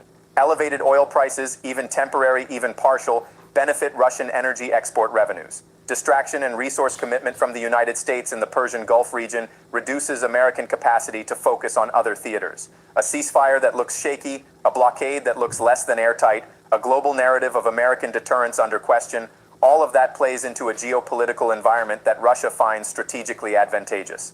Not because Russia orchestrated any of this, but because the opportunistic dimension of great power competition means that what is bad for one actor's credibility is often passively good for another actor's position. And this is the world we are operating in. Multiple great powers with contradictory interests. A choke point that is simultaneously essential and increasingly contested. An adversary that has spent decades refining the ability to operate in the margins of superior power. A tracking infrastructure that is being actively degraded. And a ceasefire that lasted exactly 4 hours before the first ships were seized. The question that keeps surfacing in restricted analytical circles, and it is not a comfortable question, is this. Is the ceasefire itself a tool? If I lose my wallet out here, I'll just ping it. And that's it. That's everyday carry done right. I've reviewed tech for over 15 years, and this might be the smartest wallet I've ever used. So this is what most wallets still look like. Thick, overstuffed, bulky. This holds up to 12 cards. It's RFID blocking. It's made from aerospace grade plates, and it's designed for a front pocket. It's just engineered better. Remember that card that I pinged earlier? That's their Find My Card, which you can track anywhere, put it in your wallet, and you can see your wallet's location on a map anywhere that it is. And if you're close enough to it, play its sound. Super. Not in the diplomatic sense that it was intended, but as a tactical instrument, as a cover, a condition under which the IRGC add for one actor's credibility is often passively good for another actor's position. And this is the world we are operating in. Multiple great powers with contradictory interests. A choke point that is simultaneously essential and increasingly contested.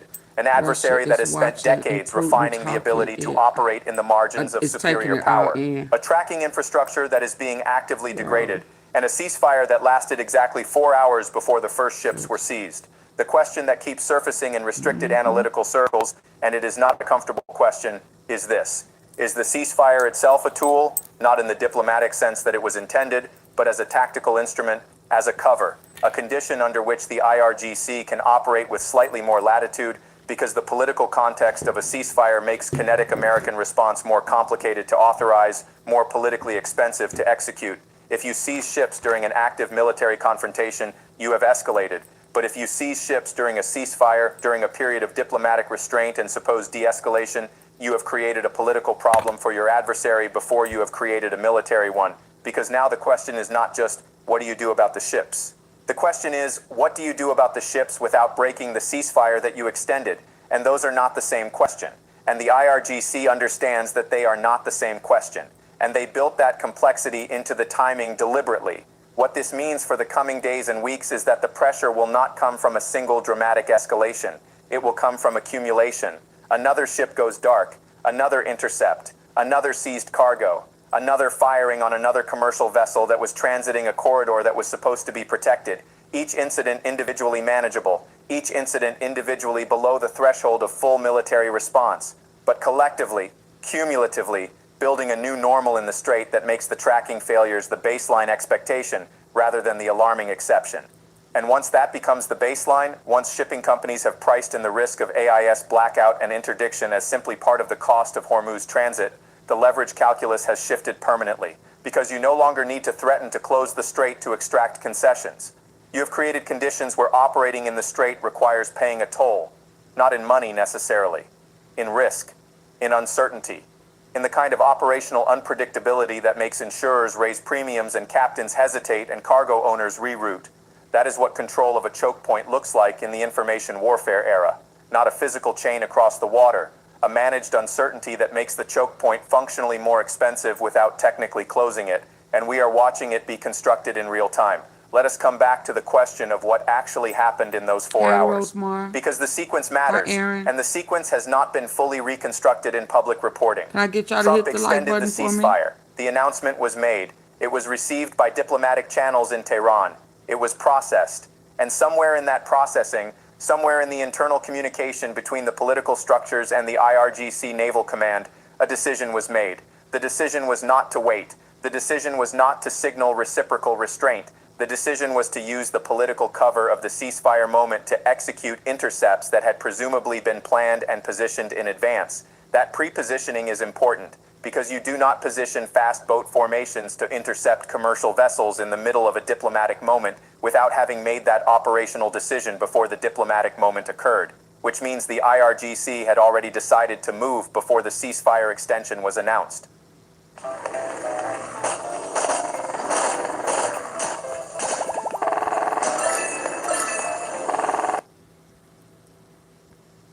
Or they decided to move the moment the extension was announced because the extension itself was the trigger. Either way, the operational timeline tells us something that the diplomatic messaging does not. It tells us that ceasefire or no ceasefire, the IRGC's operational tempo in the Strait is being driven by a calculation that operates independently of whatever is being said in the diplomatic layer. And that is a structural problem that cannot be resolved through diplomacy alone. Now I want to be precise about something. None of this means war is inevitable. None of this means the Strait closes. None of this means the situation spins beyond control in a single dramatic moment. Sophisticated actors, even adversarial ones, typically manage escalation with more precision than the narrative of inevitable catastrophe suggests. Iran does not want a full military confrontation with the United States any more than the United States wants one in the current political and strategic environment. The IRGC does not want to be the organization that triggered a war that devastates Iran. Those constraints are real. Those limits matter. But here's the thing about managed escalation. It requires both sides to be managing it. It requires both sides to have clear-eyed assessment of where the lines are, what the thresholds are, what constitutes a provocation that cannot be absorbed. And when one side is operating inside a degraded information environment, when your tracking infrastructure has seams that your adversary has mapped and is exploiting, your ability to manage escalation is compromised because you are making decisions with incomplete situational awareness. You are calibrating response to events that you may not have full visibility of until after they have already happened. That is not a crisis. But it is a condition under which a crisis becomes more likely than it was before. And defense experts understand that the difference between a crisis and a managed tension is often not strategic intention. It is information quality. Right now, inside the Strait of Hormuz, the information quality is degraded, and no one has publicly explained how long it will take to restore it, or whether restoration is even the right framing. Because the degradation itself may be adaptive, may be updated faster than any technical countermeasure can be deployed. So where does this leave us? 2 ships seized, a third fired upon, AIS signals going dark in the kill zone, a ceasefire that lasted 4 hours before it was violated in the most visible possible way, a US blockade that raises more questions than it answers about who actually controls the corridor, a global energy system that is watching with the particular anxiety of systems that cannot afford the answer to be the wrong one. And a question that does not have a clean answer yet. Is this the opening move of something larger? Or is it the demonstration of something that has already been built, quietly, patiently, over years, and is now simply being shown? The Strait is 21 miles wide, but right now it feels much narrower than that. What happens in the next 72 hours will tell us more than anything said in any press conference or diplomatic communique. Watch the ships. Watch the tracking signals. Watch whether the AIS blackouts continue or stop. Watch whether the IRGC moves again or holds. Watch whether the ceasefire framework survives contact with a second incident or collapses entirely. Because the real story here is not the ships that were seized. The real story is whether the system that was supposed to prevent those seizures is still capable of doing what it was designed to do. And right now that question does not have a reassuring answer. This changed everything. Not because 2 ships were taken, but because of how they were taken. Because of what the taking required. Because of what it reveals about the information layer of the most consequential waterway in the world, because of what it tells us about the gap between what a blockade looks like on paper and what a blockade actually achieves when the tracking infrastructure is being actively compromised by an adversary that has spent decades learning exactly where the seams are. If you are watching this and thinking this feels like the beginning of something, you are not wrong to think that. The question is whether anyone with the power to shape what comes next is asking the right questions. Not about the ships, about the darkness that preceded them. Drop your analysis in the comments. Tell me what you think the next move is. From Washington, from... He done already surrendered. You asked me. What y'all think? Yeah. Yeah.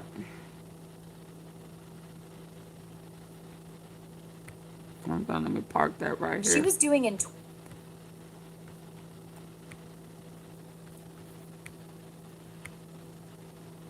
Y'all hit the like button.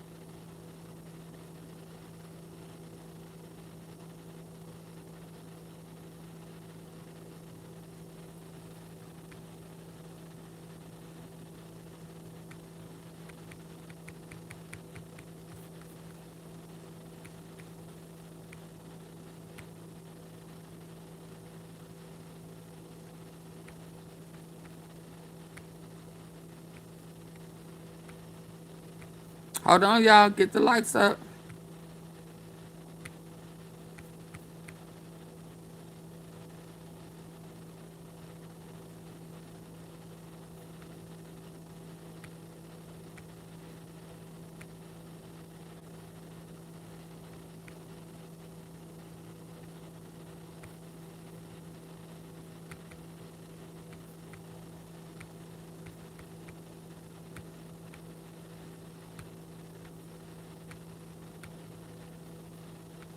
Hold on.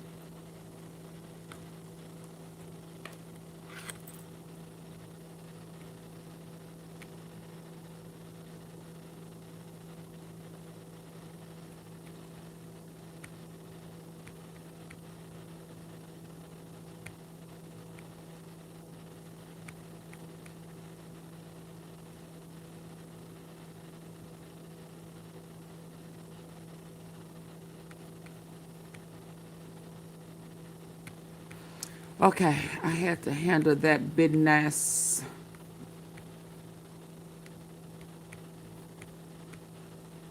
I need for y'all to get the lights up.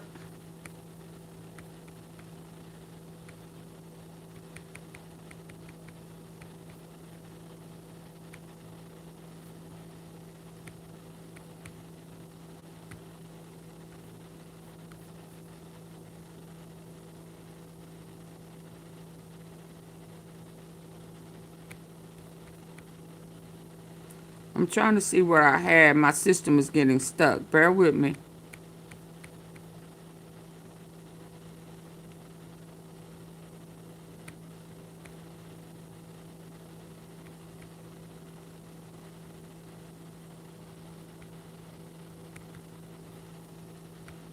All right, what the hell is our Secretary of Defense Pete Hegseth doing, and why did he just fire our top Navy secretary at a time when the United States...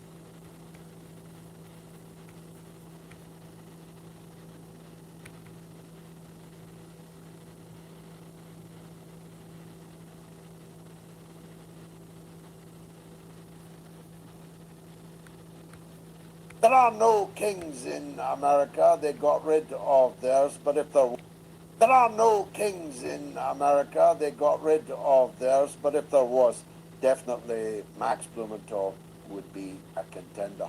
He is the best journalist in America, and his crown jewels are the best outfit in America. The Grey Zone breaks the biggest and the best stories right around the whole world. If you're not following it yet, you are seriously remiss.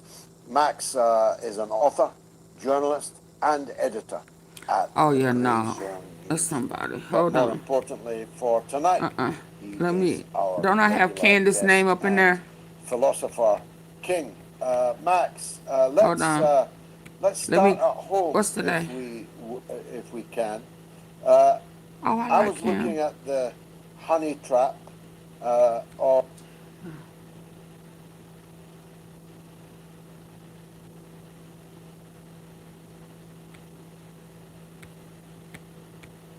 after post, and right now Donald Trump is having a psychotic meltdown, making about a dozen posts attacking the same federal judge.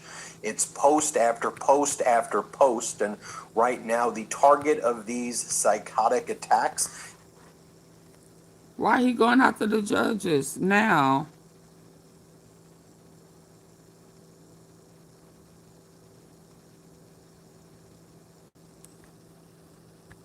Is a federal judge named Judge Leon, a federal judge from the Washington, D.C. federal court, who ruled against Donald Trump yet again to block the construction of Donald Trump's ballroom, but That's our clarified ballroom. that the injunction to block the construction of the ballroom It's not his applies ballroom. only to the actual ballroom itself, the above ground work, as federal judge Leon calls it, not the purported below ground work, which Donald Trump claims he's building a state-of-the-art bunker for himself that is needed, he says, to protect him from drones and ballistic missiles and bunker busters and other weapons that he says may be targeting him right now, or in the event of nuclear annihilation, he's going to need to be in this bunker. I kid you not. I mean, this is what Donald Trump's been posting. And so Donald Trump immediately ran to the D.C. Circuit Court of Appeals when this same federal judge issued an injunction the first time around that we covered here on the Midas Touch Network. And Donald Trump rushed to the Court of Appeals and said, this federal judge is threatening my life. He said, the judge is leaving me very vulnerable to drone attacks and to all these other attacks because I need this ballroom for the national security of this nation and for my protection. Please help me. The judge didn't clarify his order, so I'm really worried about my life. My life is in jeopardy. I kid you not. Donald Trump rushes to a D.C. Circuit Court judge who's like a very MAGA right-wing judge who we've talked about, Judge Rao. And this federal judge basically says, all right, we need clarification on this order because the President of the United States is claiming that his life is in jeopardy based upon your order, Judge, blocking the ballroom construction. Trump says he may die. His life is on the line because that's literally what Trump said, that he fears for his life now. I mean, just think about, though, the gaslighting and the sociopathic nature to actually make that argument. And again, I don't believe our founders ever contemplated such a weak and pathetic individual who would make that type of argument. The presidency's proud and strong and tough, and that doesn't mean like ranting and raving like a lunatic on social media. It means just behaving like a human being with dignity. And so Trump used the presidency to claim the presidency is at risk because of the ballroom. And that argument, a safety and national security argument, wrapping it around that resonated with this circuit court judge who drove this order. And then there were other circuit court judges who agreed, but their order was more along the lines of, all right, judge, the district court judge, can you clarify what your order meant? You didn't mean that you're threatening his life, right? And then the district court judge, Judge Leon, who I should mention, this district court judge is a right-wing judge appointed in 2002 by George W. Bush, very conservative judge, traditional conservative judge, who's been looking at the law and says, look, if you want to build your ballroom, little baby, he didn't say baby, but if you want to build your little ballroom, go to Congress, have them approve it. If you don't want taxpayers to pay for it, then go and have Congress approve private donors to pay for it. And it's also deeply concerning that you're going to be claiming that private donors are now the ones funding national security apparatus, that national security classified information is being funded by private donors. And so when this order came back to the district court judge basically looked at what Donald Trump did in front of the Circuit Court of Appeals, which oversees the district court judge. And the district court judge is like, I'm not surprised that you made that you appealed because I see your litigation behavior. But the judge was like, how disingenuous is it that you're making an argument now that the ballroom structure itself, that is what is needed to protect you from ballistic missiles and FPV drone and other weapons that are attacking you? The ballroom, which you claim is for parties and hosting dignitaries, you're saying that is now a shield and it's not actually a ballroom? And that the bunker beneath, which you claimed is the national security issue, you're now saying that they're one and the same, that the ballroom is the bunker is the ballroom, and that they can't be in any way disassembled from each other in terms of a national security analysis? Because Trump now claims the ballroom is his shield from drone attacks and ballistic missile attacks. I kid you not. Then Donald Trump, as I mentioned, was doing post after post on social media. I'm not going to read for you all of the posts because they're like ridiculous, but I'll flash them here so you can see all of them. And I'll give you the lowlights of them. Like there's this post. He goes, the White House doesn't have a ballroom, no taxpayer money, which presidents have desperately wanted or desired for over 150 years. But a Trump-hating D.C. District Court judge, a man who has gone out of his way to undermine national security and to make sure that this great gift to America gets delayed or doesn't get built, is attempting to prevent future presidents and world leaders from having a safe and secure large-scale meeting place or ballroom, one with bomb shelters and state-of-the-art hospitals and medical facilities, protective partitioning, top-secret military installation, structures and equipment, protective missile-resistant steel columns, roofs, beams, drone-proof ceilings and roofs, military-grade venting, and bullet, ballistic, and blast-proof glass, which all means that no future president living in the White House without this ballroom can ever be safe and secure at events, future inaugurations, or global summits. The magnificent space will allow them to carry out their vital duties as the leader of our nation. So you see the language that he's using. Then he goes over here.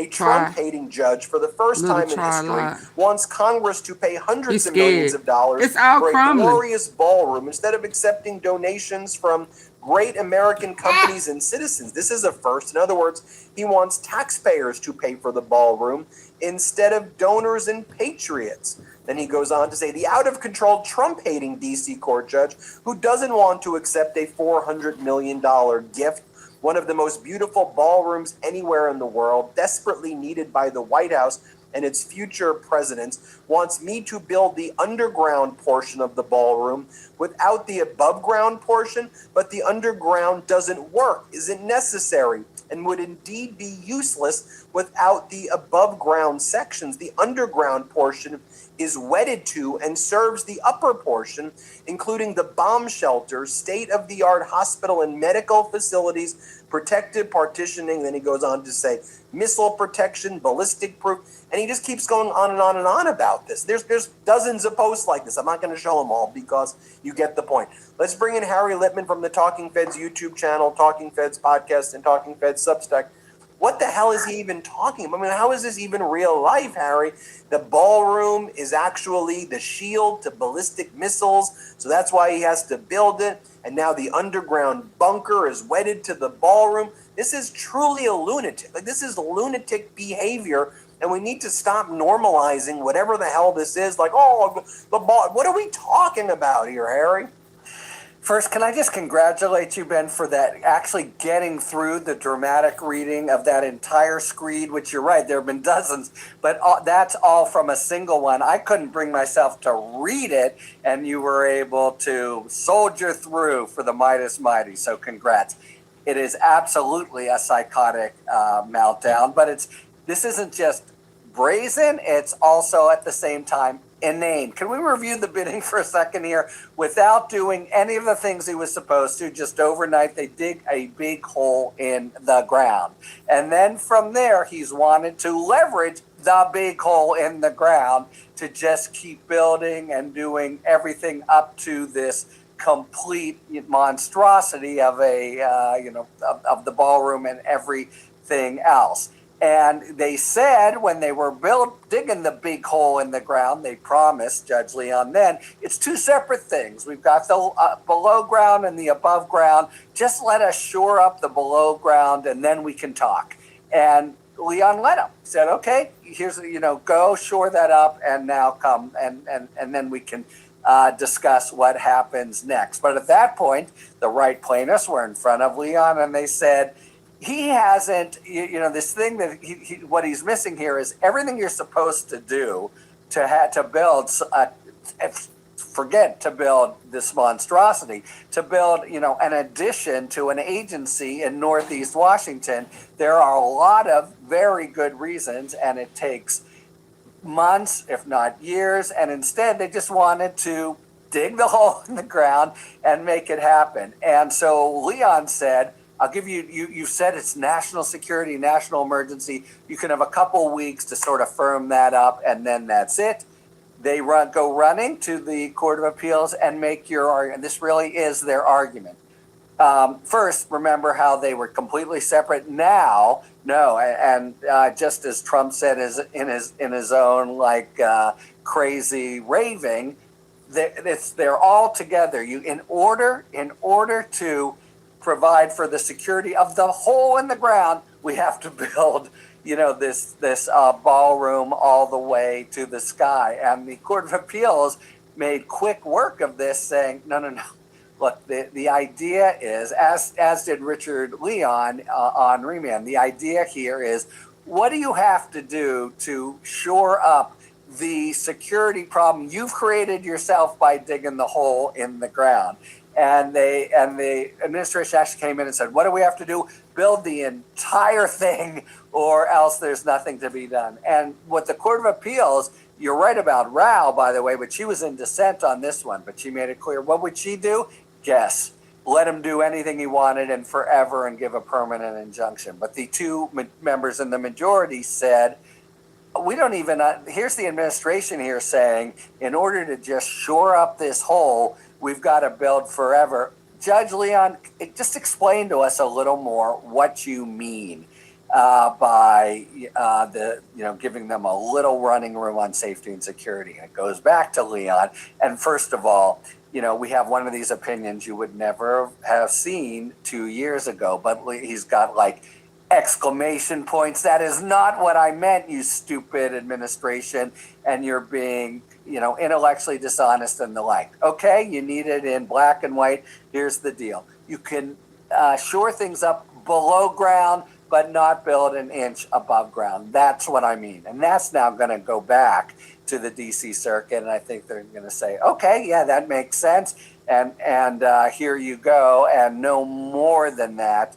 but we have to allow you to repair the mess of your own making, since you say it's a huge national security problem. But the game, is revealed. It's the old definition of chutzpah, the guy who kills his parents and asks mercy on the court because he's an orphan. It's they build this big hole and then say, in order to, for national security purposes, we've got to do the whole thing. It really took no time for any judge to see, for that matter, any third grader to see through that logic. And so now, it's going to go back. And I got to say, this has been, maybe next to immigration, this is the thing he cares about so much. So when in a very straightforward way, the judge will say, oh, there are actually some hoops to jump through here and you've done nothing. He totally wigs out, steam through his ears, and the like. But, the basic idea that he's trying, we put a hole in the ground, you trusted us, you blew it, now you have to let us build the whole thing. It's really outrageous. I just want to make a final point here. But law and, the donations from others, etc. If you're going to totally blow up and destroy the kind of neoclassical, fine, modest design of the whole District of Columbia, which has been, extolled by architects and all of us forever. Remember seeing the White House for the first time and registering that it wasn't grand. If that's going to happen, it damn well ought to be Congress that represent the people who do it, not a shyster who builds it and then leaves town. The representatives who've been so craven during the Trump era need to stand up and say, yes, let's completely blow the whole skyline to shit and then go home and face the voters, etc. That's the law. But even beyond that, that's the only sensible way to try to go forward with his, monstrous monuments to himself that he wants to make permanent in the district. I want people to think for a moment, though, about what Trump's entire strategy is, though, because it is a bit overwhelming. It is constantly litigating and imposing himself and forcing himself upon whatever unlawfully over and over and over again. And what he's encountered a lot in his life is that when you keep on doing it, eventually sometimes, all right, fine, you just want to build your stupid ballroom, just build your stupid ballroom. And a lot of his life has been that. By the way, that's how he views negotiations with Iran, not as negotiations, but just keep on saying the lie over and over and over again and expect that your adversary is just going to be, all right, you want the Strait of Hormuz? Them days Take are the Strait of over. Hormuz. Want your stupid ballroom? Take your stupid ballroom. And so why I always say commonly on this show, if you give him an inch, he takes your life.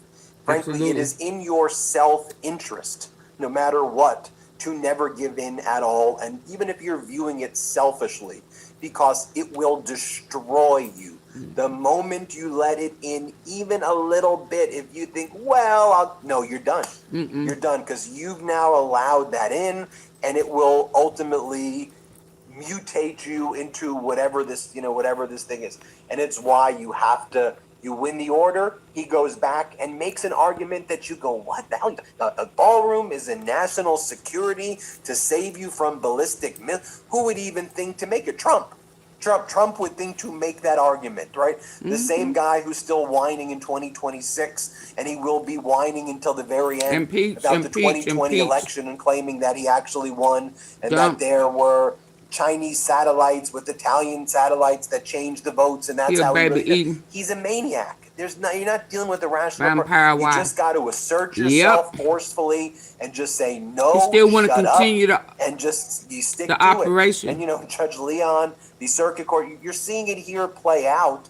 And the argument ultimately is it should be offensive to all America, to all of us. It is. That he's saying national security to build a stupid ballroom. What do you give me the final word, Harry?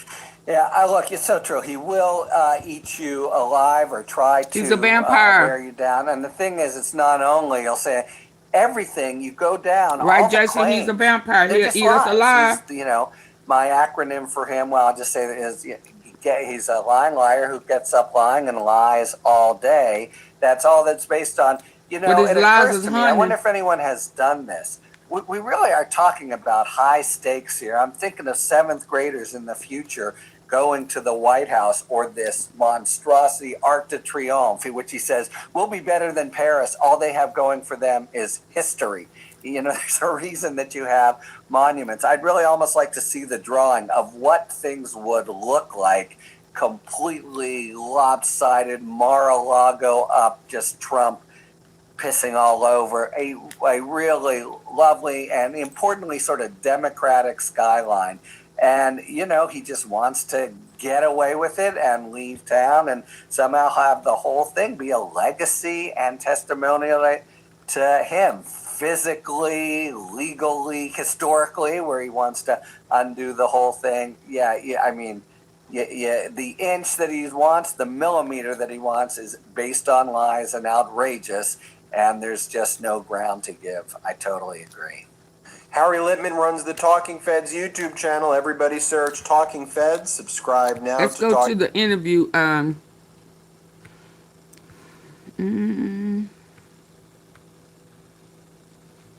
got that one up there. Let's go to the interview that the last of Candace before she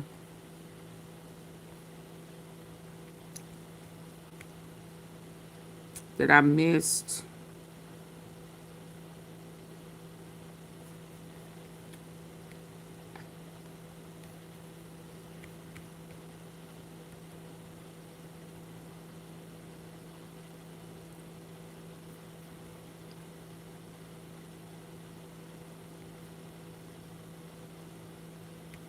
The fake footage.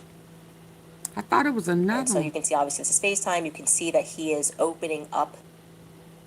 Can I ask you a question? Sure thing. How much do you spend on groceries per week? Like $150, $200. It was about All right, you guys. Happy Tuesday. I'm happy this Tuesday because Blakey Neff is back in the foray. My arch nemesis, also my best friend. Super. Yeah, no, that's not it.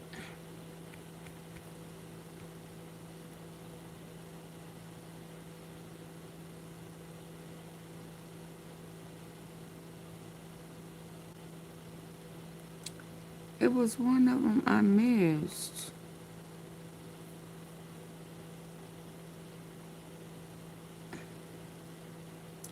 Gun deals. Footage. Okay, it must be this conversation, which I had initially cut because he wasn't showing me the footage, but it was me and him speaking. This just can't keep happening, you guys. It's a pattern that I am seeing here. Yeah, I think this is the one we missed. All right, you guys. How long is this? Yeah, we missed this one. Let me make sure that's not. What time is it?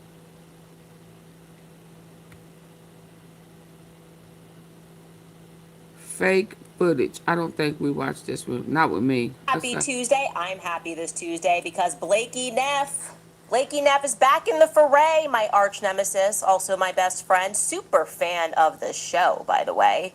We definitely have to send him some kit. I was asking the producers, what should we send him? We should maybe send him some maca hats. Make America Christian again? I don't know. But we got to get a package over to Blake because he had things to say again on X.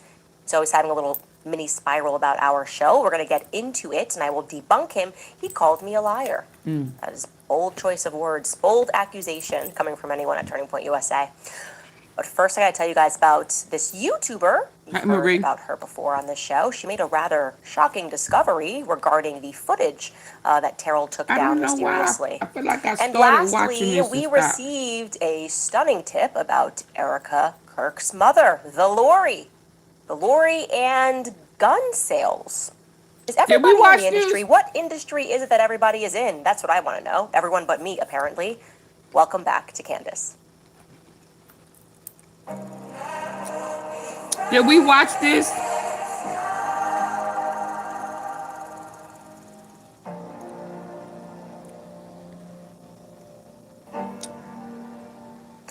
So I say this often, but I should always repeat it. There are a lot of people who have contributed to this crowd-sourced investigation into Charlie Kirk's death. YouTubers who do not get nearly enough credit for their amazing discoveries. One such YouTuber is Nisi. Okay, Nisi is the one that brought us the investigation into the strange text messages that Erica shared with a then 15-year-old Jillian. We then picked up on her investigation and added to it. That's how the crowdsourcing works. And we were recently inundated with emails to our tips box about another discovery that Nisi has made, this time pertaining to the camera behind Charlie's head. We revealed that footage. We started. Never before seen footage. The one that Terrell raced, the footage that he raced to take down just minutes after Charlie was struck. Literally, I think we estimated about 4 minutes after Charlie was struck. Let me see if I go past this certain point. Still, we should never forget that none of the Turning Point sees her baby on an ultrasound and hears that tiny heartbeat. It doubles the chance. In fact, this plan turned him in, and that they have falsely claimed his parents, quote, recognized Grandpa's gun on the news. Yeah, I think I which did is impossible, she says, since no photos of the gun were released before Robinson's arrest. This is a she speaks to him on the phone. One of the first phone calls he made after attacking Iran was to Laura Loomer. And so it was important for me to break down who she is and to make sure that you lower your expectations when it comes to people like her. Like I said, her goal is one of them. Fatty 15 is on a mission to optimize your C15 levels to help. Because what happened is the highest profile murder case in JFK. This is nothing. This is nothing to ask for. Obviously, with the amount of stuff they have to look through, they dumped 600,000 files on them in March. And you're arguing this, the lights that wasn't does not up, sit right so with you me, ended it. Should not it. sit right with you. Okay, And Samantha. if this judge does not grant this continuum. Okay, there we go. Because I'm trying to think. Some of it I heard. Okay. Y'all get the lights up because that's what happened right there. Samantha was right. Let's go. All right, you guys. Happy Tuesday. I'm happy this Tuesday because Blakey Neff is back in the foray, my arch nemesis, also my best friend, super fan of the show, by the way. We definitely have to send him some kit. I was asking the producers, what should we send him? We should maybe send him some maca hats. Make America Christian again? I don't know. We got to get a package over to Blake because he had things to say again on X. So he's having a little mini spiral about our show. We're going to get into it, and I will debunk him. He called me a liar. That is bold choice of words, bold accusation coming from anyone at Turning Point USA. But first, I got to tell you guys about this YouTuber. You've heard about her before on this show. She made a rather shocking discovery regarding the footage that Terrell took down mysteriously. And lastly, we received a stunning tip about Erica Kirk's mother, the Lori and gun sales. Is everybody in the industry? What industry is it that everybody is in? That's what I want to know. Everyone but me, apparently. Welcome back to Candace.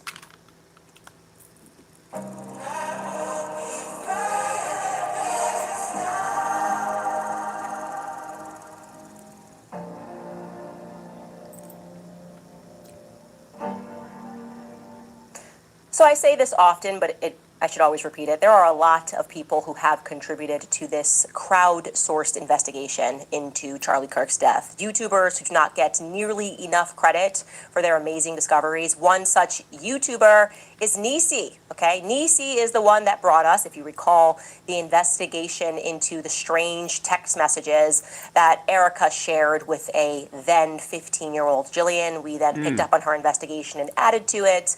That's how the crowdsourcing works. And we were recently inundated with emails to our tips box about another discovery that Nisi has made, this time pertaining to the camera behind Charlie's head. We revealed that footage. Never before seen footage, the one that Terrell raced, the footage that he raced to take down just minutes after Charlie was struck. Literally, I think we estimated about 4 minutes after Charlie was struck, after he recorded himself. Amazing still. We should never forget that none of the Turning Point employees called 911. Not Mikey, not Blake, not Terrell. That was not their instinct. Terrell was perhaps the worst, almost worse than Mikey walking away, would be Terrell recording himself in a selfie video. Anyway, Nisi discovered that the camera footage, which was shown to me on FaceTime, was likely edited. And she supplied some very compelling evidence for this. So I want you to take a listen to what she shared. In this footage that Terrell has selectively shared with Candace, we can't see the ground where Charlie had been sitting. You're probably thinking, okay, so what? Well, I'll tell you what. Actually, I'll show you what.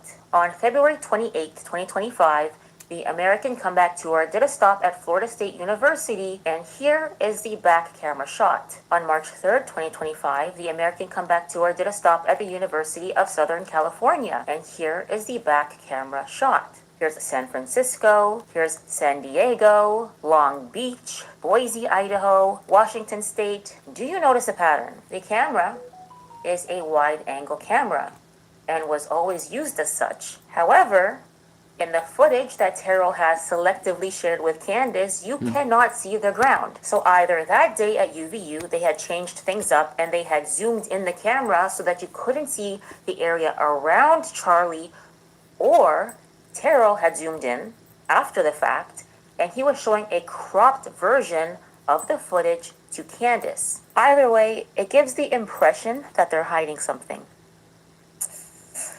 Nisi. Gosh, I'm so happy that you brought that forth. Honestly, common sense. There were so many things that I was saying around how bizarre that footage was, but I should have looked at it and said, what is this shot actually? Where is this shot going to? And you know what, Nisi? I was actually remarking to my team that it certainly seemed to me that Terrell may have at the very least edited the video. And the reason why is because, well, first and foremost, it took him 2 days to get back to me after our initial conversation. So just to remind everybody, I phoned him on September the 17th because the footage started going viral of him taking down the camera. I recognized him. I didn't think anything of it. I was like, oh, maybe there's a reason. Common sense reason in my head might have been like, oh, maybe the cops asked him to. The feds were on the scene a little too quickly that day, actually.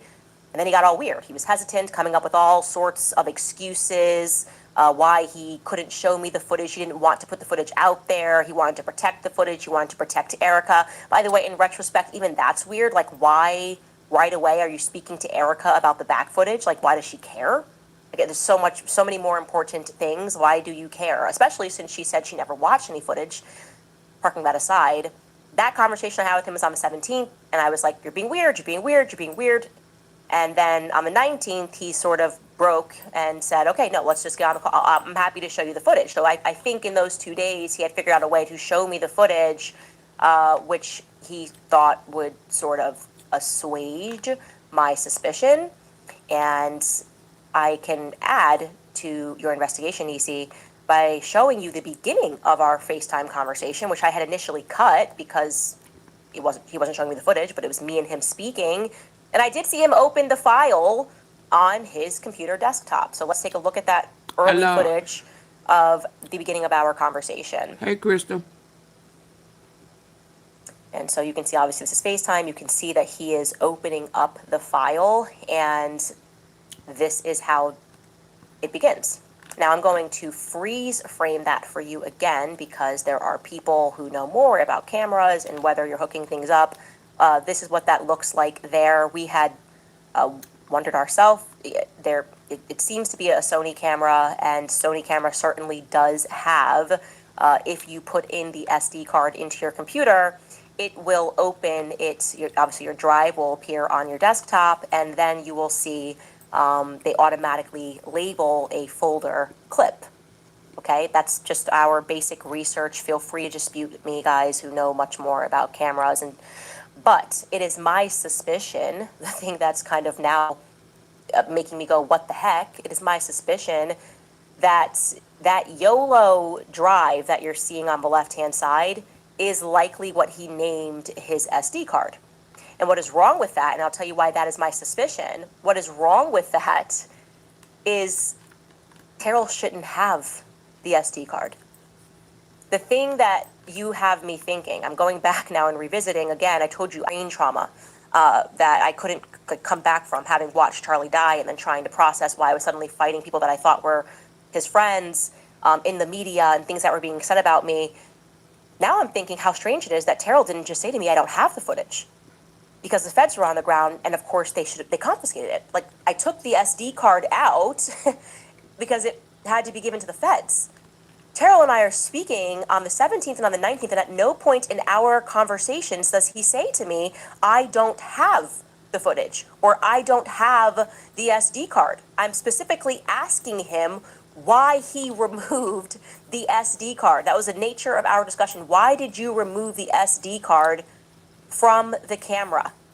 Why did you take the camera down? And his answer was because he wanted to protect Erica. He didn't want Erica to see the footage. He had a conversation with Erica.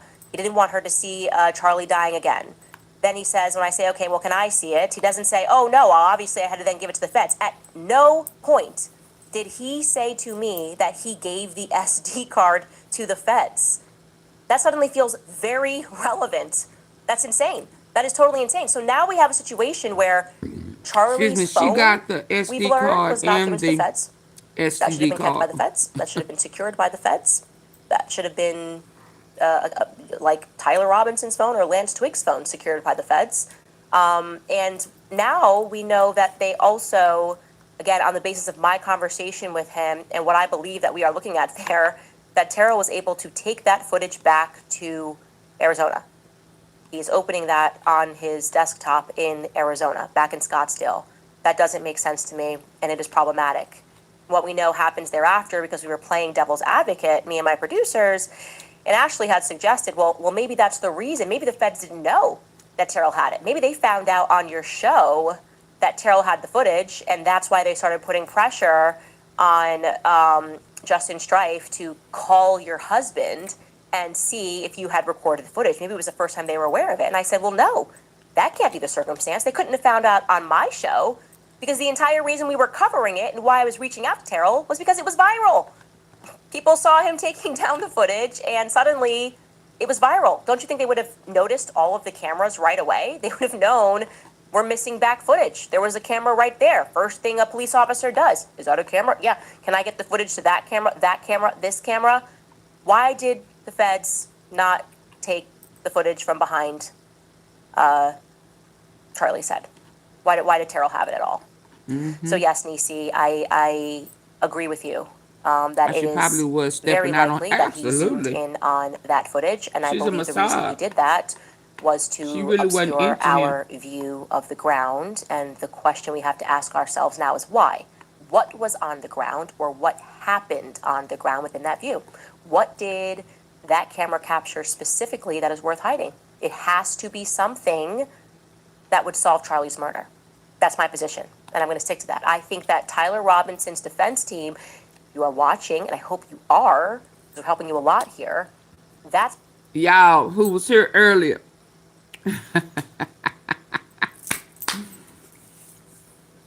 Anybody here that was here when I first started, and I was talking about the Mo3 case, and I said somebody need to asked the questions about rainwater. Anybody was here when I said that at the 3 hours and 24 minutes ago? When I said when she first went to the police, she never said nothing about rainwater. Rainwater is on old boy platform right now. Everything that I said that y'all need to ask the people, he's asking them now.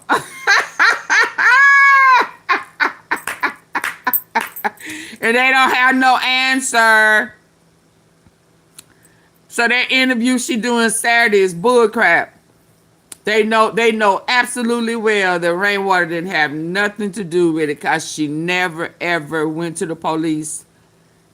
Now, and they over there talking about it, right?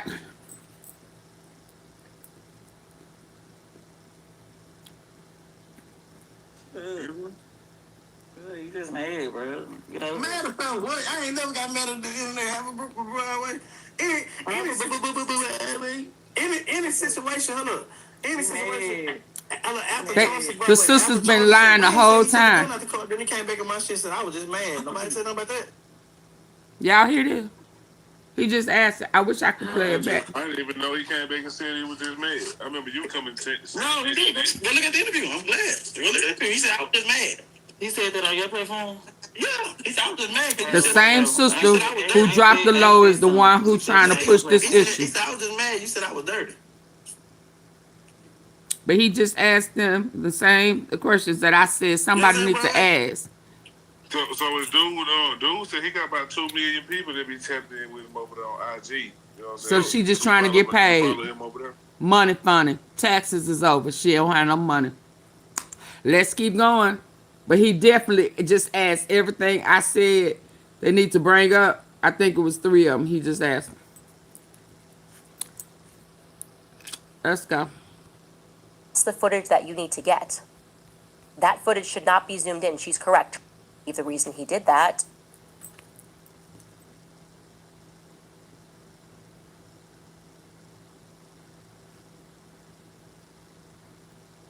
Oh, I'm sorry.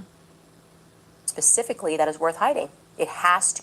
We're missing back footage. There was a camera right there. First thing a police officer does. Is that a camera? Yeah. Can I get the footage to that camera, this camera? Why did the feds not take the footage from behind Charlie's head? Why did Terrell have it at all?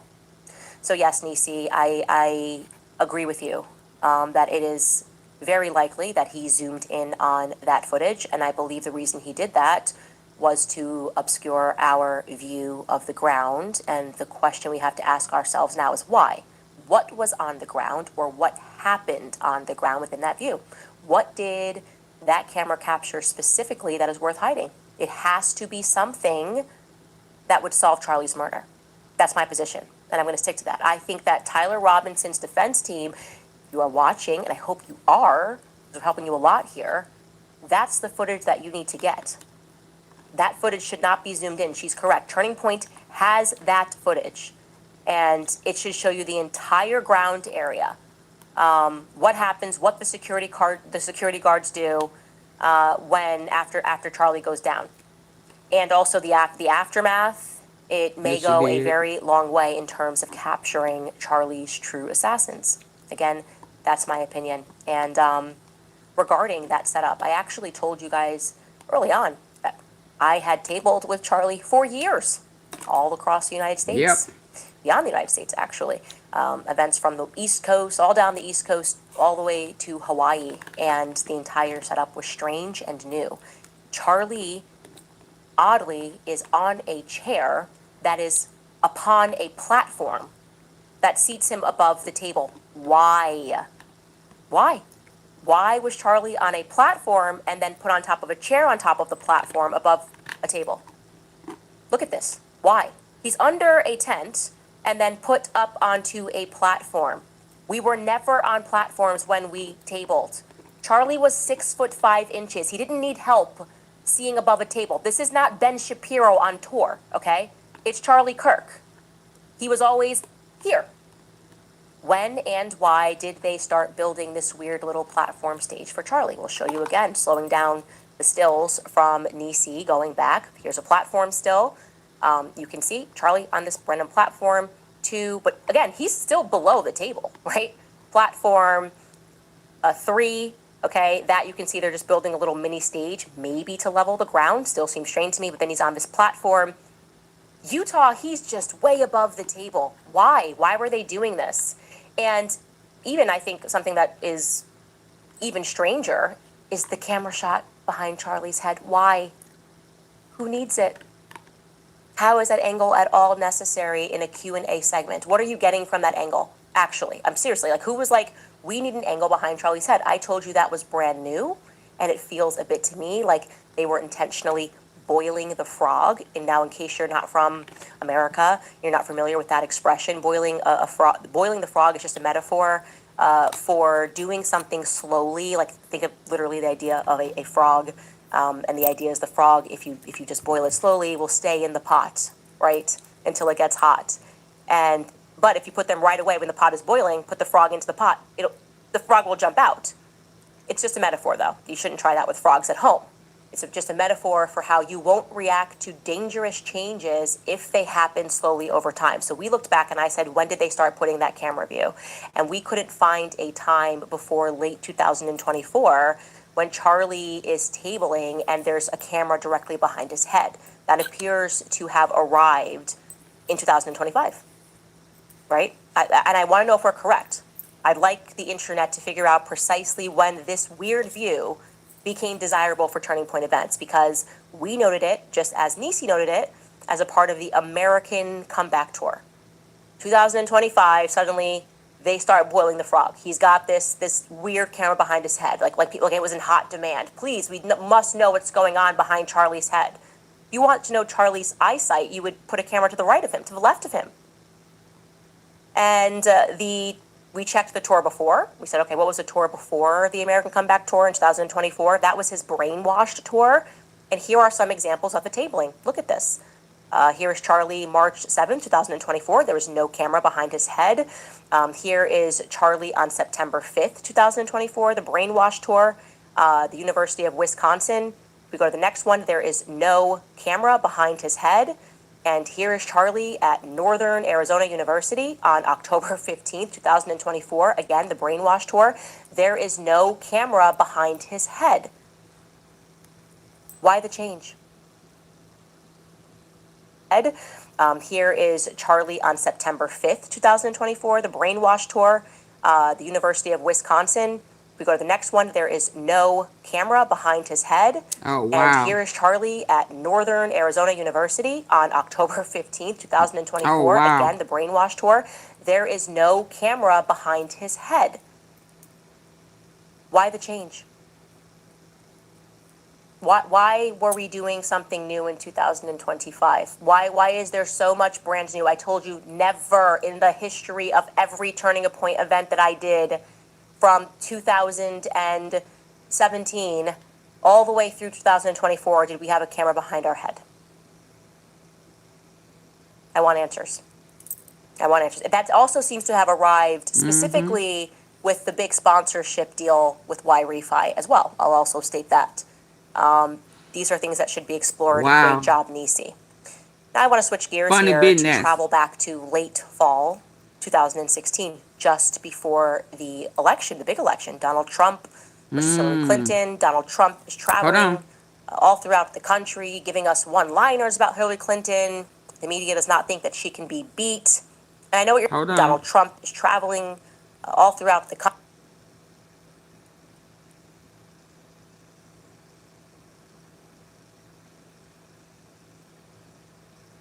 Hold on, I'm trying to get here.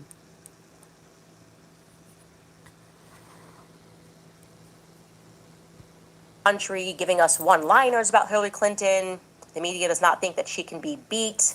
And I know what you're thinking right now. You're thinking, but what were Lori Franze and Erica Kirk doing at that time? Great question. That is exactly the right question, my friends. And I have an answer, a very strange answer. Please hit the like So button. Lori and Erica's stepfather, Larry, who we have not done really any research on Larry Ginta. I probably should have included that in my Erica series, but what they were doing at that time is they were trying to get in on a gun company. A gun company. Now, I don't know how this just keeps happening, but these are the facts, okay? So Lori came into contact with a couple of guys who had filed a patent. So they had a patent pending that was for a unique gun. Think about the story that we told you with Fold AR. First AR that's going to fold. I want this in the backpack of every school resource officer. That's Corby Hall's story. In comes Victor Marks. I'm interested in this. And what's the conclusion of that? Victor Marks wants the patent for Israel. Let me remind you, Victor Marks wanted the patent for Israel. He wanted to push Corby Hall out and get him a deal so that he would sell the patent to Israel, okay? Similarly, Lori Franzwey and Larry were interested in a gun pending patent, and this was going to be a gun that was and is today the only now patent-approved weapon that features interchangeable calibers, okay? So you can put different rifling in each of the cylinders. It's essentially a convertible weapon, so to speak, for those of you who are like me and not up on your weaponry. That is incredibly unique to be able to do that. They accomplished that by extending the cylinder. The patent today is actually approved. Anyway, the story goes that Lori, remember, we had showed you that she had gone to this expo, this exposition up in Salt Lake City in Utah, and this is when she was hawking her G-Tech Industries, her EMP Doomsday Tech. Showed you this. And I'm going to say allegedly here, but I am telling you the truth. Allegedly, at this time, she and Larry meet the guys that have this patent pending, and they offer to introduce these guys to their angel investor for G-Tech Industries. So they set up a dinner back in Scottsdale, Arizona. Again, this is going to be late 2016. At this dinner, you have Lori, you have Larry Ginta, and the two would-be company owners. Again, I want to be clear, the gun was not yet manufactured. So they were there to discuss only patent, a potential deal for it, and what they could offer in exchange for it. The answer being, we have access to government contracts. Of course they do. Yeah, we know that. Lori was doing deals with the government for her EMP tech. Was she going to do the deal with the government for guns? I don't know. But I'll tell you what my favorite part of the story is. My favorite part of the story is who strolls in unannounced at this dinner to sweeten up the potential deal. None other than Erica Franzwey. You could just see it. Arizona's beauty queen arrives fashionably late to the dinner, all dolled up, looking very glamorous. So the story goes, she's very familiar with everybody in the restaurant. She's a little bit of a hometown hero.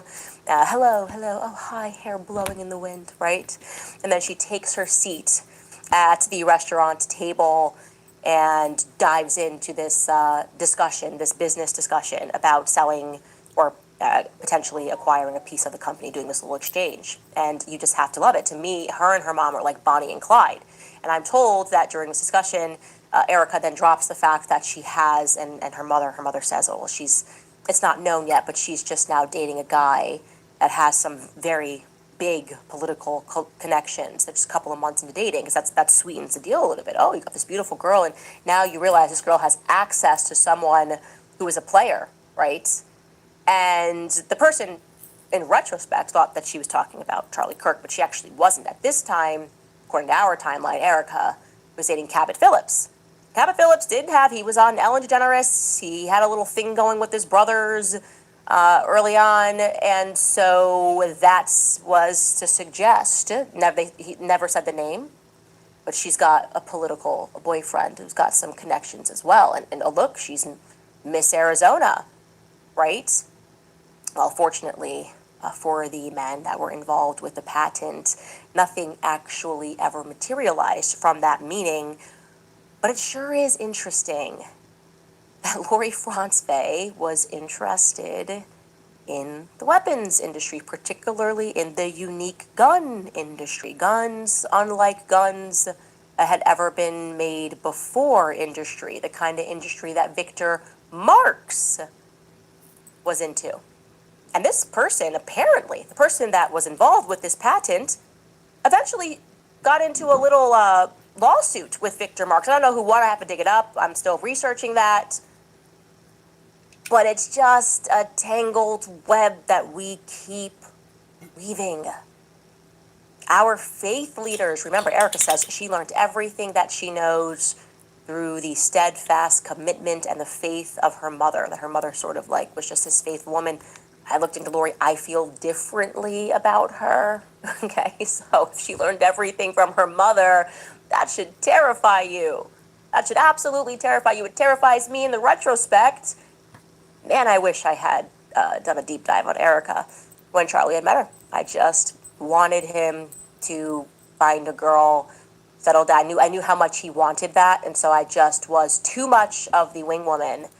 But this just can't keep happening, you guys. The pattern that I am seeing here, guns, trafficking, sex trafficking, charities, always charitable, Erica always somehow just floating around. Something ain't right here. Something is not right. And as I mentioned to you guys before, as we started to see people always 1 degree away from Jeffrey Epstein, 1 degree away from Israel, sometimes less than that, one of the things that just strikes me as really compelling is to consider the timeline.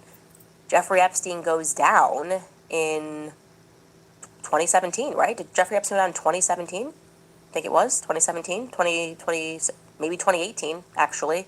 And suddenly, we're supposed to believe his entire network crashed and burned, and everyone was like, okay, it's a global trafficking network that began with weapons. I keep reminding you guys, Jeffrey Epstein, we speak about the files, and we talk about the blackmail, and we talk about the sex, but Jeffrey Epstein began his career in weapons trafficking.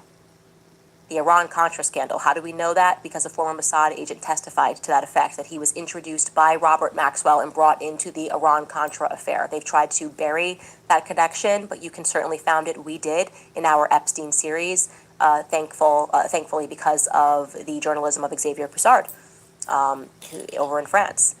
Don't forget that. I believe, like I've said multiple times, that Jeffrey Epstein's network reemerged, and I think it reemerged in the not-for-profit world. I'm speculating, but I'm also really good at puzzles, and I just don't see how certain patterns can just keep happening, that faithful people can truly just be interested all in the exact same thing, human sex trafficking. And I gotta tell you, there are still more connections to be added that we have not yet shared yet. Anyway, we are going to take a brief break, and then I'm going to tell you all about Blakey Neff and his shocking attack against me on X. All right, you guys, Mother's Day is one of the most beautiful times of the year to share life-changing news. Maybe you've seen that moment of family gathered together when someone smiles and says, next year we're going to have a brand new mom in the family. There really is nothing like it. But for some women, Owens. Okay, so Blake Neff, he has a talent of sorts. He has a way of just always sort of leaning into a conversation when actually nobody cares about his opinion, and never responding when we make pretty big claims. He responds to nothingness, and then we're like, hey, Blake, while you're here, could you answer our question about this big thing, this big topic that we have brought to the forefront of the American conscience? No. So yesterday, he just took a random shot at me, and here's what he said. It was kind of shocking that he said this, actually. He wrote, in the opening of her show today, which thank you for watching my show, Candace claims, quote, liars on the internet have falsely claimed that Tyler Robinson's family turned him in, and that they have falsely claimed his parents, quote, recognized Grandpa's gun on the news, end quote, which is impossible, she says, since no photos of the gun were released before Robinson's arrest. This is a remarkably precise way to be dishonest, because when one simply bothers to read the charging document, one sees that Robinson's parents did not recognize the gun. They recognized photos of the suspect, which were released by the FBI as looking like their son. Only then did they move on to suspecting that the rifle was a match, and at that point, the FBI had already announced that they had found a high-powered bolt-action rifle. We know Candace has seen all of this. It's worth asking, why would she so deliberately misrepresent the evidence? So he quotes me as saying, liars on the internet have falsely claimed that his parents recognized the gun. And so I think what's going on is they change the story so much. Like I say, the FBI is making it up as they go along, that they forget the lies they told us yesterday. Like they forget what money they've spent on influencers to influence us about certain topics or certain facts yesterday, because then they moved on. They're like, oh no, we can't do that anymore. And that is what Blake is succumbing to here. So I just obviously tweeted right back at him the headlines. There were many headlines which said exactly what I shared, like this one in the Daily Mail. Tyler Robinson's father realized his son was shooter after seeing family heirloom in media reports. And then I had shared with him another one that was on MSN that he had recognized the rifle. And by the way, since you're speaking about the charging document, which I have read many times over and over again, that's exactly where they were getting it from. Not what the police officer said, but from Tyler Robinson's, and by Tyler Robinson's, I mean the Fed's very sloppy messages that they put together. This is the text message, Blake, that people used to deduce that his dad might have seen the rifle on the news. He wrote, "My dad wants photos of the rifle. He says Grandpa wants to know who has what. The Feds released a photo of the rifle, and it is very unique.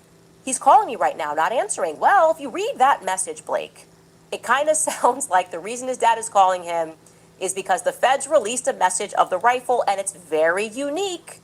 It doesn't sound like he's saying it was a generic release, which it was. So that's why this didn't really make sense. It was fair for the media to conclude on the basis of those messages that his dad recognized it, and that's why he was calling Tyler. So I hope that helps. I know it's difficult. Like I said, when you lie, you have to have a good memory. That's what Judge Judy always instructed to people. If you're going to be a liar, you better have a good memory. And you, my friend, do not have a good memory.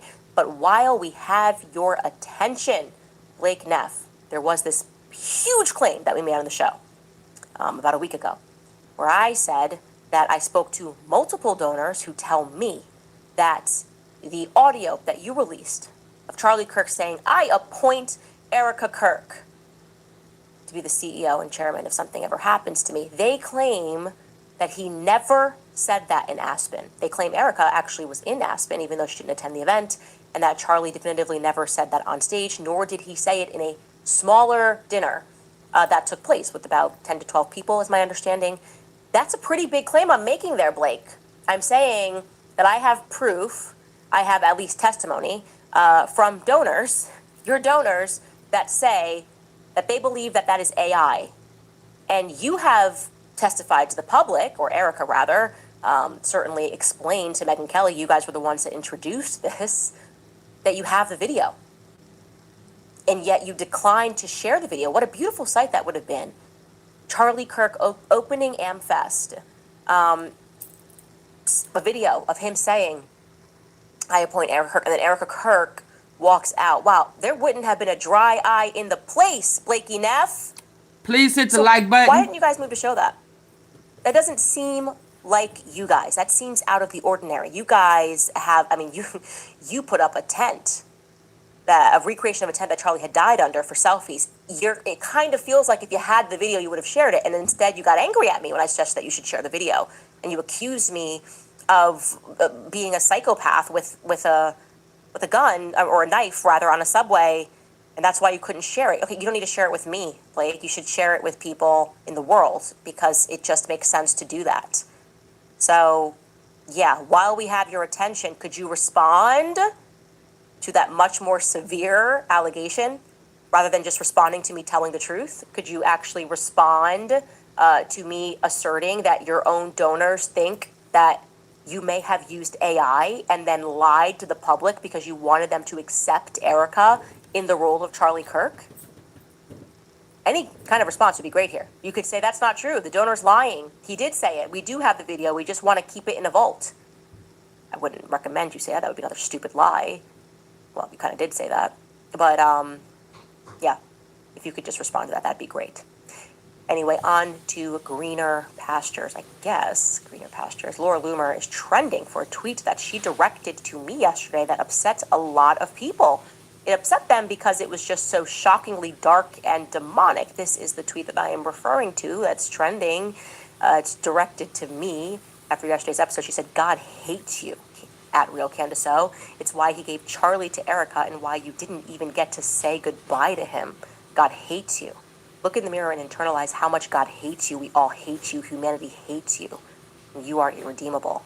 And this caused a reaction across the internet. I think like 6,000 people replied to that tweet alone in a ratio. And I think I was going, why are people surprised by this? And I realized they don't know who Laura Loomer is. And I think maybe these people don't take us literally when we say that Trump, that's one of his top advisors, is surrounded by people who are quite literally in need of an exorcism.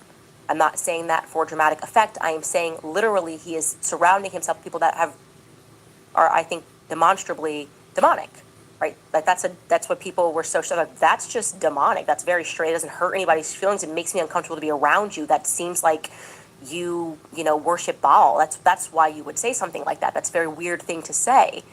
And that's kind of what I'm trying to clue you guys into. That is why Laura Loomer has become significant, because we can look at her to understand the erraticism of Donald Trump, our president. He doesn't seem like the same person. He seems as though he has been possessed. That's his top advisor. According to her, multiple times a day, she speaks to him on the phone. One of the first phone calls he made after attacking Iran was to Laura Loomer. And so it was important for me to break down who she is and to make sure that you lower your expectations when it comes to people like her. Like I said, her goal is to harm people psychologically by lying, just by lying openly all the time. And I want you to know that in her own words, she has admitted to her addiction, which she has described as cocaine-like, to Spectator, because she'll say, oh, it doesn't matter, this person's lying. Take Laura in her own words. In an article that was done by the Spectator here, which was called The Tale of Laura Loomer, which was published in 2019, where she described having anxiety and depression. She wrote, I had really bad anxiety and depression, and then I started to basically deal with depression by doing cocaine. I was never a drug user before, but I was using cocaine to kind of deal with it. Laura was 23 years old. She continues, there were phases when I wouldn't sleep for 3 days straight, and one morning I woke up and drove myself to a cliff, and it was cold and kind of snowy outside. It was February. I tried to kill myself, like legitimately tried to kill myself, okay? So you can understand why she's not allowed to own guns. Suicide is nothing to mock, but it is something that she uses as one of her tools. Often, she, like I told you yesterday, she makes suicidal threats, and there is an aspect of her that feels very homicidal. I'm not being funny. I'm not trying to be ironic when I say that this is a person who should not have access to the President of the United States. And everybody sees that. And the fact that people reflect and think, if something happened to Trump, like I told you, people in, as I understand it, Melania's inner circle have said this, that she would be the most likely person to harm Donald Trump. And what would be crazy in the retrospect is that the whole world would go, yeah, duh. Like if she harmed a person, everyone would look around and go, every single sign was there. 50 states you can't own a gun in, things that you have said and shared about yourself, threats that you have made to other people, the manner in which you attack children. Like she wants my children to suffer, as she said yesterday. She wants my children to suffer and live on the streets because she doesn't like that I'm against what Israel is doing. She's attacking my lawyers, she's attacking my in-laws. That is the kind of person who is dangerous to themselves and to others. And so how did she deal with her cocaine addiction? If you're wondering why it seems like she tweets every 5 minutes and like she's deep in the throes of a manic episode, well, she explains in this article, I have nothing to lose now. And by the way, this is in the context of her having lost her Twitter access. This is, I have nothing to lose now, so it's liberating, she says. I became addicted to social media. I kind of lived off of the adrenaline. It's not a very healthy lifestyle to live because when you stop using cocaine, for example, you learn to cope with anxiety and depression in other ways. I pretty much substituted my lows for adrenaline rushes on Twitter. When I got banned, I was honestly having withdrawals. Okay, so it's a drug for her. Like Twitter is a drug for her, and that's why she tweets to the wee hours of the morning saying crazy things, spiraling in these manic episodes. And so I just want to make that clear to you. These are the people, when you look at what Donald Trump is saying, what he's doing, and why he just does not seem like he is steady right now. Like he does not seem like there is a sane voice. He went from having the advice of people like Charlie Kirk and radically flipped that to people like Laura Loomer and Paula White Cain. Okay? This is a real clip of Laura Loomer when she did Alex Jones a few years ago. Take a listen. But what are they doing? I want to know what people are actually going to do. My life is ruined. Does anybody understand how ruined my life is? Oh. I'm sick of it. I She don't having a want to listen to meltdown? people tell me that I'm a conspiracy theorist. They don't know what it's like to be me. My life is ruined, Alex. So forget Laura Loomer. The question you should be asking yourself is Donald Trump mentally fit to be president? If he makes a conscious decision to tweet out that Tucker Carlson and Megyn Kelly and Candace Owens are mentally ill, while he invites into his inner circle advice about what he should do to Iran, a person like Laura Loomer, who, like I said, when we're calling her crazy and we're talking, this is a clinical diagnosis. It's not an opinion. It's not funny. We're not using the word loosely. This is a clinical diagnosis. I personally think that Trump needs an intervention. I don't think the back forth, when I see the erraticism of the way he tweets, it's almost as if he's given access to his truth socials to people like her. There's an erraticism here that feels dangerous for our country, right? Like he doesn't care anymore, that he's gotten to some point of desperation, whether he is functioning under duress, whether he is being blackmailed, I don't know. What I do know is this is not the Trump that we had for the first 4 years. And even if you have hated him from the very beginning, if you love the idea that the Republican Party is at war with each other, if you're still functioning within the left-right paradigm, you should pull yourself away and actually have a broader sense of concern for the country and want there to be actually an intervention. You should pray for Donald Trump. You should want there to be a sane voice in the room. And at the moment, we're not getting that. So that's what I just wanted to say is don't be surprised at what Laura Loomer is doing. Be surprised that she has the ear of the President of the United States. We'll be right back after a brief break. All right, you guys, let's talk about something most of us have never even heard of, but you should have: 2 mortgage payments. American Finance somehow, which is incredible. So if you want to, sure, I could see if you're like that he didn't have the background and the experience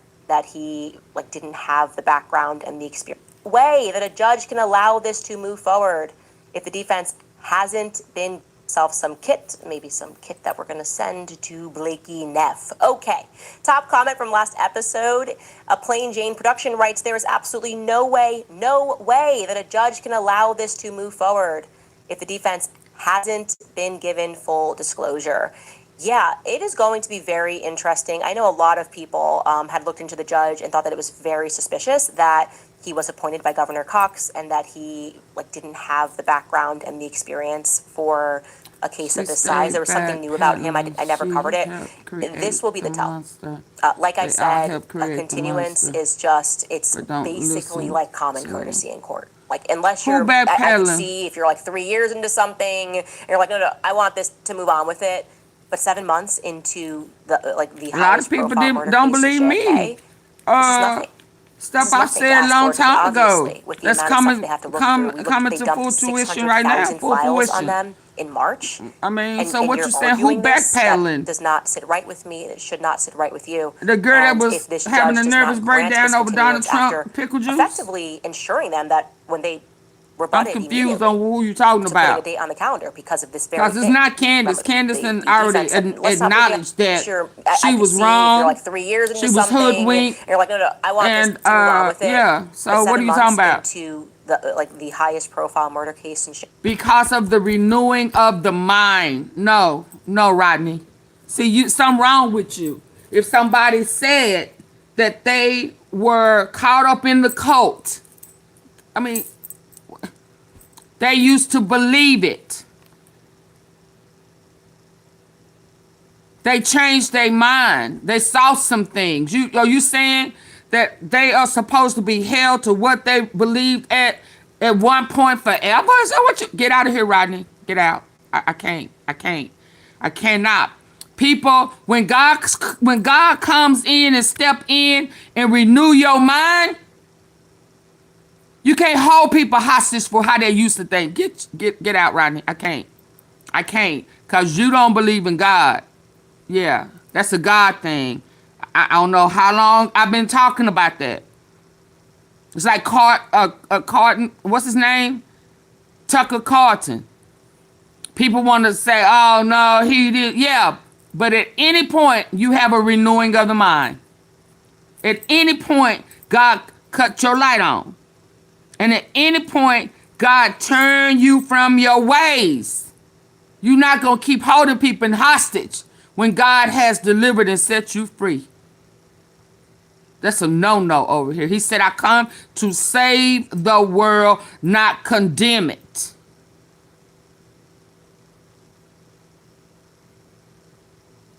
Yeah, you personal. You acting personal. You want somebody to stay in the cult. I'm trying to pull people out. No, you being a hypocrite. You think you perfect. You think you make yourself right. You sound like you one of them. This ain't the place for you. Hell, I was almost asleep. You just woke me up. Y'all hit the like button.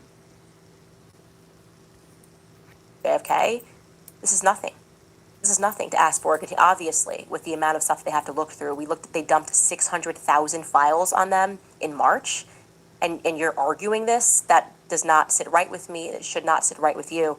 And if this judge does not grant this continuance after effectively ensuring them that when they rebutted immediately to putting a date on the calendar because of this very thing. Remember, the defense said, let's not put a date on the calendar until we have our discovery stuff and we'll have a better idea. And the judge said, oh, no, it's all good. Par for the courses. We can always bump it down the line. If that judge now does a 180, if the court does a 180 and it's like, actually, we can't bump this anymore because Erica has asserted her right as a victim, well, no. We already know. We don't know, but we know. But I think that at that moment, we will know what's really going on with this judge, and we will be locked in and covering it. Second top comment is from Faith Central. She wrote, a class action lawsuit should be filed against the FBI on behalf of Tyler Robinson due to the FBI withholding evidence from the defense. Do you know what? I have thought about that. I have thought about what are the ways in which we can compel information on the outside. Like, should we learn their way where everyone's like just suing and ceasing and desisting? And should we learn their tools for compelling that sort of information? It's a conversation worth having, and it's probably a conversation that I should have, since I have so many lawyers all the time. I might as well toss them a question about what can we do to get answers, from these organizations, from these people, to get them to answer the basic questions that the public deserves to know. Because like I said, they brought the public into this when they made the decision to assassinate Charlie Kirk publicly. It looks clowny. It goes on clowny. Oh my goodness. Okay? They don't get to then tell us, oh, well, you shouldn't mind. On that note, I do want to say and put out an APB. I just have this deep question, deep consideration about what happened to Charlie's body. And I don't really buy the reaction Erica had when somebody asked her a question, or why Fox News asked her that question, when they said, she's like, can I have one thing for my kids? When they asked about where he was buried, and it's like, one thing for your kids, girl, you took us into the casket. Why do you care? Highly unusual. It would be highly unusual for people to be going around wanting to dig up a casket, or the person is dead. They're gone from this world. There does tend to be some basic reverence that people have, and if there's not, hey, guess what? You have a ton of money. You could get security to monitor for a little bit until it's out of the public conscience. And I had wondered, because I learned early on that she had moved the body a couple of times, and that doesn't sit right with me. There was no reason to do that. And I am wondering if they cremated Charlie's body. That's a yes or no question. You don't need to tell me where Charlie's body is. But did you cremate him, yes or no? Oh, Lord. And so if you have information pertaining to that. Oh, If you wow. have a Where's yes Charlie? or no answer to that, and at first his body was taken to a place that was a burial plus cremation services, and then it was taken somewhere else, and then it was taken to a third place, and I am just wondering whether or not Charlie was ever buried, or whether or not he had a Catholic funeral mass, and then he was cremated. I think that's a fair question given where we are at in this investigation. It's a yes or no question. Was Charlie Kirk cremated? He was. We are just, we'll be in a whole new place, guys. We will be in a whole new place. If you have information pertaining to that, more tips at CandaceOwens.com. More tips at CandaceOwens.com. We will protect your identity entirely. You can trust us. We have protected our sources from the very beginning. We still protect our sources. There has not been anyone that has been outed as one of our sources. And if I was compelled to testify, I wouldn't, because this matters to me. And I want to know whether or not Charlie was cremated. I find her reaction to be very strange, actually. I don't think it was for her kids. I don't think she does anything for her kids. Just looking at Oh, everything. wow. Being Did they frank, eat them? I don't think the priority for Erica is her kids, where he's buried. That doesn't feel right. Anyway, getting into some of your comments from today's episode. Keeping Faith with Father Joseph writes, Candace, I have footage that could Wow. change the investigation. DM me. Email it to us. I'll look out for that. More tips at CandaceOwens.com. Thank you. Bigfoot Believer writes, when the investigation began, you mentioned that you felt that the shot came from the left of Charlie. I wonder if that is visible in Terrell's footage, which is why he zoomed. I have a big test tomorrow. Took a break to watch you. I need a bit of luck. Good luck on your test. Study hard, but don't study too hard, because you get to that point where you're actually not even retaining any information. And it's best to study right before you go to sleep, and then wake up fresh, and a lot of information will come to you. Alaska Dog Lady writes, everyone wants to make fun of us Catholics until they need an exorcism. I'm looking at you, Larry. Yeah. That she is very much in need of Larry, an exorcism. That's Larry. the only thing that can explain that. Laura, The places Larry. that her mind goes, and she doesn't understand that that's not, like, a normal person doesn't get there. It's just weird. You don't get there. You don't want to harm kids. You don't want kids to, like, here's something to our kids. I want our kids to live on the streets. It's like, okay, man, you're making everybody uncomfortable here. Spyro writes, Loomer's whiteboard notes are so sad. Blank days until election. Stay focused. No drama. Hit goals. Victory. I need a registry for all her supporters. I want to know which stupid people are even more stupid behind closed doors. Yeah, I mean, her whole life is Donald Trump, and if you go back and look at her tweets, it's not, you don't say, like, I love, like, she's like, I'm in love, I love, it's giving Fatal Attraction. And Trump will knock it out of that with his hands clean. You don't get to make deals with devils and then think that you're not going to suffer down the line, right? The devil always collects. You want someone to do your dirty work, but be aware that they know your secrets. You don't think she's recording you, keeping a file on you? Like, that will be something one day. And so the Trump family made a big mistake welcoming that in. Unstable is unstable. Mentally insane is mentally insane. Nay writes, I'm wondering if Kash Patel's country singing superstar girlfriend will write some songs and perform them for us at the show Trial of the Century. I'm wondering if she's maybe helping with the text messages.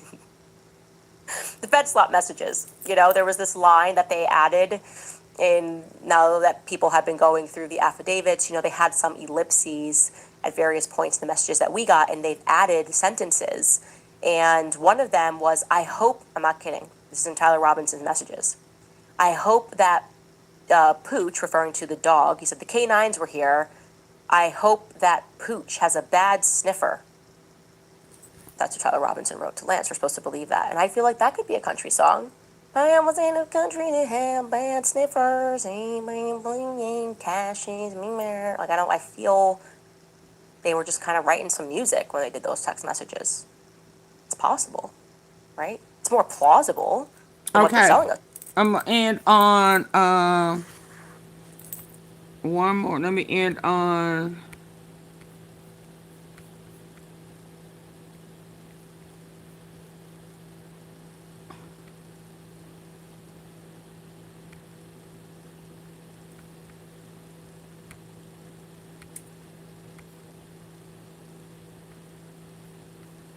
You know, I've been watching what's happening in Washington these past few weeks, and I want to talk to you about it. Not as a former president trying to score political points, but as somebody who spent a lifetime studying how this government works, and more importantly, how it breaks down. Right now, as I'm speaking to you, the Department of Homeland Security has been partially shut down for 68 days. 68 days. That is the longest partial government shutdown in the history of the United States of America. Longer than anything I dealt with. Longer than anything any president has dealt with. And last night, in the early hours of the morning, about 3:30 a.m., the United States Senate passed a budget resolution on a razor-thin 50 to 48 vote. Two Republican senators, Lisa Murkowski of Alaska and Rand Paul of Kentucky, broke with their own party. Two others were absent entirely. Now look, that's not a governing majority flexing its muscle. That's a majority barely surviving the night. And here's what makes this matter to you, wherever you are right now. This isn't just about immigration. This isn't just about ICE funding or Border Patrol budgets. This is about whether the people you send to Washington can actually run the government, or whether they've decided that running the government isn't really the point anymore. Now, I'm going to walk you through what happened, why it happened, and what I think it means for the country. Because when you see the details of what went down in that chamber last night, the amendments that failed, the Republicans who broke ranks, the health care votes they tried to bury at 2 in the morning, you'll understand why I'm concerned. And we'll come back to that in a moment. But first, let me set the table. Because none of this started last night. It started months ago with a tragedy that should have brought people together and instead tore them further apart. Let me tell you something about government shutdowns. I know a thing or two about them. In 1995 and 96, Newt Gingrich and I went toe-to-toe. We shut the government down twice. And I'll be the first to tell you, it was ugly. Federal workers missed paychecks. National parks closed. People were furious, and they had every right to be. But here's the difference. Those shutdowns lasted 21 days at the longest. 21 days, and the country treated it like a crisis. What's happening now has been going on for over 2 months, and somehow people are acting like it's just the weather. So how did we get here? On January 24th of this year, Customs and Border Protection agents killed a man named Alex Preddy, an American citizen. That event shook the country, and it should have. Senate Democrats said they wouldn't fund the Department of Homeland Security without meaningful reforms, body cameras, judicial warrants before entering homes, clear rules about where agents can operate. Now, you can agree or disagree with every item on that list, but the principle behind it, that federal law enforcement should be accountable, that's not radical, that's American. What happened next was a mess. Congress passed a 2-week continuing resolution to buy time.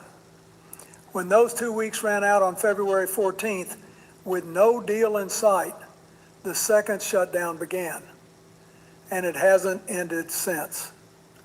TSA workers missed their first full paycheck on March 13th. By March 17th, 366 TSA officers had quit. Call-out rates hit 55% at some airports. In Houston, people were waiting nearly 4 hours just to get through security. 4 hours.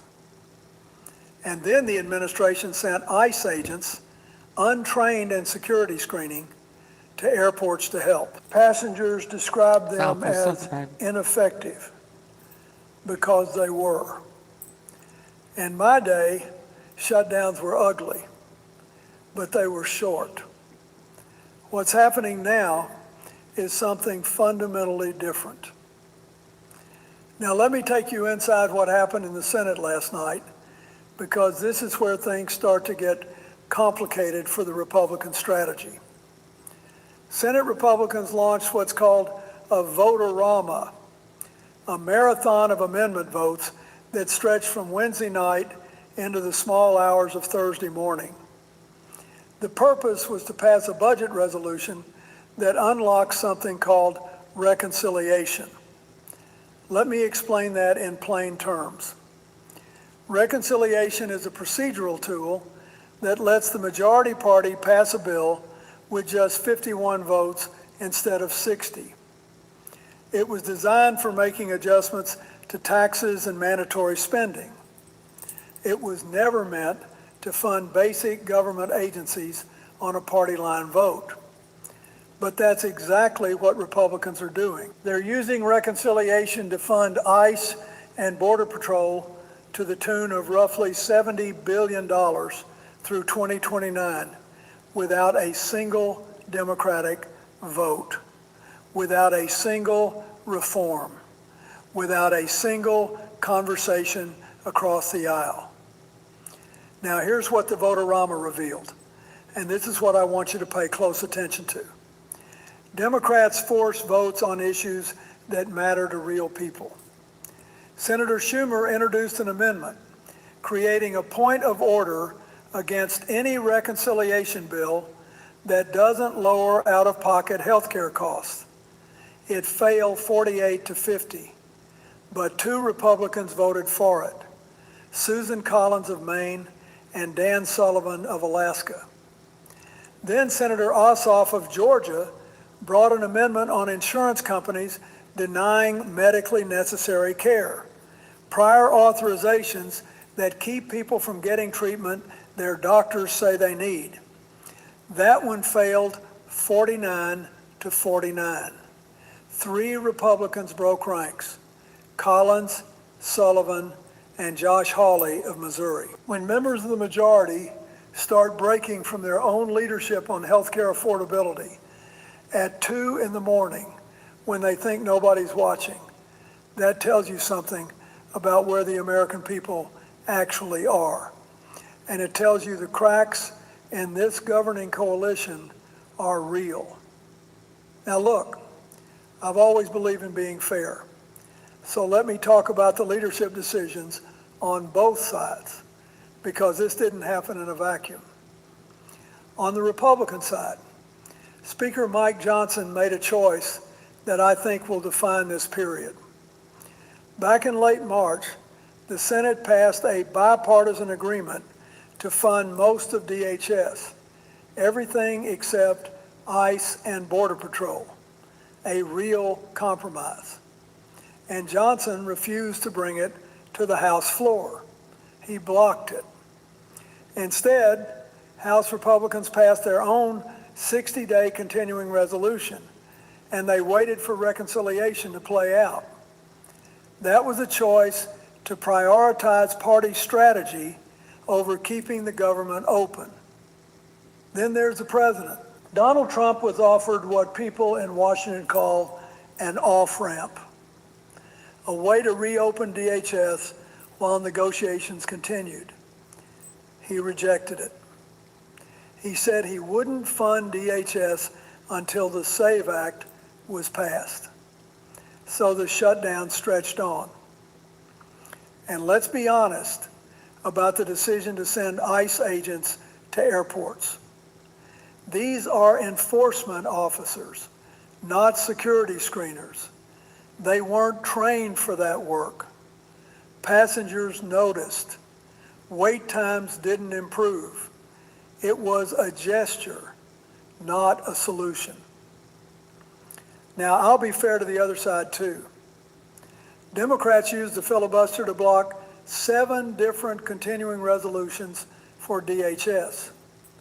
That's a real exercise of power with real consequences for federal workers. I understand the strategic calculation. You use the leverage you have.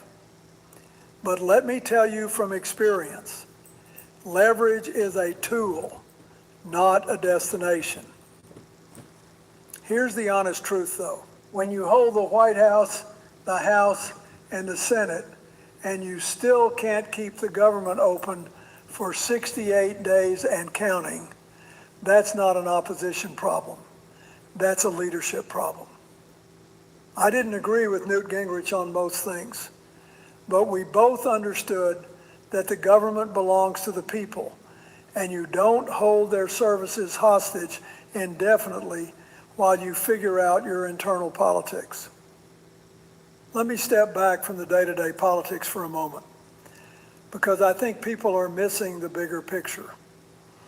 And the bigger picture is institutional damage, the kind that doesn't show up in headlines, but changes how the country works for years to come. First, consider what it means to fund a core government agency through budget reconciliation. That tool was designed in 1974 for adjusting taxes and mandatory spending. It was not designed to keep the lights on at the Department of Homeland Security. When you start using extraordinary procedures to do ordinary business, you set a precedent that is very hard to undo. The next time any party controls the Senate, they'll say, well, we already funded DHS this way. Why not defense? Why not education? And the regular appropriations process, messy as it is, dies a little more each time. Second, think about the people. 366 TSA officers quit since February. Call-out rates at some airports hit 55%. Americans waited 4 hours to get through security in Houston. DHS Secretary Mullen said this week that the department will run out of money for paychecks in May if the shutdown continues. These aren't statistics. These are people who protect your airports, respond to disasters, and guard the coast. Now, I want to give credit where it's due. Senator John Kennedy of Louisiana introduced a resolution to withhold senators' pay during government shutdowns. I respect the principle behind that. Shared sacrifice, accountability. Democrats blocked it, which I think was a mistake in terms of optics, even if they had procedural reasons. But here's the irony. The Senate couldn't even agree that its own members should feel the pain they're inflicting on federal workers. And when TMZ, the celebrity tabloid, starts tracking which senators are vacationing during the shutdown, photographing them on beaches, publishing their locations because the public is that furious, we've got a serious trust problem. When TMZ is doing the accountability journalism on Congress, something has gone very wrong. Now let me put on my political strategist hat for a moment, because there's a dimension of this that both parties need to think about very carefully. The 2026 midterms are coming, and Republicans know, they know, that this shutdown dynamic is a vulnerability. Ted Cruz has talked about it. Josh Hawley has talked about it. John Thune has talked about it. They're openly worried that Democrats will use the October funding deadline to trigger another crisis right before Election Day. That's not speculation on my part. They've said it out loud. And that worry is why you're seeing legislative proposals popping up on the Republican side. Senator Ron Johnson of Wisconsin has his Shutdown Fairness Act. Senator James Lankford of Oklahoma has the Prevent Government Shutdowns Act. These are Republicans trying to build escape hatches because they know the current situation is unsustainable. When you're in the majority and you're already designing legislation to protect yourself from the consequences of governing, that tells you something. Look at what those Votorama defections revealed. Collins and Sullivan are facing competitive re-elections in 2026. They voted with Democrats on health care costs because they know their constituents care more about affording a doctor visit than about a procedural budget vote at 3 in the morning. Hawley broke ranks on the insurance amendment because he's got his own political calculations. These aren't random cracks, they're structural. Democrats, for their part, are executing a clear strategy. Use the only leverage available in a Republican-controlled Washington to force votes on popular issues: health care, housing, grocery prices, and pin the chaos on the party in power. In politics, when the other side is worried about what you might do to them, that usually means they know they're vulnerable. But I want to say something to my own party too. You can't just be the party of opposition. People need to know what you're for, not just what you're against. Win the argument on values, not just on tactics. So where does this all lead? Let me lay out what I think are the 3 most likely paths. Path 1, the House passes the Senate's budget resolution, reconciliation moves forward, and Republicans get a bill to the president's desk funding ICE and Border Patrol through 2029. Trump has set a June 1st deadline. If they hit it, the DHS shutdown ends, at least for immigration enforcement, but on a purely partisan basis. No reforms, no body cameras, no warrant requirements, no accountability measures, just funding, pushed through without a single Democratic vote, and a precedent that says you can fund core agencies through reconciliation whenever bipartisan negotiation gets inconvenient. Path 2, defections grow. Murkowski and Paul already voted against the budget resolution. In the House, the Republican majority is razor thin, 218 to 214 after the last special election.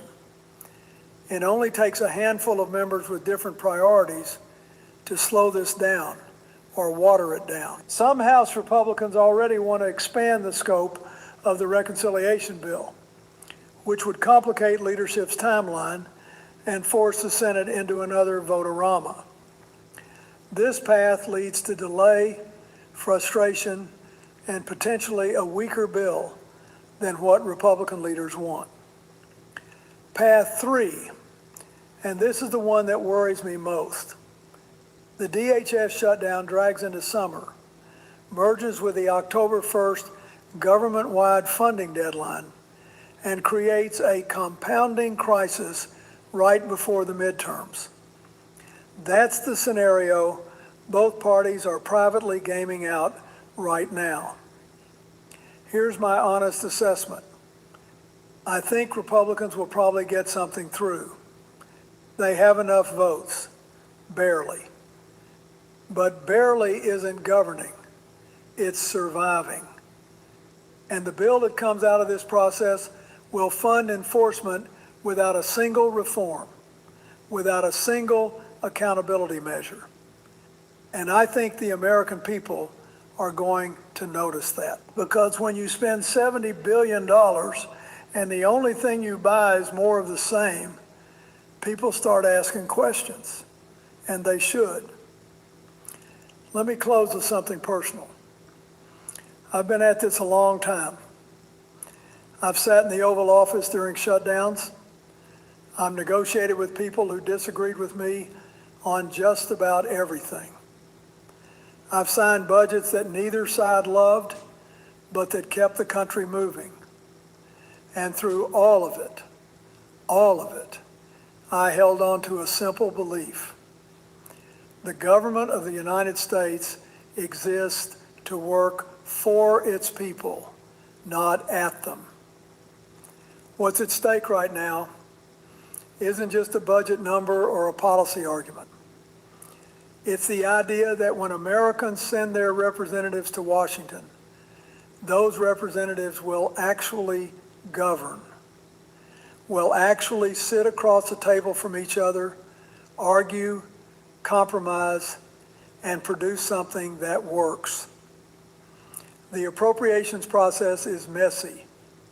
It always has been. But the founders designed it that way because they wanted the people's representatives to debate and decide how the people's money gets spent. When you bypass that process, when you use reconciliation to avoid having the conversation, you're not just cutting Democrats out, you're cutting the American people out. I believe in accountability for law enforcement, whether it's local police or federal immigration agents. I believe that asking agents to wear body cameras and carry judicial warrants isn't anti-enforcement. It's pro-trust. And I believe that shutting down the government for 68 days, leaving TSA workers unpaid, letting airport lines stretch to 4 hours, sending untrained agents to do jobs they weren't hired for, is not a sign of strength. It's a sign that something in our politics has broken. But I don't believe it's broken beyond repair. America has corrected course before. We did it in the 90s. After those shutdowns, Newt Gingrich and I found a way to balance the budget and help create 22 million jobs. We didn't do it because we suddenly agreed on everything. We did it because we agreed that the country was more important than the fight. That can happen again. But it requires leaders willing to put the country above the next news cycle and citizens who demand nothing less. If there's one thing I've learned, it's that the American people always figure it out eventually. The question is how much damage gets done before they do. You know, folks, I have been reading political signals for 50 years, and I want to tell you something tonight about signals, because Washington is sending more of them right now in more directions simultaneously than at almost any point I can remember. Some of those signals are loud. The ship seizures, the ceasefire extensions, the expletive-filled Truth Social posts, those get covered. But some of the most important signals in politics are quiet ones, the ones that slip past the noise, the ones that only make sense when you put them next to each other and step back and look at the picture they make together. Tonight I want to show you that picture, because taken together, what is happening in Washington right now, in the NATO alliance, in the Republican Party on Capitol Hill, at the gas station in your neighborhood, tells a story about where this country is headed that I think every American deserves to hear clearly and honestly. Let me start with something that was reported yesterday by Politico that I genuinely believe is one of the most revealing stories of this entire administration. And it is not getting nearly the attention it deserves. The White House has drawn up a NATO naughty and nice list. I am not being colorful. That is the actual characterization used by European diplomats and officials briefed on the document, a literal list, sorting the 29 other members of the NATO alliance into tiers based on who supported the United States in the Iran war and who did not. The nice list: Poland, Romania, countries that contributed basing rights, logistic support, or political backing for the Iran operation. Countries that Pete Hegseth called, and I am quoting his exact words from December, model allies deserving of special favor. The naughty list: Britain, France, Spain, Germany, countries that declined to participate, countries that said the blockade had no basis in new facts, countries that called the operation senseless, countries that instead of joining the American coalition built their own 30-nation coalition specifically designed to work around American strategy. And the punishments being considered for the naughty list countries are significant. Shifting U.S. troops away from their territory, scaling back joint military exercises, redirecting military cooperation and intelligence sharing, treating the oldest alliance in modern American history like a customer loyalty program where you get points for obedience and lose them for independence. Now, I want you to sit with that for a moment. NATO was founded in 1949. I have spent my entire career working within it, defending it, strengthening it. It is not a transactional arrangement. It is not a protection racket where you pay dues and follow orders. It is a community of democracies that chose, after the most destructive war in human history, to bind themselves together through a shared commitment to mutual defense and shared values. Article 5. An attack on one is an attack on all. That is the foundation. Not an attack on one gets the others to follow your orders. Not an attack on one means everyone else has to support whatever military operation you choose to launch without consulting them. An attack on one is an attack on all. Now, here is what I find most revealing about the naughty and nice list. It is not just that it exists, it is what it tells you about how this administration thinks about alliances. An alliance is not a coalition of the willing that you assemble on demand. An alliance is a relationship. It requires consultation. It requires shared decision-making. It requires treating your partners as adults whose judgment and interests matter. When you launch a war without consulting your closest partners and then grade them on whether they fell in line anyway, you are not leading an alliance. You are demanding a vassal relationship from democracies that have their own parliaments, their own publics, their own constitutional obligations. And here's the thing that a European official said to Politico that I think cuts right to the heart of it. When asked about the potential punishment of moving U.S. troops away from naughty list countries, the official said, they don't seem to have very concrete ideas when it comes to punishing bad allies. Moving troops is one option, but it mainly punishes the U.S., doesn't it? It mainly punishes the U.S. Think about what that means. The punishment being contemplated for allies who did not support the Iran war is reducing American military presence in strategic European locations, which reduces American influence, American intelligence access, American logistical reach, and American deterrence posture in Europe. At the exact moment, China is watching how America manages its relationships, and Russia is watching whether NATO fractures, and Iran is watching whether America can sustain a coalition. The punishment punishes us, not them. I dealt with alliance management for 8 years. I know how hard it is. I know that allies are frustrating. They have their own politics, their own publics, their own red lines. During Kosovo, some of my NATO partners had real reservations about the air campaign. Germany was flying combat missions for the first time since World War II. That was not easy for them politically. I understood that. I worked with it.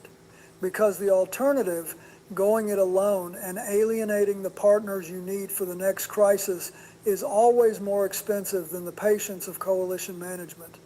What I did not do was grade them on a naughty and nice list and threaten to move troops as punishment for independent judgment. Because here's the thing about NATO that this administration seems not to fully understand. You do not get to invoke Article 5 when you need it, while treating Article 4, the obligation to consult, as optional. And the countries on that naughty list are doing their own math right now. Britain and France are co-leading a 30-nation alternative coalition to reopen the Strait of Hormuz through diplomacy. Germany is building toward what it calls the most powerful and combat-ready army in Europe by 2039. These are not countries that are cowering under American pressure. These are countries that are quietly, methodically building their capacity to act without American leadership. That is what the naughty and nice list is actually producing. Not obedience, accelerated European strategic autonomy. And that will outlast this administration by decades. Now let me move to something that happened today, because there is new data out this morning that I think deserves very careful attention, and it connects directly to everything I just said about NATO and alliances. CNBC released its All-America Economic Survey today. The results are stark. 60% of Americans disapprove of President Trump's handling of the economy. 60. That is the highest disapproval on the economy of either of his terms in office. But here's the number inside that number that I think matters most. Non-MAGA Republican support for Trump on the economy declined by 19 points. 19 points in a single quarter, from 69% approval among non-MAGA Republicans to 55%. The voters who gave him the benefit of the doubt, who were willing to wait and see on the tariffs and the Iran war, are moving. And the specific driver is gas prices. 65% of voters told Quinnipiac they blame Trump either a lot or somewhat for the increase in gas prices. 65, including significant numbers of Republicans and independents. Now, Energy Secretary Chris Wright compounded the damage. He said on CNN on Sunday that gas prices had likely peaked. Good news, except he then added, they may not return to pre-war levels of under $3 a gallon until 2027. Not this year, not before the midterms, 2027. That means American families are paying more than $4 a gallon while going to the polls in November of 2026. And the administration's own energy secretary is saying prices will not come down until a year after that election. Now, I want to tell you something from my own experience about what gas prices do to presidential approval ratings and to midterm elections. In 1994, the year Democrats lost 54 House seats, the defining economic issue was a sense that the economy was not working for ordinary people. The unemployment rate was actually coming down. GDP was growing, but working families did not feel it in their daily lives. They felt their wages stagnating. They felt health care costs rising. They felt a vague but powerful sense that Washington was not focused on them. Gas prices are uniquely politically potent because they are visible. Every American who drives a car sees the price on the sign every single day. You cannot hide it, you cannot spin it, you cannot explain it away with macroeconomic data.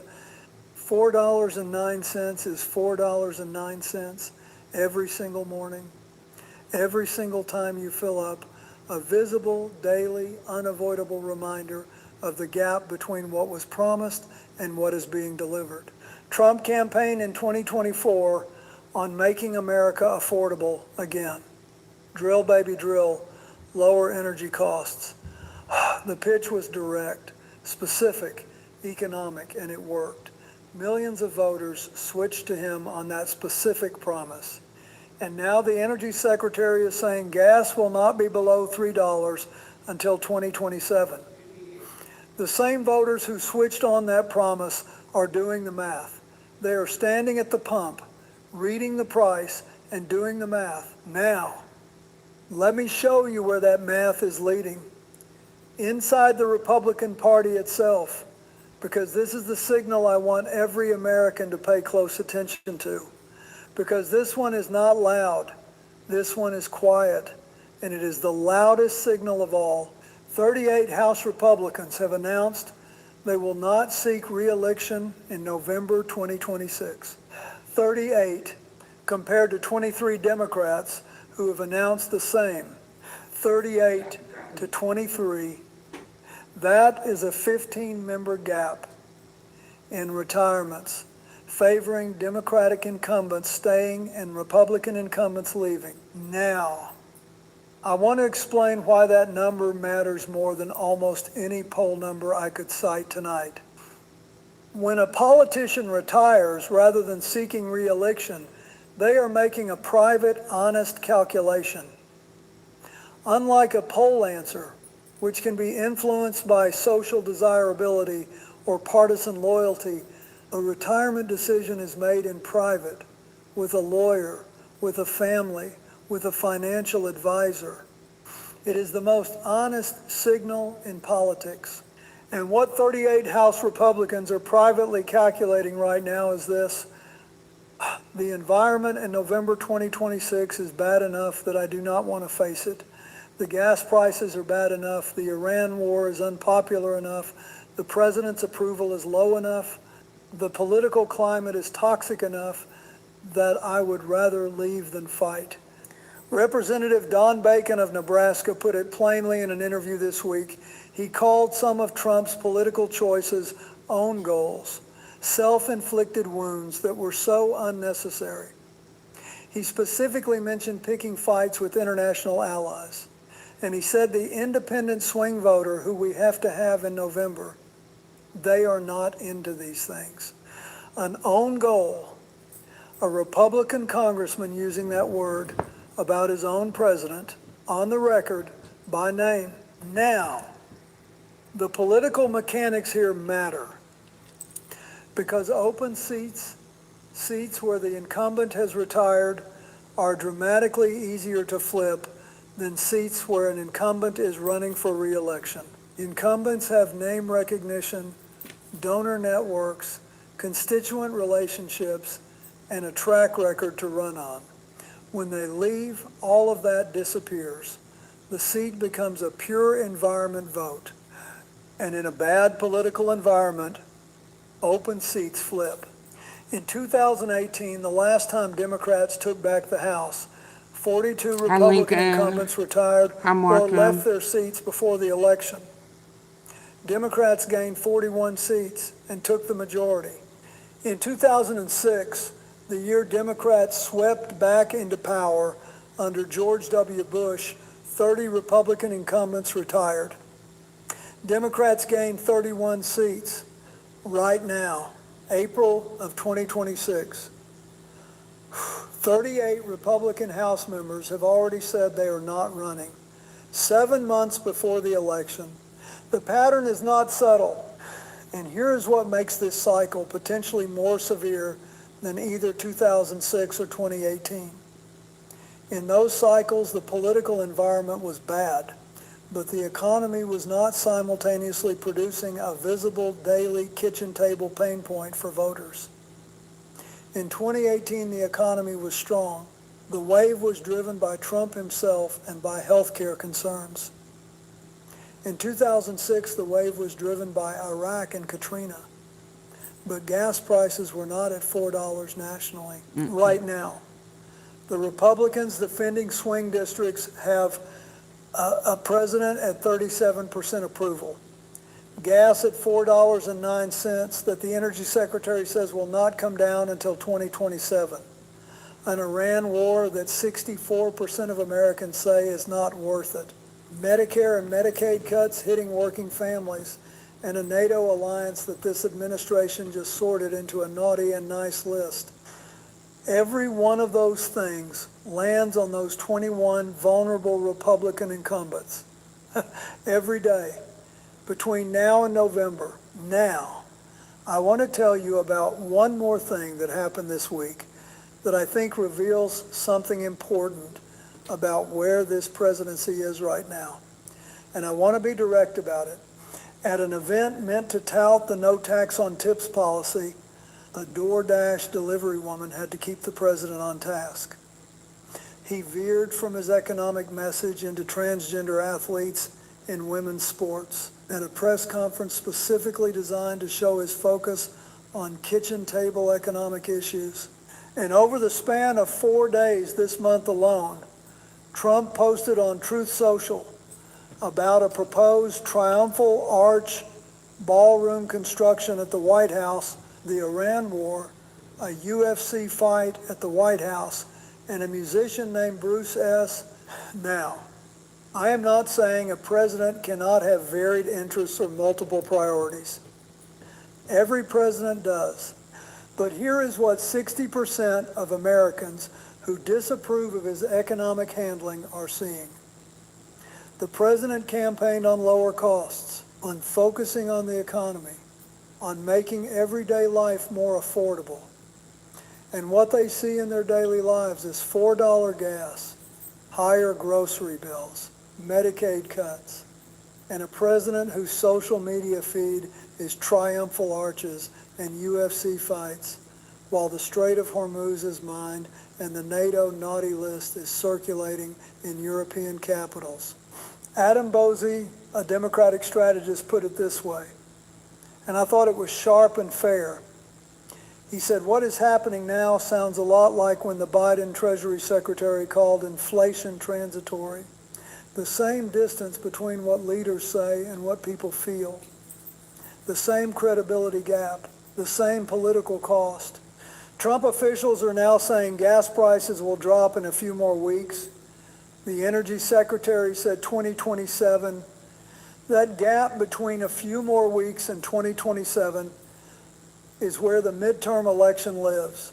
Now let me tell you about the international dimension that ties everything together tonight. Because the NATO naughty list story and the domestic economic story are not separate. They are the same story.